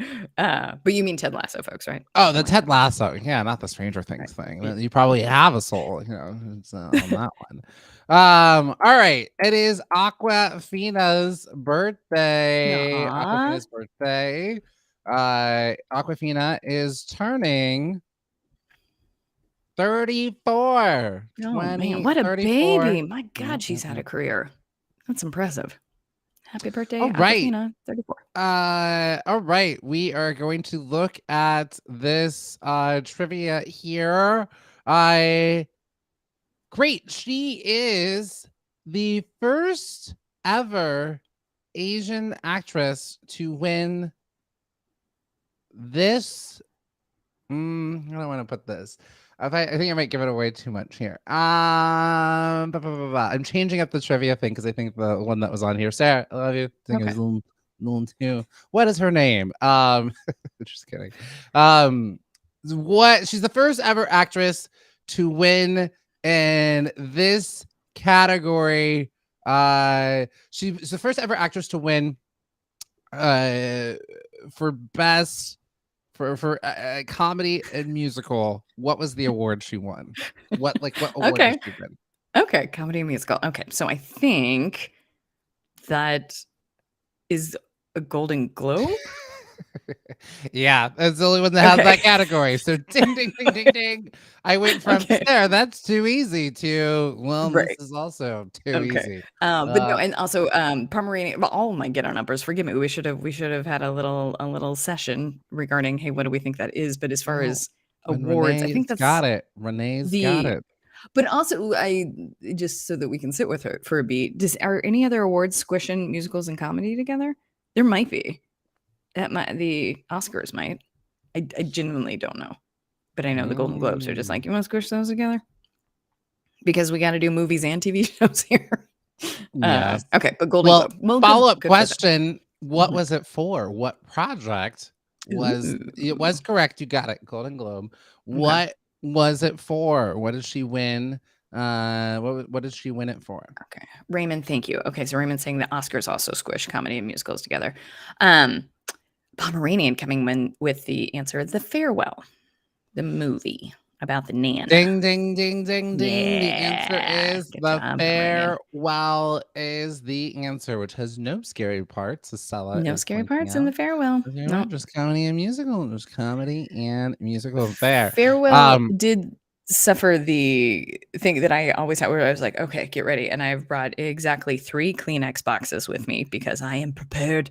And then when you set yourself up that much, you're going to get dewy eyed, but you're not going to sob. So farewell is good, but it's not sobby. I haven't seen it. I need to put it on my list. I know. Okay. Bad me. It's on my list. It's one of those things I'm just like, I don't feel like crying today, so not gonna do it. Absolutely not. I'm still trying to watch Coda. I just can't do it. And maybe it's not that sad, but I'm convinced that it will be. All right. Okay. I'm thinking about it. I'm gonna watch it eventually. All right. Andy Cohen turning 54 today. Sarah. Happy birthday, Andy Cohen. Yes, Jam. Yes. Thoughts, feelings, things. I don't know. I feel like we decided he was mean to Kathy Griffin, right? Is what we decided? I just was laughing at like Sarah's just like, all right, okay. today. Okay. Got it. Today, Sarah's tomorrow's gonna be hard because tomorrow's Friday. We're playing for cash prizes. So today, Sarah's just like, I'm gonna keep it easy. We need some softballs. We deserve some softballs. Andy Cohen hosts this reunion of this reality TV show series. Sure. What could it be? What in the world could that be? I agree. He has been on numerous podcasts that I produce and is so kind and is so nice in person. So I don't know. I don't know what went on behind the scenes. Okay. So yes, nice Pomeranian. Great job. Anybody else want to chime in with the answer? This is on Bravo. And the rewatch is for Real Housewives. Any thoughts? Pomeranian's got it with Watch What Happens Live. Andy Cohen. Okay. So I think what Sarah was specifically looking for was so the question says he hosts the reunion of this reality TV show series. And so there's actually a reunion Real for the Housewives. The Real Housewives is what we're looking for. It. But that was my follow-up question was, what's his other show that he has? That is What Happens Live? What's Happening Live? So he Sarah also and there it is. Audra has it. Real Housewives. Nice, good job, Audra. Sarah also noting that his kids are very cute, and that is something to be celebrated. Cute. Yeah, I understand everyone's mixed feelings about him. I don't know.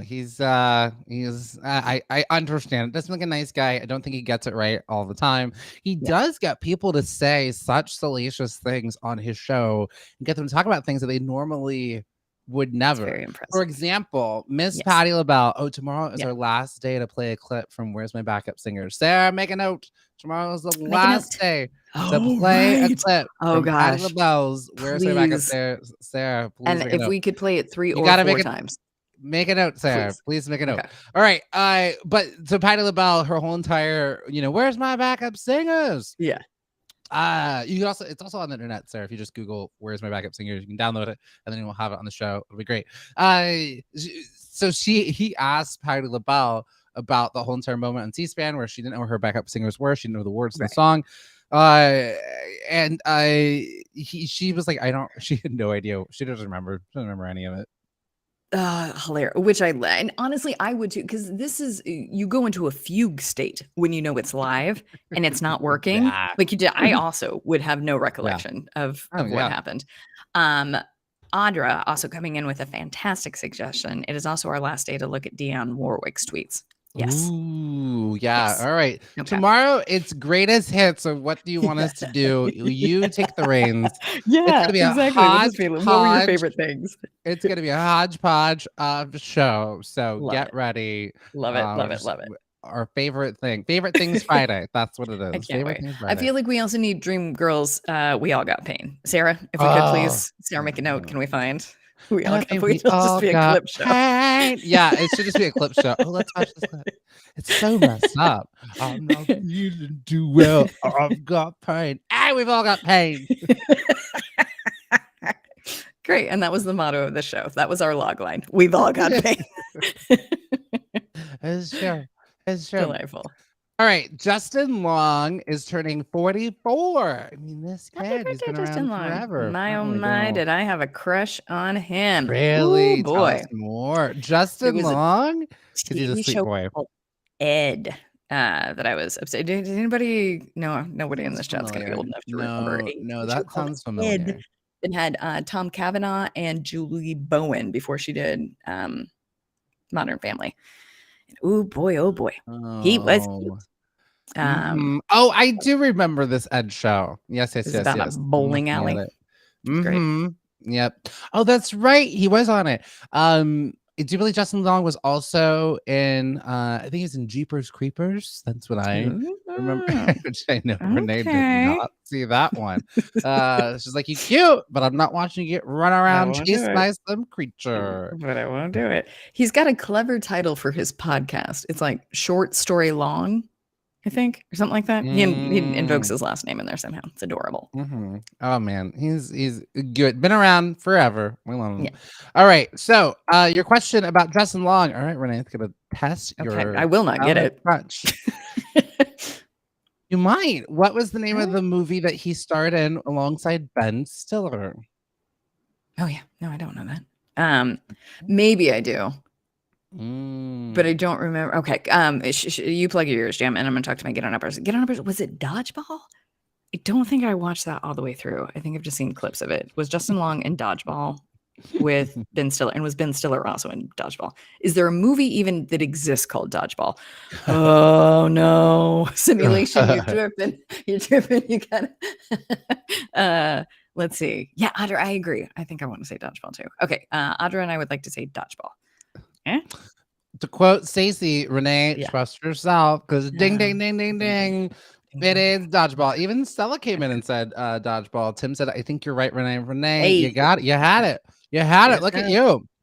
Follow-up question about Justin Long. Since you know your Justin Long movies so well. I barely got Dodgeball, but yes. Staying with the comedies, can you name the movie that he was in with Ryan Reynolds and Anna Faris? They were in a movie together. Sure. Let's see. Okay, I remember somebody slipping in the snow, right? Is there a slipping in the snow scene? Does that seem right?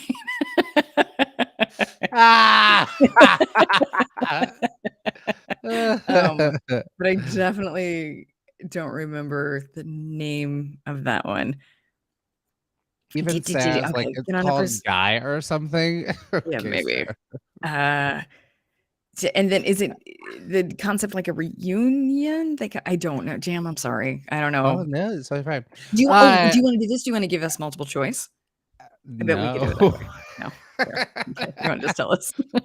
I'll just jump in here. So Renee, you're thinking of the movie, and this is why it's kind of a trick question. I was like, oh, I know exactly what movie you're thinking about and talking about, because Anna Faris and Ryan Reynolds were in 2 movies together back to back. The one you're thinking of is called Just Friends. Slipping in the snow. Okay, Just Friends. It's called Just Friends, and there is like he's like a hotshot music producer guy. Used to be a nerd in school, like overweight, and he then has a makeover. He runs away from school, goes to LA. Hotshot. Amy Smart is in it as well. Anna Faris plays like a pop star, kind of. I think her name is like Samantha James, just kind of like Jessica Simpson, Britney Spears-ish. Hilarious in the movie. But you're Waiting. Waiting was the movie that Justin Long, Anna Faris. Right. God, they were in there? That's crazy. Waiting. Okay. Is it the movie about being waiters? Yes. Yeah. It's a movie about being waiters. Yeah, that's it. Interesting. Okay. Well, there we go. Well, happy birthday, Justin Long. 44. Oh, Sarah's seen it. Just Friends is the better of the movie, but the amount of times that they drop the F word, and not the 4-letter F word, the 3-letter F word in that movie. I rewatched it recently, and I'm like, I used to love this movie, and I was in college when it came out, and I was out, and I think you just get so desensitized to homophobia. Like, we just live in such a homophobic culture that you just get so used to it, and now not used to it at all because I don't live in a homophobic world at all. Like, none of my content, the people I hang out with. It was very jarring to watch this movie recently. I loved it when I was younger. Sure that they all are issuing an apology. I think the boat has sailed, but Anna Faris is just hilarious in it. All right. Wayne Brady, my cousin, is turning 50. Wayne Brady is turning 50. Happy birthday, Wayne Brady. Okay. I'm not gonna get fancy. Just gonna read these questions as they Here we go. are. Here we He go. was on this famous improv show hosted by Drew Carey, where You know what's the interesting? points Yes. don't matter. I can't read the last part of this. They don't matter. Is that what it is? Yeah. Yeah, the points don't matter. All right. I love it. I love it. Perfect. All right. The improv show where the points don't matter. You know why is I think because it's a morning show. Yeah, there you go. Nice job.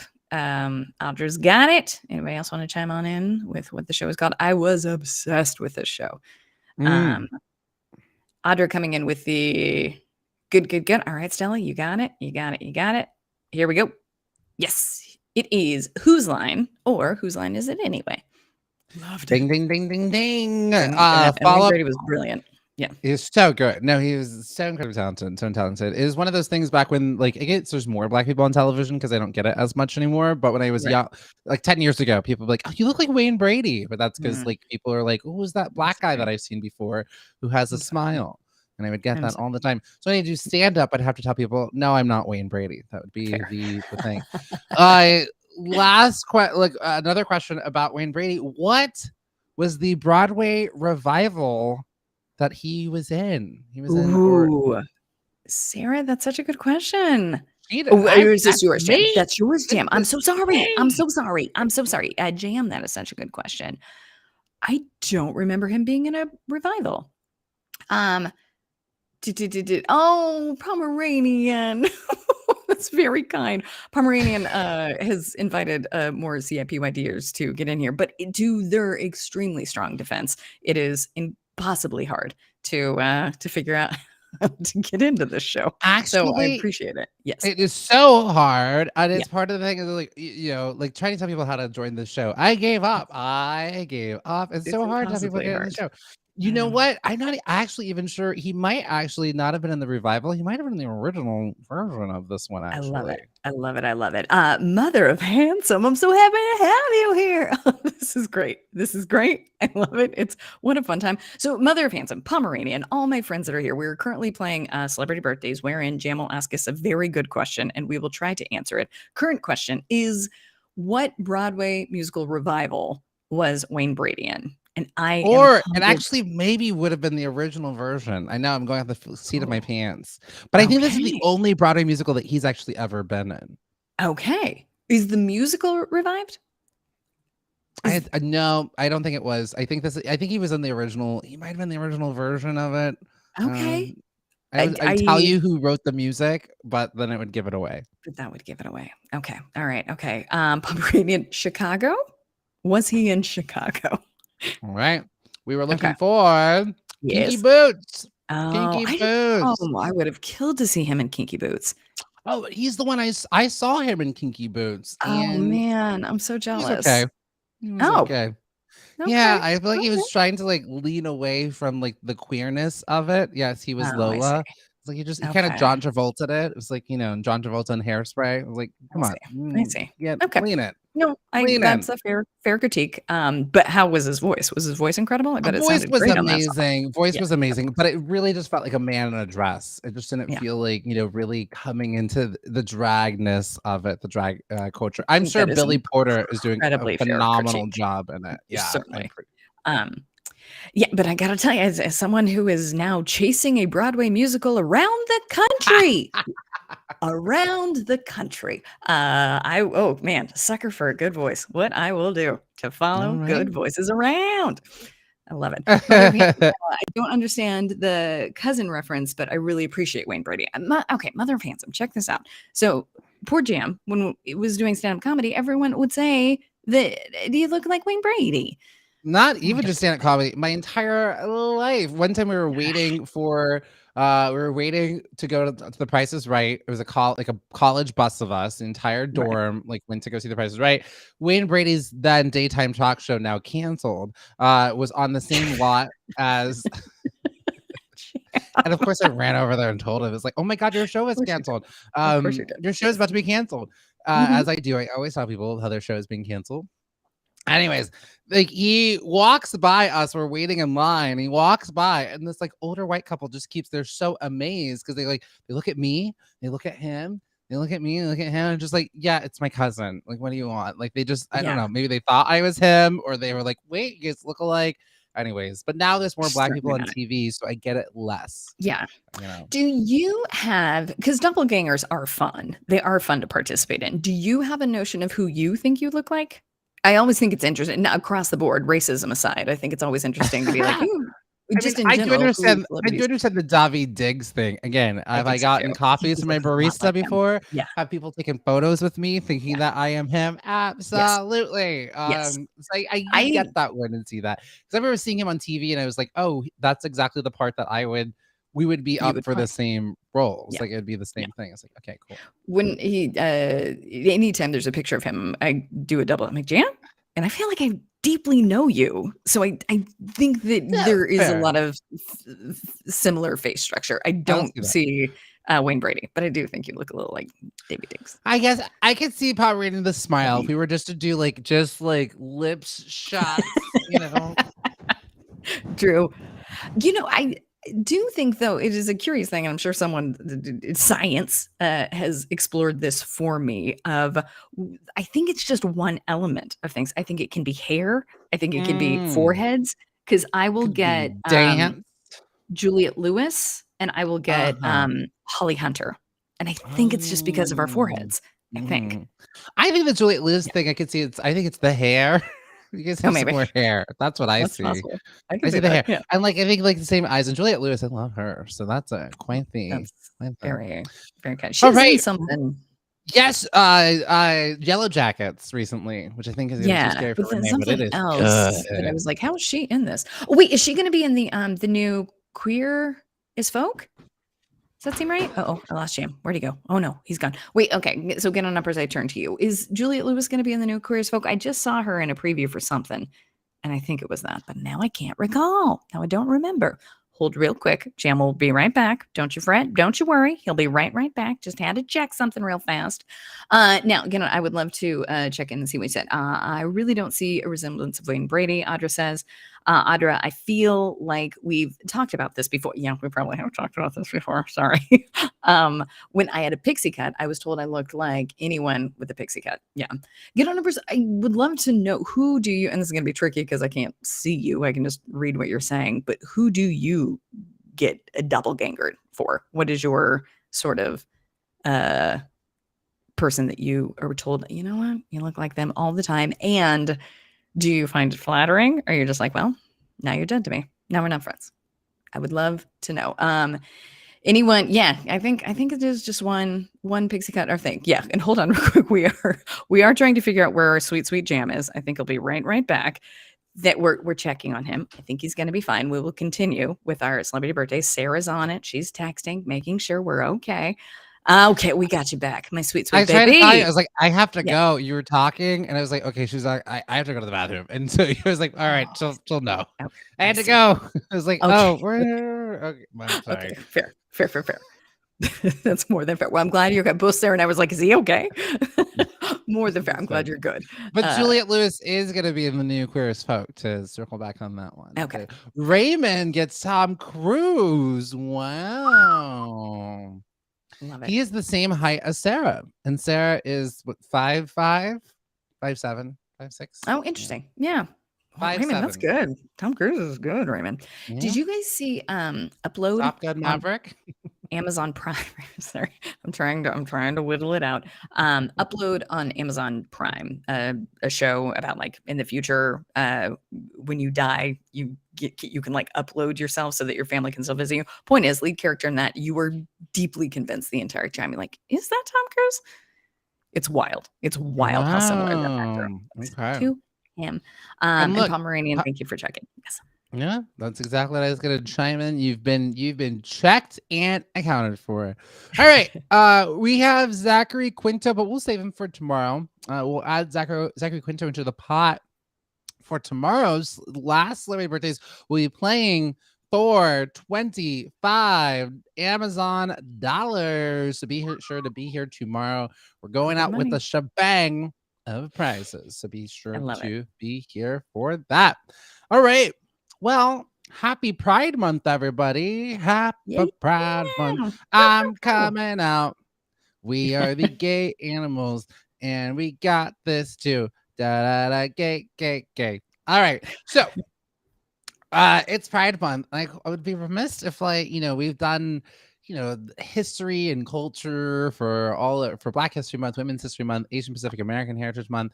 But I wanted to I remember when I was really coming into my own as a queer individual, and like I grew up in the church, and sometimes you hear this thing of like, oh, it's unnatural, but when I then looked at like the animal kingdom, I was like, wait a minute, that actually is quite natural. Yeah. Um, Yeah. so, in fact, same-sex pairings are not just normal in the animal kingdom; it's actually very common. And studies suggest that about 1,500 animal species are known to practice same-sex coupling, from insects to fish to birds. And so, I want to go over some of the ones that you might find, and what are some of the numbers and data around it. So, everybody knows about penguins. Everyone knows about penguins. And so there was Roy and Silo are two male chin strip penguins that once lived in Central Park Zoo. They had a long-term love affair that included an adoption of a little baby chick, and the two males remained together for 6 years until Silo's attention was drawn to a newly introduced female named Scrappy. Roy was left alone, but eventually joined a group of male penguins. So, he was all right in the end. It happens. You're like, oh, we had a relationship, didn't work out. But you never takes away from the time that you had. I mean, 6 years, that's good. My longest relationship, 11 months. I've never had a 1-year anniversary. I love it. I love it. You beat me, Roy and Silo. You beat me. And then in Denmark, a pair of male penguins became daddies to an adopted chick after a female had abandoned her egg. So, so here, that is the story. And we all know stories about gay penguins, but I wanted to highlight a specific relationship within the animal kingdom. Okay, the next one is, this is the one that I think was like so wild to me. So, giraffes. Let's talk about giraffes. Here we go. Okay. Yeah. Can't wait. So among giraffes, there's more. This fact to me is always so wild. Among giraffes, there's more same-sex and opposite-sex activity. In fact, studies say gay relationship accounts for about 94% of their activities together. And male giraffes know how to flirt. First, they do they do like necking with each other, and so it's like a gently rubbing of the necks. And that's how they start. They also do play fighting. They do play fighting, but it's not aggressive. It's just play fighting. And then once the giraffe curls his lips, it means he's ready. He's ready for love. He's ready for you. So there's been That's very sweet. I mean, it's good to know. I mean, honestly, yes. Audra said, "Dang giraffes! I had no idea." I know this is one of those ones that has been burned in my memory. Is 94% of their encounters are, of the queer kind. Love this more than anyone can possibly express. This is great. I also really like the giraffes have it figured out of like there is no mixed signal here. I'm not playing games with you. I'm not making you guess. I'm not waiting to text you back. I am being incredibly clear of my intentions. We could learn from giraffes. It's very true. When I curl my lips, it means this is that. Yep. No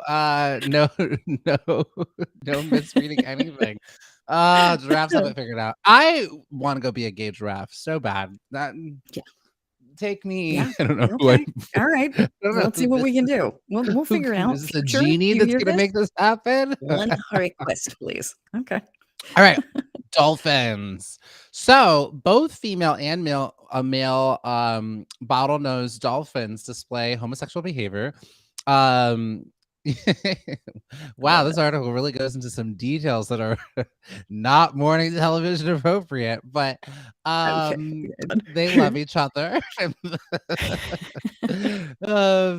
so in bottlenose world, homosexual activity occurs with about the same frequency as heterosexual encountering. So it's kind of there too.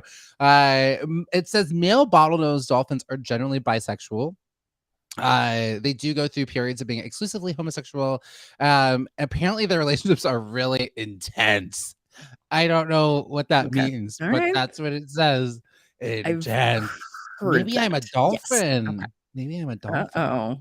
My relationships are intense. I don't know if Okay. this is a good thing. No, Okay. a good thing. Oh my God, look at this.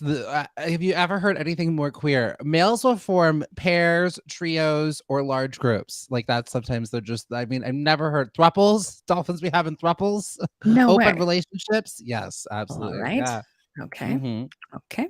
And yeah, so there's that. It sounds like they're just having a big ecology experience. And then we've got lions. Oh my. Mm-mm. So it's also common among lions as well. 2 to 4 males so sometimes will form a coalition where they work together to court female lions. Sounds a little creepy. But they depend on each other to fend off other coalitions. Okay, that seems very interesting. That reminds me, I think tomorrow for our last Pride one, we'll do like history of like queer, like we'll do history of queerness through time from like there's again, it's not something that just started 50 60 years ago, that every culture has its I will do a big flashback Friday for you. Amazing. I can't wait. So this ensures loyalty among male lions, strengthens their bonds, and many researchers refer to this behavior as your classical bromance. Sometimes it's just a very strong friendship, very much Oscar Isaac-y and Pedro Pascal. I love it. Space sisters. There's a space. There's just these lions are just space sisters. Some male lions will form bonds that can last several days, several days, just like really bonds. Nearly 8% of observed. So there's about like there's been like at least 8% observed like connections between homosexual lions. I guess Jane Goodall was looking into this or something. I don't know who was like studying this. Oh, okay, there's another one. All right, nope, there's another one. All right, got another one. Okay, all right. But it's not just in the chat real quick, reading along with you. And as you were editing it for morning TV, Pomeranian is like, "Oh, I'm seeing it all, and I feel like I shouldn't be looking at this before breakfast." Where if people wanted to read along without the sort of like watered down version for morning television, where can we find this article? How does this happen? First of all, I like not look at this doc. So I'm reporting from something that I did on my podcast, Minority Corner, years ago. So I've not looked at these notes in this doc for a while. I love it. God, these are let's see. One of the article titles is called "Hooray for Gay Animals: 9 Species That Are Also Celebrating," and that's on the Huffington Post. We also have from DW.com 10 animal species that show how being gay is natural. Love it. And then we also have from NBCnews.com gay animals. this headline: gay animals out of the closet. Great headline. So you pretty much just Googled gay animals, you'll be right there. Well, let's see, maybe we have time for another one. Not gonna be, no, not that one. Oh, let's go to albatross. Do we have any pictures of albatross? So the Laysan albatross, which nests in Hawaii, is known for its large number of homosexual partnerships. How large, you say? Glad you asked. Around 30% of pairings on the island of Oahu. And they're made up of like 2 females. They are monogamous and usually stay together for life. I mean, this is probably the most lesbian thing I've ever heard together, right? Am I right? Am I right, Sarah? Sarah said, "Yep." Oh my gosh. They stay together forever. The chicks are often fathered by the males that are already in another committed relationship. Oh man, this sounds like an episode of Mari Provage. But the lady's like, okay, we're good. So it's a lot of lesbian albatrosses out there. Maybe lesbian seagulls, if you will. There we go. Let's go to, do we have any oh my god, there's so many. We'll just do like 1 or 2. There's so many to choose from. Swans. Okay, we'll do elephants. Okay. I got you, Sarah. We'll do elephants. So elephants, male and male encounters are very normal and known. They show affection to each other. Sometimes they'll cuddle each other, and they like these male elephants. They love to kiss each other with their little trunks. Yes, they do. And okay, how many more of these I can really read? I'll do one more. This is it. Swans. Swans. So, like many birds, swans are also monogamous. I didn't know this about birds, and they stick with one another for years. Many of them choose a same-sex partner. In fact, around 20% of swan couples are homosexual, and they often start families together. Sometimes one swan and a male couple will go mate with a female, and then uh-oh. Okay, sometimes one swan and a male couple will mate with a female and then drive her away once she's laid the eggs. That's a little messed up. I think some co-parenting should be more involved. And then sometimes they will adopt abandoned eggs. So I like that part. I don't like the, hey, can we have a baby? No, get out of here. Honk, honk, honk, honk. Yeah, and I got my gay family. Yeah. Perfect impression. Perfect impression. So I'm not gonna go through all of them, but there is these articles go through walruses, sheep as well, warthogs, spotted hyenas. I mean, the list goes on. So that is Happy Pride to all of our gay animals, our queer animals. Happy Pride to you. And Raymond said this is more like an episode of Queer as Folk. It really is. This is where they get all their ideas from. This is where they get all.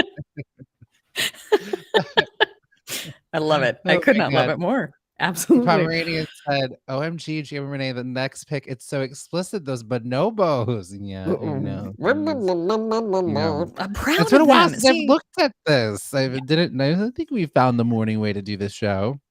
But what's so nice about these photos is just like, yeah, that's what love looks like without shame. Absolutely. And it should be celebrated. I love it. I will take myself to that article momentarily.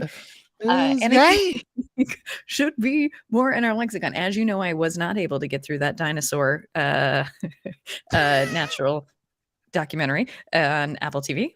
I don't have the constitution, but I would bet that that'll come up at some point. I bet they'll be like, did you know T-Rexes are gay? Probably. Yeah. I also love that Audra said history will say those birds were roommates. That's exactly that was roommates. I hate it, but that's funny. Very, very funny. See, Raymond saying you're telling me Pumbaa is gay. Absolutely, that makes sense. Timon and Pumbaa, they were not roommates. They were lovers.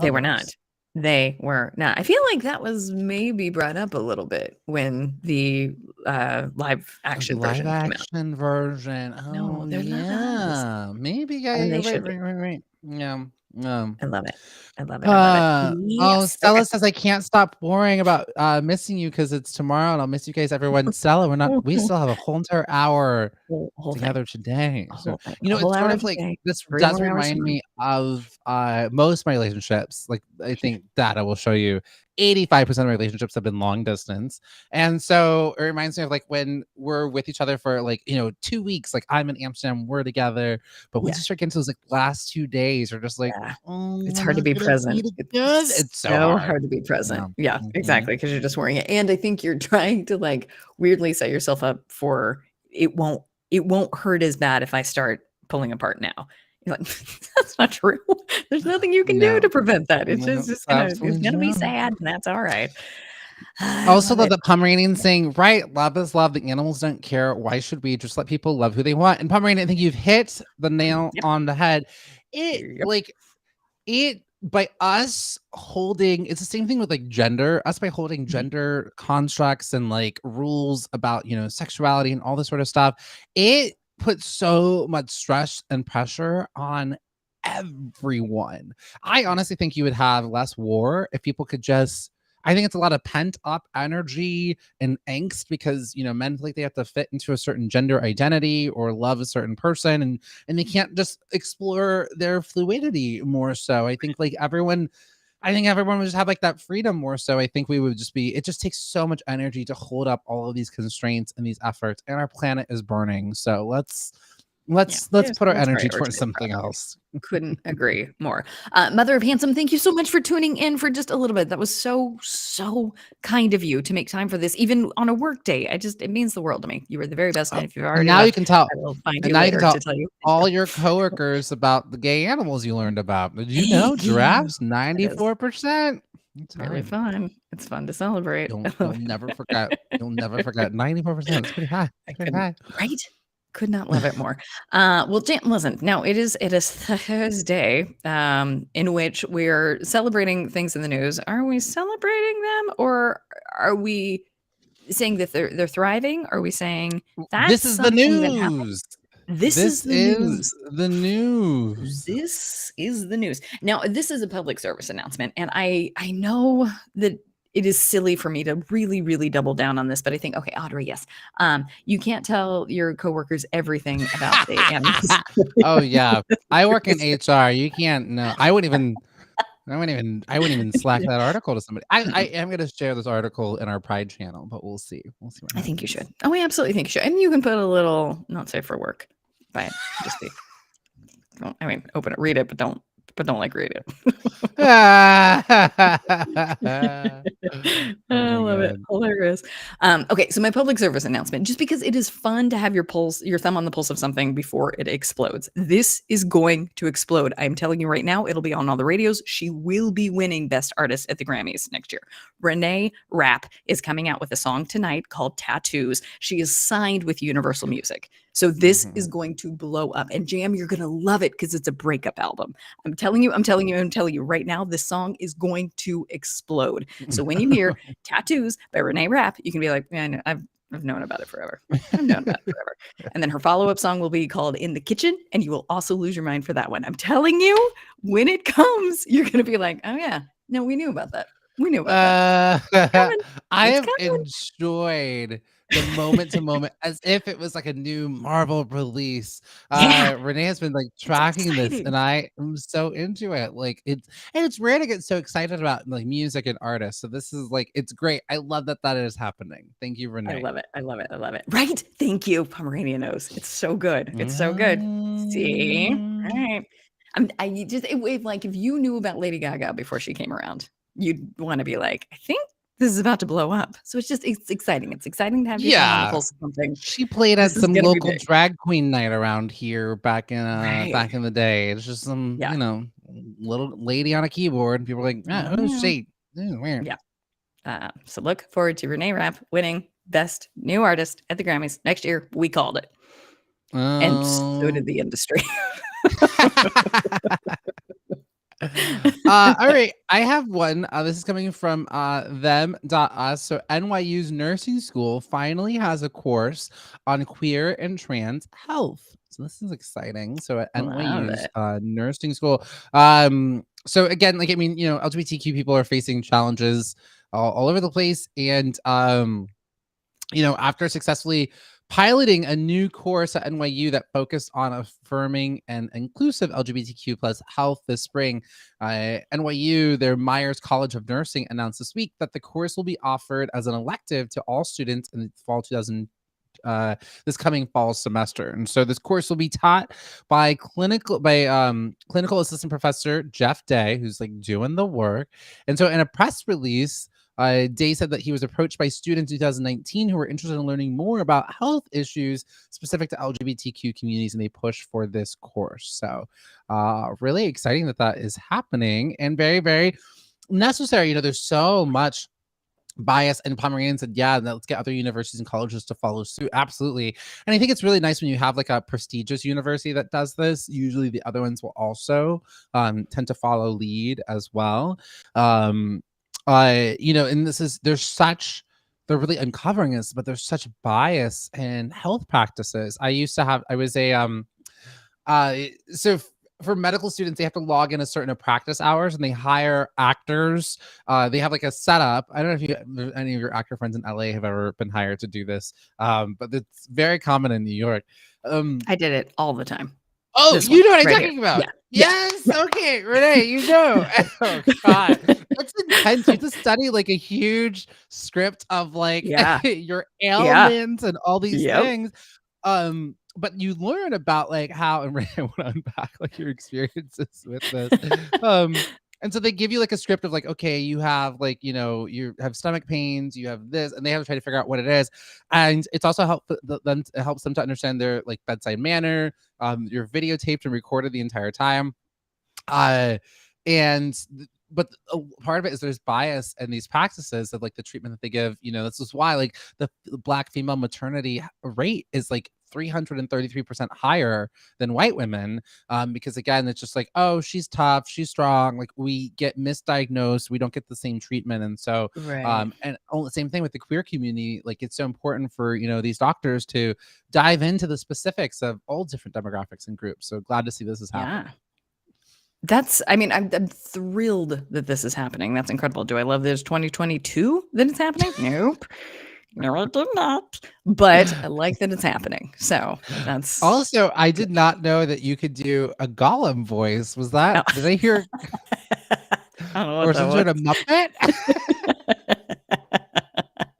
Oh wow! My voiceover actor, get her a microphone. She's got certainly it. not. Get No, her she doesn't. into the recording studio. No talent. You know who I think that I was trying to make that be is Punky Brewster used to have a animated TV show, and her little buddy was called Glomer, and he sounded like that. Oh yeah. Oh yeah. Oh, I love Glomer. Yes. I know. Okay, Sarah. I'm not Sarah. Renee. Pomeranian said, "Oh my God, it's like being on ER or Grays." Renee, what ailments did you have to act out? Sure. Now, listen. It's our second to last day, so it doesn't matter. This is intense and is going to make everyone feel uncomfortable. But this is in LA. It was UCLA, and for the second year med students, they have to sort of study gynecology, and so they would have to bring in ladies who would help. And so we had to like act out the people who would be nervous about having some of that happen. It was interesting. It was an interesting thing. Yeah. But it paid so much. It paid so much money. Well, yeah. No, Happy it to was have like a it. good thing. Yeah. I think I only got to do it like once. My schedule got really, really busy. Sure.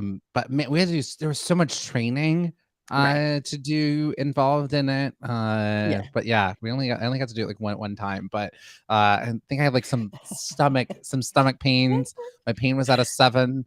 It was just so there is that is happening. All right. Renee, do you have a story?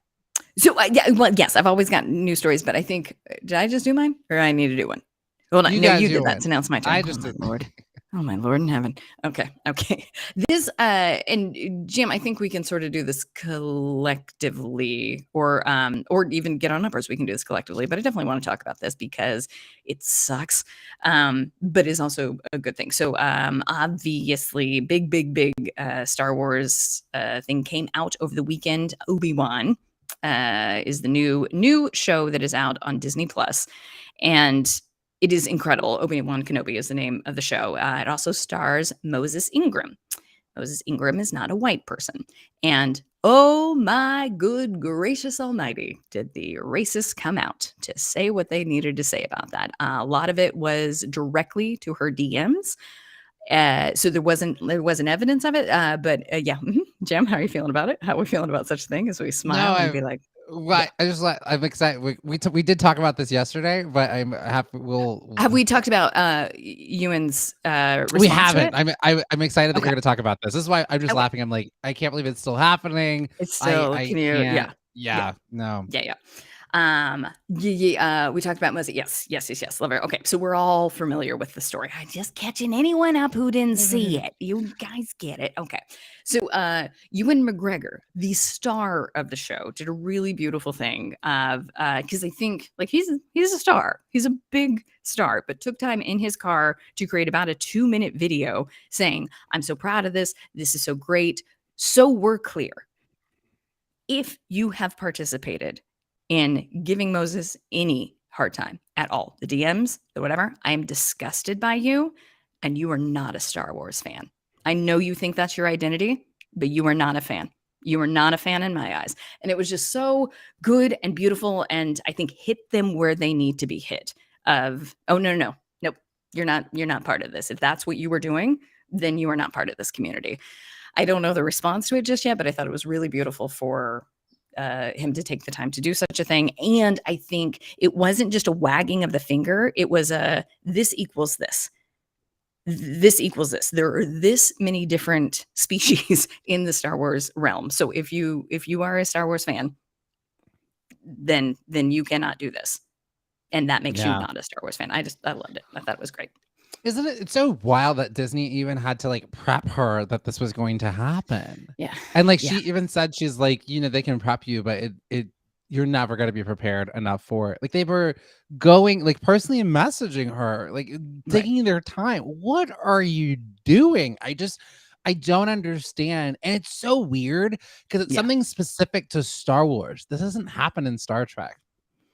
Right. Star Trek is a very inclusive community because the idea of Star Trek was always this idea that like everyone was there, you know, like it, from the very beginning was always such this like progressive story. And maybe this is what happens when, you know, Billy D. Williams is the only Black person in the universe for a while.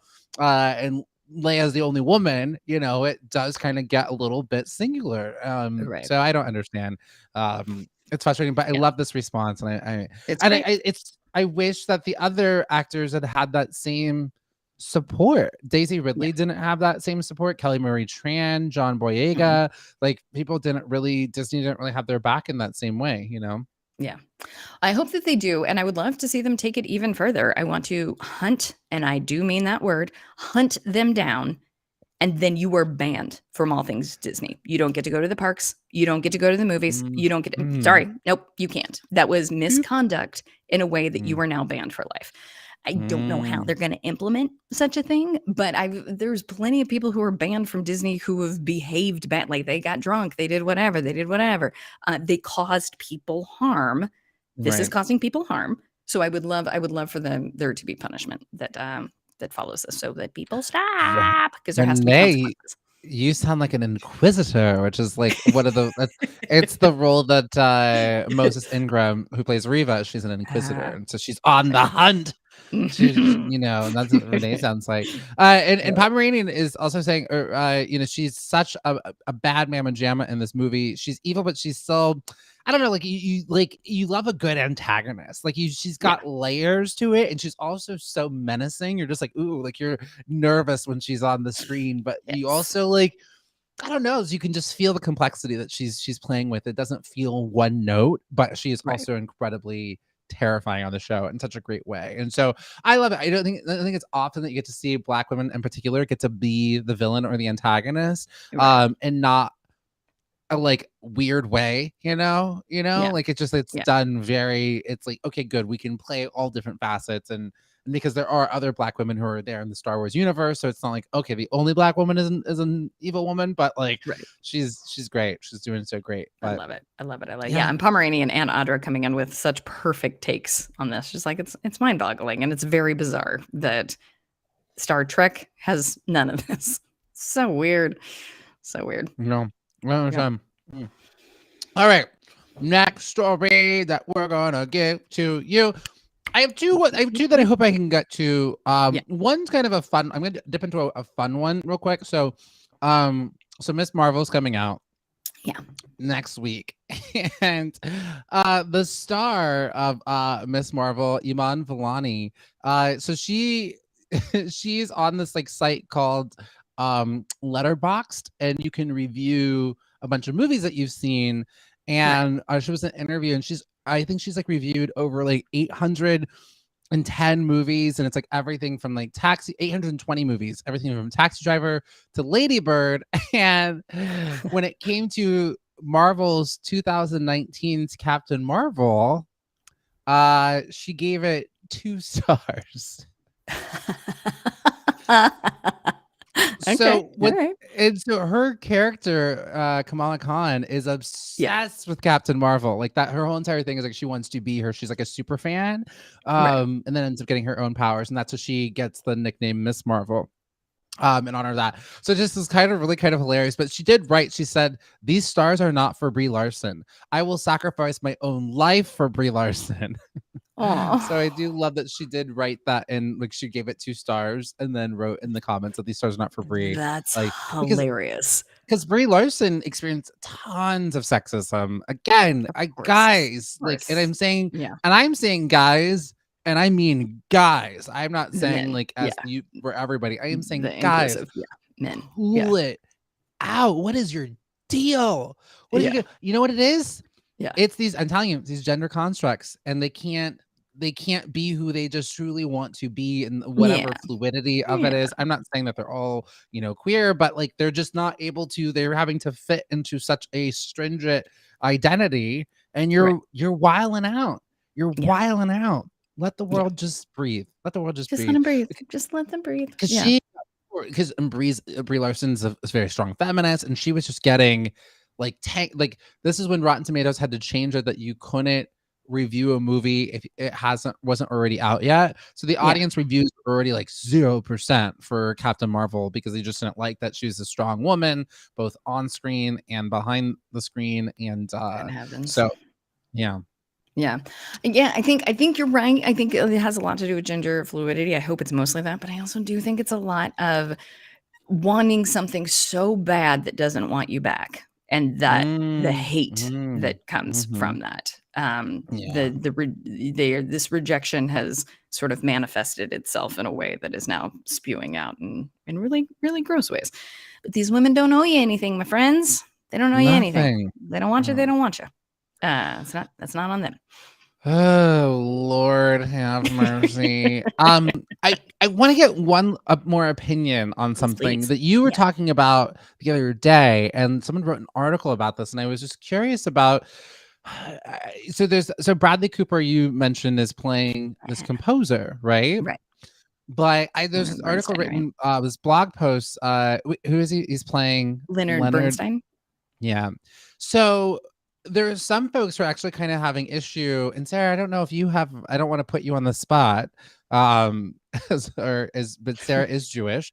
And some people are having issue with that. They put on a prosthetic nose onto him to play, and they've really accentuated his nose. Because he's playing this, I guess, I don't really remember. I'm not really familiar with Leonard Bernstein or whatnot. Sure. I don't know if his nose is very prominent. And so there's some backlash that they're having, that they're putting on this prosthetic nose onto him for him to be able to play this part. I do know that sometimes for people to transform into roles, like when Nicole Kidman, she played some rough role or whatnot, they put prosthetics on her or things like that. I mean, there is kind of like a fine balance. I can understand this, I guess, too. When Zoe Saldana played Nina Simone, why was that ever happening? They put on these prosthetics on her, and it was like, just go cast a very dark-skinned Black woman who has those features. They had to darken Zoe Saldana's skin. There was no world in which Zoe Saldana should ever be playing Nina Simone. So, and I'm not sure if it's sort of like this. I'm wondering, people are like, they shouldn't have put the nose on him. I don't know. It's one of those things of like, and I think this transformation, and then you're incredibly right that this is not for me to weigh in on. This is for Sarah. I'm not allowed to weigh in on take is if it is exaggerated in any way, shape, or form, then it's incredibly wrong. I think there is artistry in we want this person to transform into that person. We want to honor them by making them look the same. Sorry to bring up This Is Us, but like old mage makeup, whatever. We are trying to help our audience see this. So I think there is artistry in it. Yeah. If it is not in 1 millimeter bigger than what it actually was, then then we're out. I don't know, but Sarah, how do you feel? Sarah, I'm dropping in the link to I don't know if you still have it, but there's another photo we can see it a little bit more from the instead of the photo that is here. I don't know, but yeah, if you can, and Sarah, feel free to hop on in. Here she comes. Yeah. Hello. Hello. Yeah, I mean, honestly, like, yeah, it's like offensive or whatever, but I think there's way more things that are way more offensive out there. You know what I mean? It's like pick and choose your battles. Like, they're so like James said, Zoe Saldana should not have played a black woman at all. Like Nina Simone, and not necessarily like a black woman, but like such dark skinned features and big, because she's Afro-Latina, Yeah, it just and Sarah, you were like... getting so much love in the chat. Everybody, Sarah, hi, Sarah.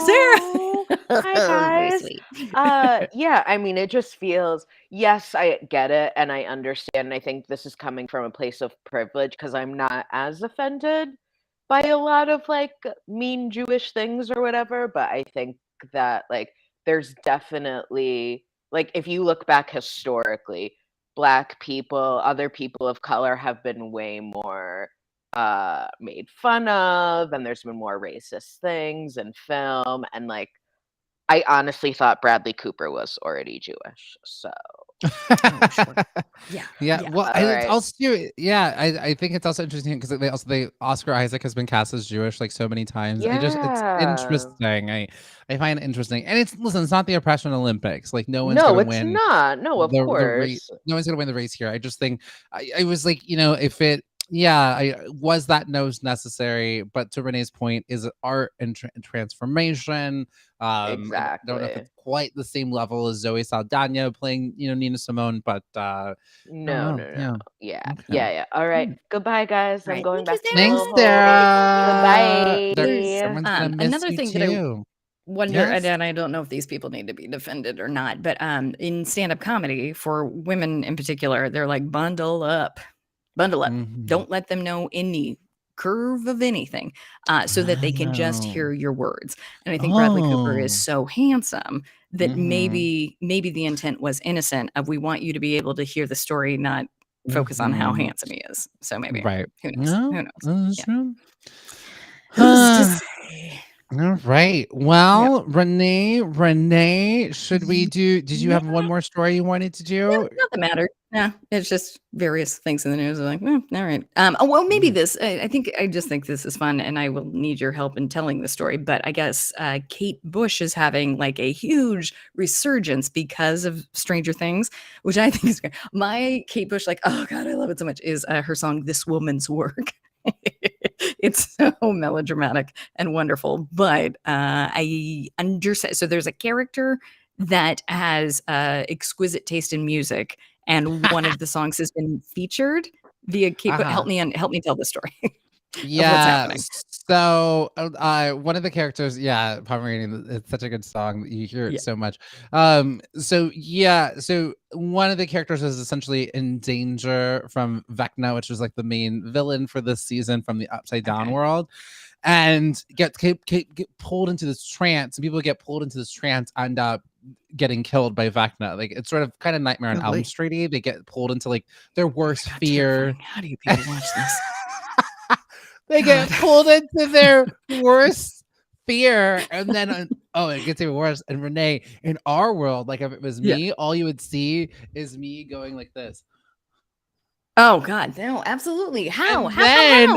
But I'm in the Upside Down world, being confronted with like my biggest guilt and fears, and Vecna's like whispering and like, it's my mom, but it's not my mom, and then you start seeing me float into the air, and I'm just like floating in the air, and then all of my bones get like snapped, and everything like snaps, and I get killed and died. Oh my God, I can't even stand hearing this. I can't imagine watching a true nightmare. Good Okay. heavens. Okay. But so the thing is, what they realize is like, but if they put music on someone, if you're listening to music, it can help pull you out because it'll help ground you. And so the Oh, character Max, this was her song, and she was dealing with like right. the trauma of the loss of her brother, who Yeah. got possessed by he was a terrible guy, but got possessed by the big bad from last season, and she's dealing with the trauma and loss of him. So, anyways, this Kate Bush song they've been playing it so much, but that's why it's having a resurgence right I now. love it. And it isn't this woman's work. It's a different song, but it's great. I think anytime you can get a hold of Kate Bush, you should, because she's great. She's great. She's great. And Audra's throwing out a fan theory that the show is actually, because the show is pretty much like all the villains. It's based on sort of Dungeons and Dragons characters, like which is interesting because it's not necessarily Dungeons and Dragons characters come to life, but the kids play Dungeons and Dragons. They're like, oh, it's like that Dungeons and Dragons character, but. And so that's how they name the villains, because we wouldn't really know what the names of the villains are because it's from a different universe, right? We wouldn't really know, but the kids are like, oh, it's like that Dungeons and Dragons character, and that's how they're naming them. And so Audra said there's a fan theory that the show is actually a D&D game played by adults and the kids are the player characters. Cool. I also have a theory though too about Stranger Things, is that I could see them doing a different, because right now it's set in the 80s. What if they do another, they do a series set nowadays played by like older actors, similar to what they did with like It. Like it was like 28 years later, which is creepy. Because like I can't do it. I don't want to talk about it. I can't do it. Fair. So I just and they are gonna have more Stranger Things series. So this one will have one more season, but they're gonna build like a Stranger Things universe. So more stories to come. Okay. Well, and then Raymond helping me out is like, Renee, don't watch Doctor Strange 2 because you will not make it. Thank you, Raymond. I will not be watching it. Okay. All right, y'all. It is time for this or that. This or that. Would you rather do this or that? All right. Got some scenarios for you. One, I'm just gonna make up here on the spot because I've heard. Let's just go with it. So this is how it's gonna work.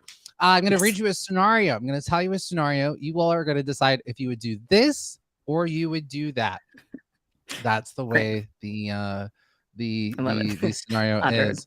Very funny. Just to button up Stranger Things, the sweet get on uppers have been like, Renee, you are banned to only watch Great British Bake Off, and that is perfect. Perfect. Well, speaking of, that's our first scenario. So our first scenario, this is that, this or that. So you guys, I'm going to read you the scenarios. You'll decide if you want to do this or that. So your first this or that scenario is you're in the British baking show. You're in it. Whoa. And it's time for that's crazy. Good job, Audra. it's time for the showstopper challenge. You have to make a fabulous 4-tiered wedding cake. When you take your cake out, you notice it's too dense and not all the way cooked. Do you do this? Throw it away and start over, knowing you won't have enough time to ice your cake and risk going home? Or that? Keep going, cool the cake down, and make it a beautiful cake. Oh, sure. Yeah, gosh. Or how about this? There's also an other. So it's got this, that, or the other. So if there's an other in there. Or the other, do you put the cake back in the oven and hope that it works and you have enough time? So your first option is throw it away, start over. You're going to try to start over. You might not have time to ice it, but it'll be, all good. Or you just keep going with it, or you put it back in the oven.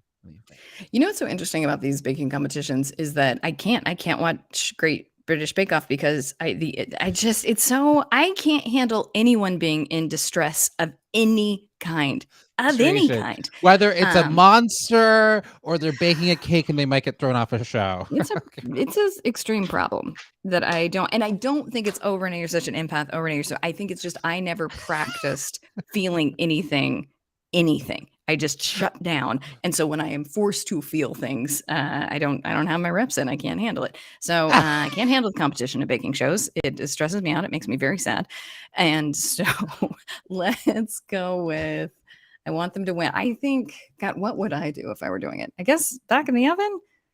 Okay, Renee's gonna go. Probably. Yeah. Renee's putting it back into the oven. Yeah. Audra chiming in. You could try. Stella says, "Keep going, keep going." Okay, Audra says, yeah. "Never throw it away." That's Bake Off 101. You could try to bake it and then freeze it to cool it off. Ooh, Yeah, that's good, Audra. Yeah, I like that. Yeah. Pomeranian's like, put it back in the oven. It's so stressful. I know. Thank you. Yeah. And Audra said, Renee, did you get stressed watching sitcoms as a kid? Yeah. Because they would get into situations. Yeah. Yes. Stella said, just keep going. Just keep going. And then Audra said, I hated sitcom shenanigans because they stressed me out. I would agree with that. Sitcom shenanigans were very stressful sometimes. So Lucy, bad. what are you doing? I don't want to get in trouble. What are you doing? What are you doing? Yeah. No, the amount of movies I walked away from, movies, sitcoms, TV, I just couldn't handle it. Audra, you go away. This is hilarious. Audra said, sister always had me on the very edge. Tia, Tamara, what are you girls getting into? Oh, that's not the way to do it. You're gonna get caught. Couldn't do it. Oh my god. Couldn't do it. You know the cooking shows I like, MasterChef Junior. Okay, now Pomeranian, yes, but when those kids cry, it's but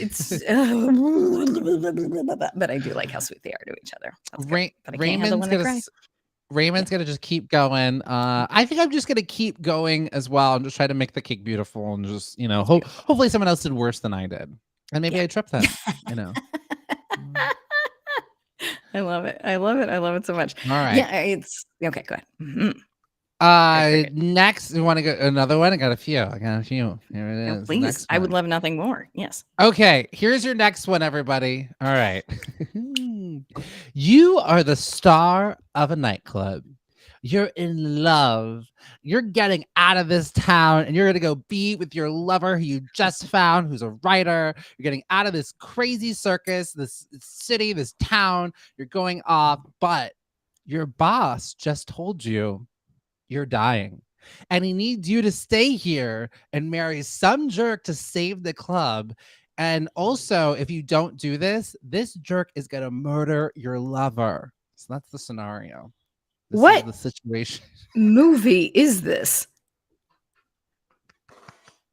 Renee went on an emotional ride and journey. Star of a nightclub. I'm in love. I'm running off with my lover. I'm dying. Oh, and why did your boss get the medical records before you do? What is happening? Is this one of your soap operas? I'll just say, can you please run through that whole thing again? Yeah, we're all very lost. Your boss.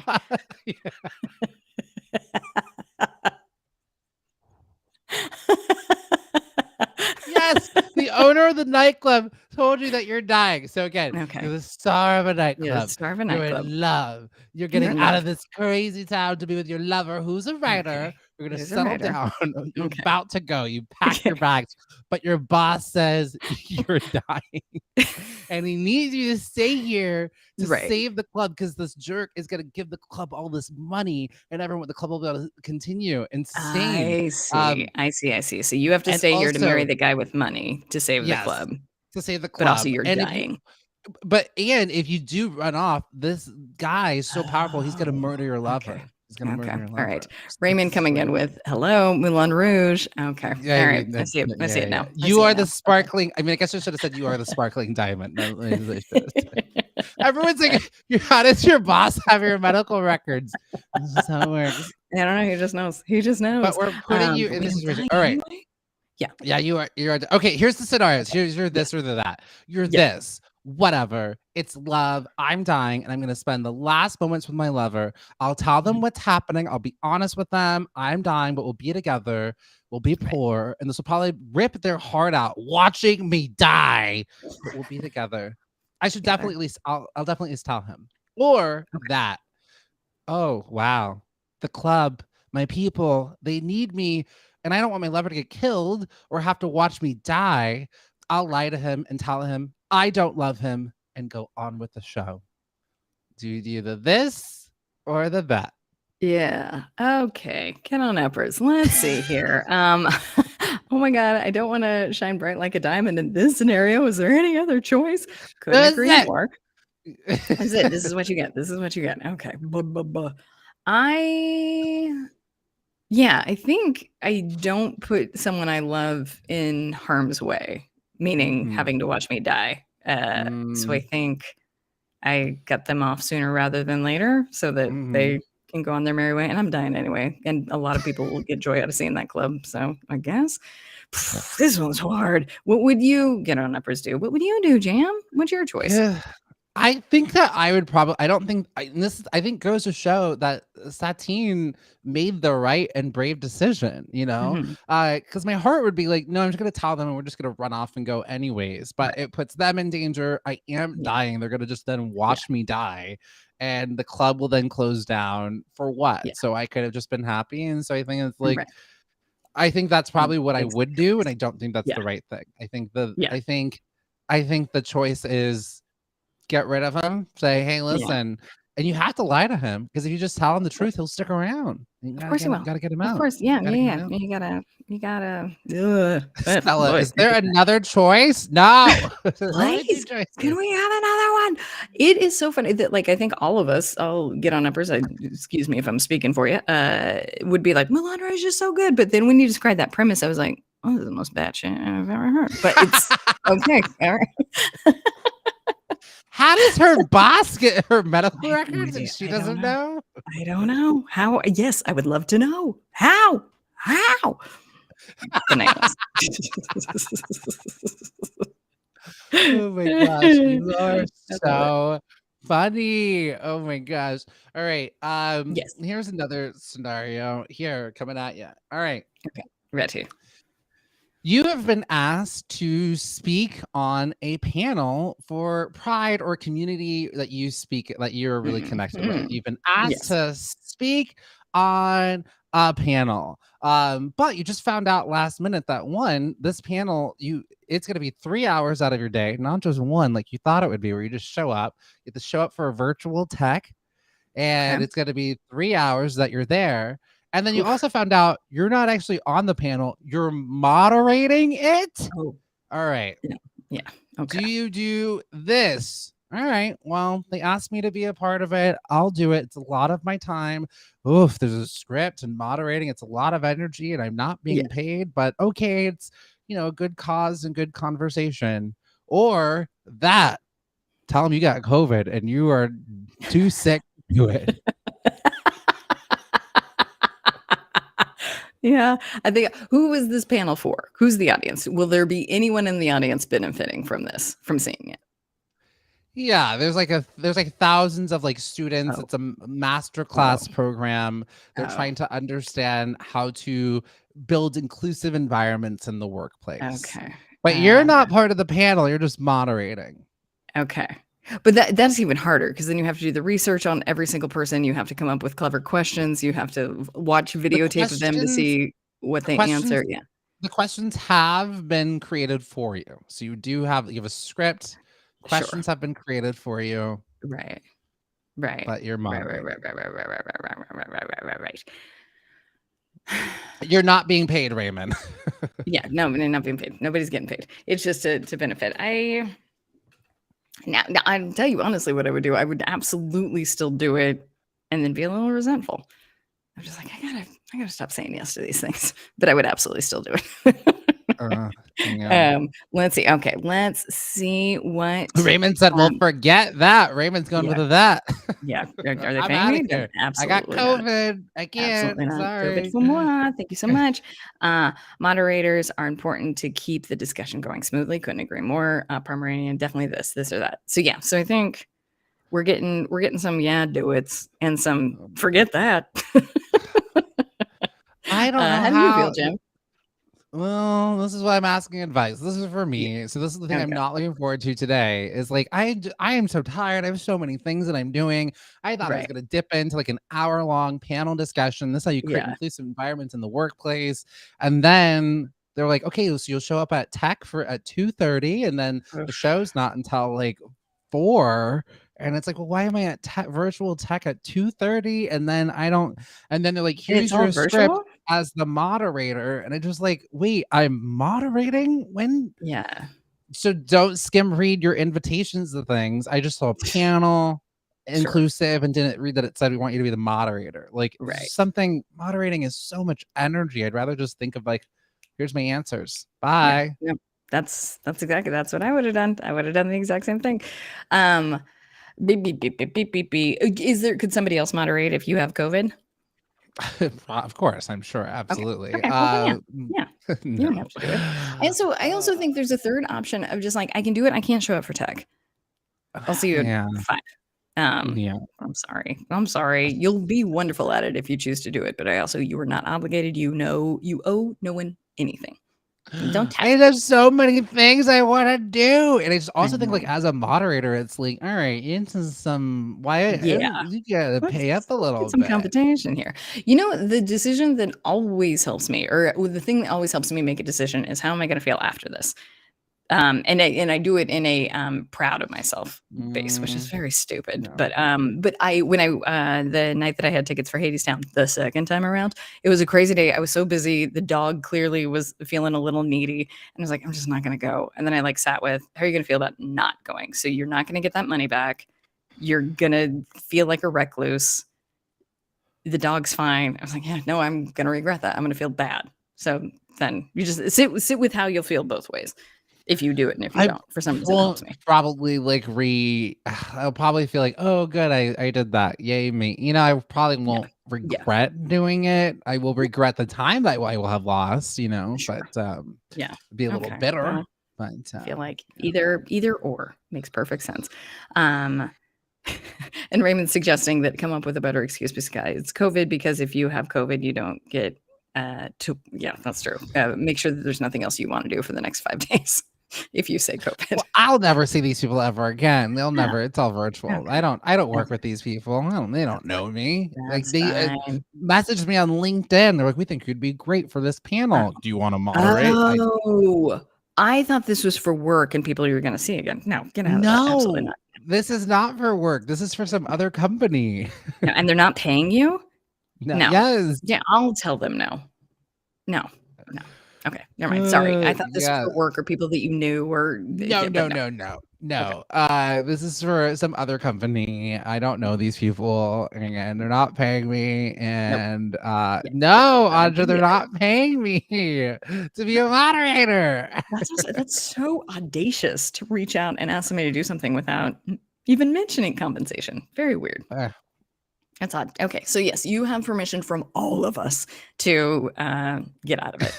Audra said, everyone's now like, oh wait, you don't know them? I don't know them. We'll never see them ever again. They're not paying you, question mark from Stella. And Audra said that's pretty bold to expect you to work and do this for free. It is there's just interesting. It's one thing to just a panelist. I would not necessarily expect it to to get compensation necessarily, but to you're hosting something, it's just a different energy and expectation of you. And that's very wild. I would say tell them sooner rather than later so that they can get somebody else, but no, get out of that. That's fine. You're good. And then tomorrow when you end up doing it, we'll be excited to hear how it went. You know me so wow. I hate it. But just thank you for letting me lament. There's a different multiverse where I'm like, deuces. I wish I was that guy. Right. Unpaid labor, right, Audra? Holy moly. And it's so interesting because it's about like creating inclusive spaces, and like you're having people of color on this panel who are traditionally underpaid, and then they're not gonna pay them for their talent. It's wild. It's wild. Okay. Last this or that scenario. Yes. Someone has some mysterious news delivered to you. When do you want it? This immediately. Don't tell me you have news or mysterious news and wait. Give it to me now. I don't want to be thinking about this like all week or all weekend.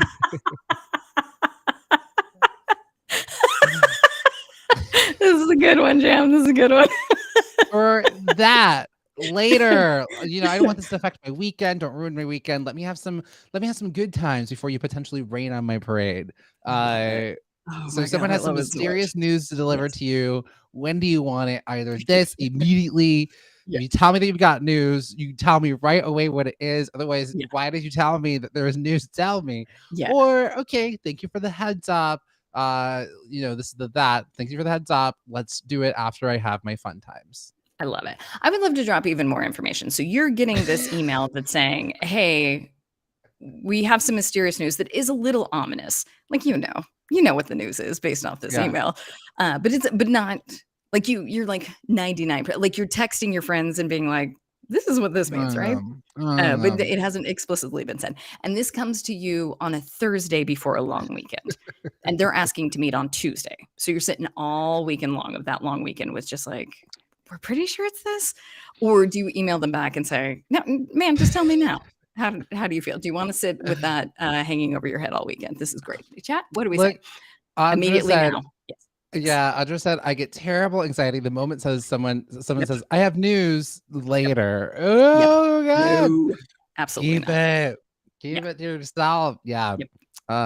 Okay. Sounds like everyone's wanting it just good. right then and there. Nobody wants that. I think it's part of like our lizard brain or whatever you believe in is that it invokes a thing of fear. So your brain will constantly be like, what is that? What is that? What is that? What is that? It will not be able to let it go. So just we don't like to be in the dark as humans. We need information. So yes, absolutely. I think that I don't know if there's anyone who would be like, I'm good, man. I'll wait. Whatever it is, I can wait. I'm gonna wait. Talk to you later. Yeah. No, all right. You mentioned that now. The most convincing, demanding I am in life is when it comes to that. When it comes to I have information that you need, and it can wait. It will not wait. You will tell me right now. Is how that's when you'll see me get the most demanding. You'll see her. You'll see her. Yeah. Oh wait, I lied and said there's one last one. You burned through that one. Okay. All right, last one. This is our last this or that forever. Well, until we get our next show. So, all right. Your roommate keeps bringing the party home, sometimes on a weeknight, and your neighbors upstairs like to DJ real loud. What do you do? It'll be uncomfortable, but I need to have these difficult conversations. We are all adults. This is inconsiderate and inappropriate.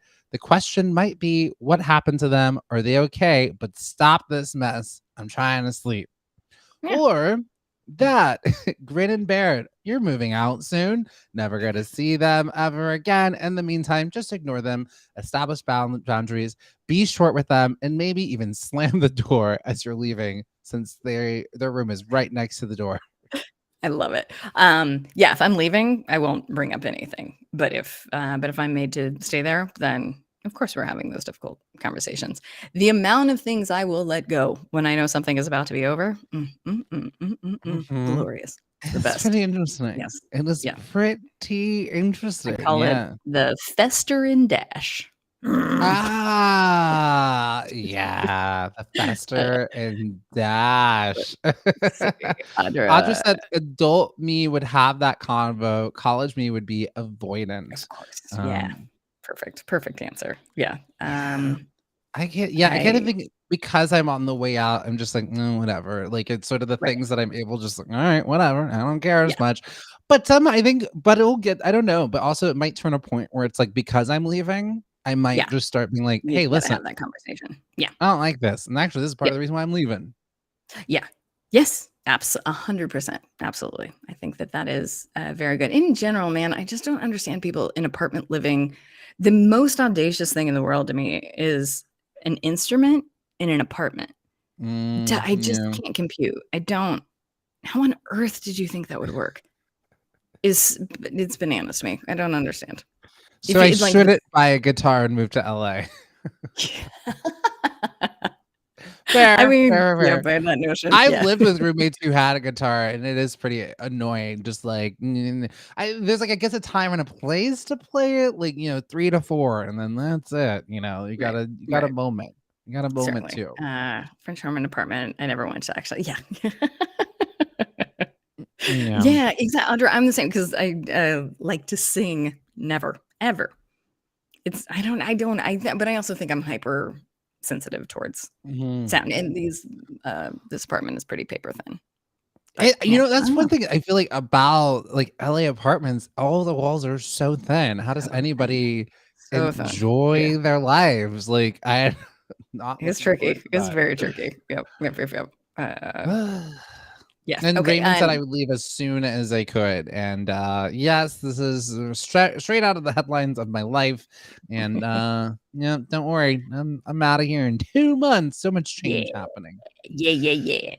Before we go, what are you all grateful for? It is Thankful Thursday. What are you grateful for? Shout it out in the chat before we go. Last little segment. Thankful Thursday. Okay. Stella can't see Renee, but can see Jam. All right. Well, she's right here. I'm right here. Hello. Bye, Renee. All right. All right. What are you all thankful for? Feel free to shout it out in the chat. What are you grateful for?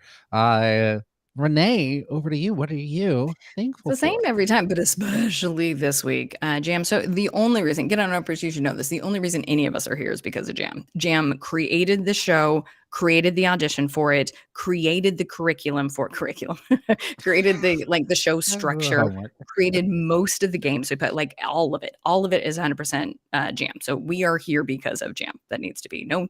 Has held this together, but the hair of his chinny chin chin has made this happen.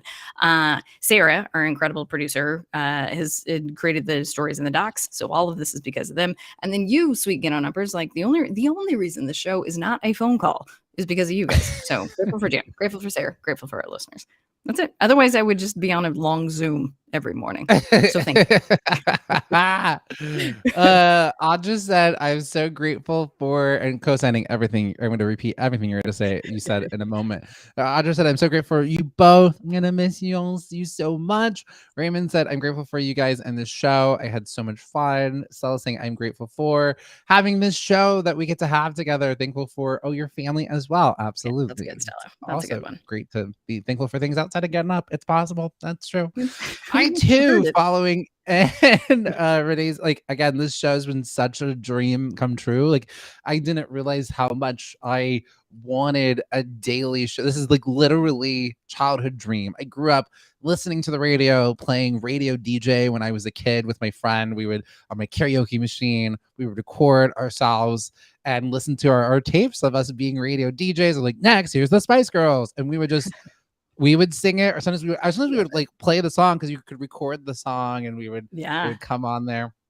And so this has been like a dream come true, and just so grateful to have you all. And I have to say, like, originally when this idea was pitched, the idea of like interacting with an audience, I was like so nervous about it. I thought, because people can be so cruel out there, and that just was not the case here. This community, you all have been so amazing and so great. And so I'm so grateful for just the amazing, open, loving, brilliant people that each and every one of you are. And so like attracts like I think we're all just like individuals. And grateful for Sarah for coming in here, Renee for joining the show and getting to spend it's going to be a weird experience to go from seeing and experiencing you all every day to not, but I'm so grateful for the last 6 months that we got to go on this journey together. Grateful for every early morning moment of it. I love it. And grateful for alarm clocks. I cannot believe it. I'm knocking on all the wood. There is, when they were like 7 a.m., I'm like, I'm sleeping through that at least once a week. I can't believe the alarm worked every single time. It's insane to me. I don't know. It's wild. Yeah. It's wild. I was like, I did wake up like 20 minutes or 15 minutes before the show once. Like my phone was in here. I was like, and I still made it on. Still made it on. And Audra's also grateful for Sarah. We're also grateful for Sarah. Stella's thankful for seeing Sarah today. Yeah, we got to get her out of the Batcave tomorrow. It's all right. So we have one more show tomorrow. I don't think anything. I think you got 2 hours of silence coming on after this. I think Anthony Davis is done.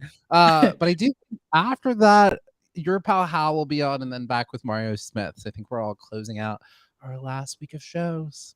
Perfect. I can't wait. Well, I mean, I can, but it'll be fine. Everything's going to be fine. But yeah, we'll see you all again tomorrow at 7 a.m. Thank you all for watching Get On Up. Big thanks to Sarah. Thank you for watching Get On Up. I'm James Arthur M. And I'm Renee. And you just got on up. See you tomorrow. Bye, everybody. Bye. Bye. Yeah. Back to back.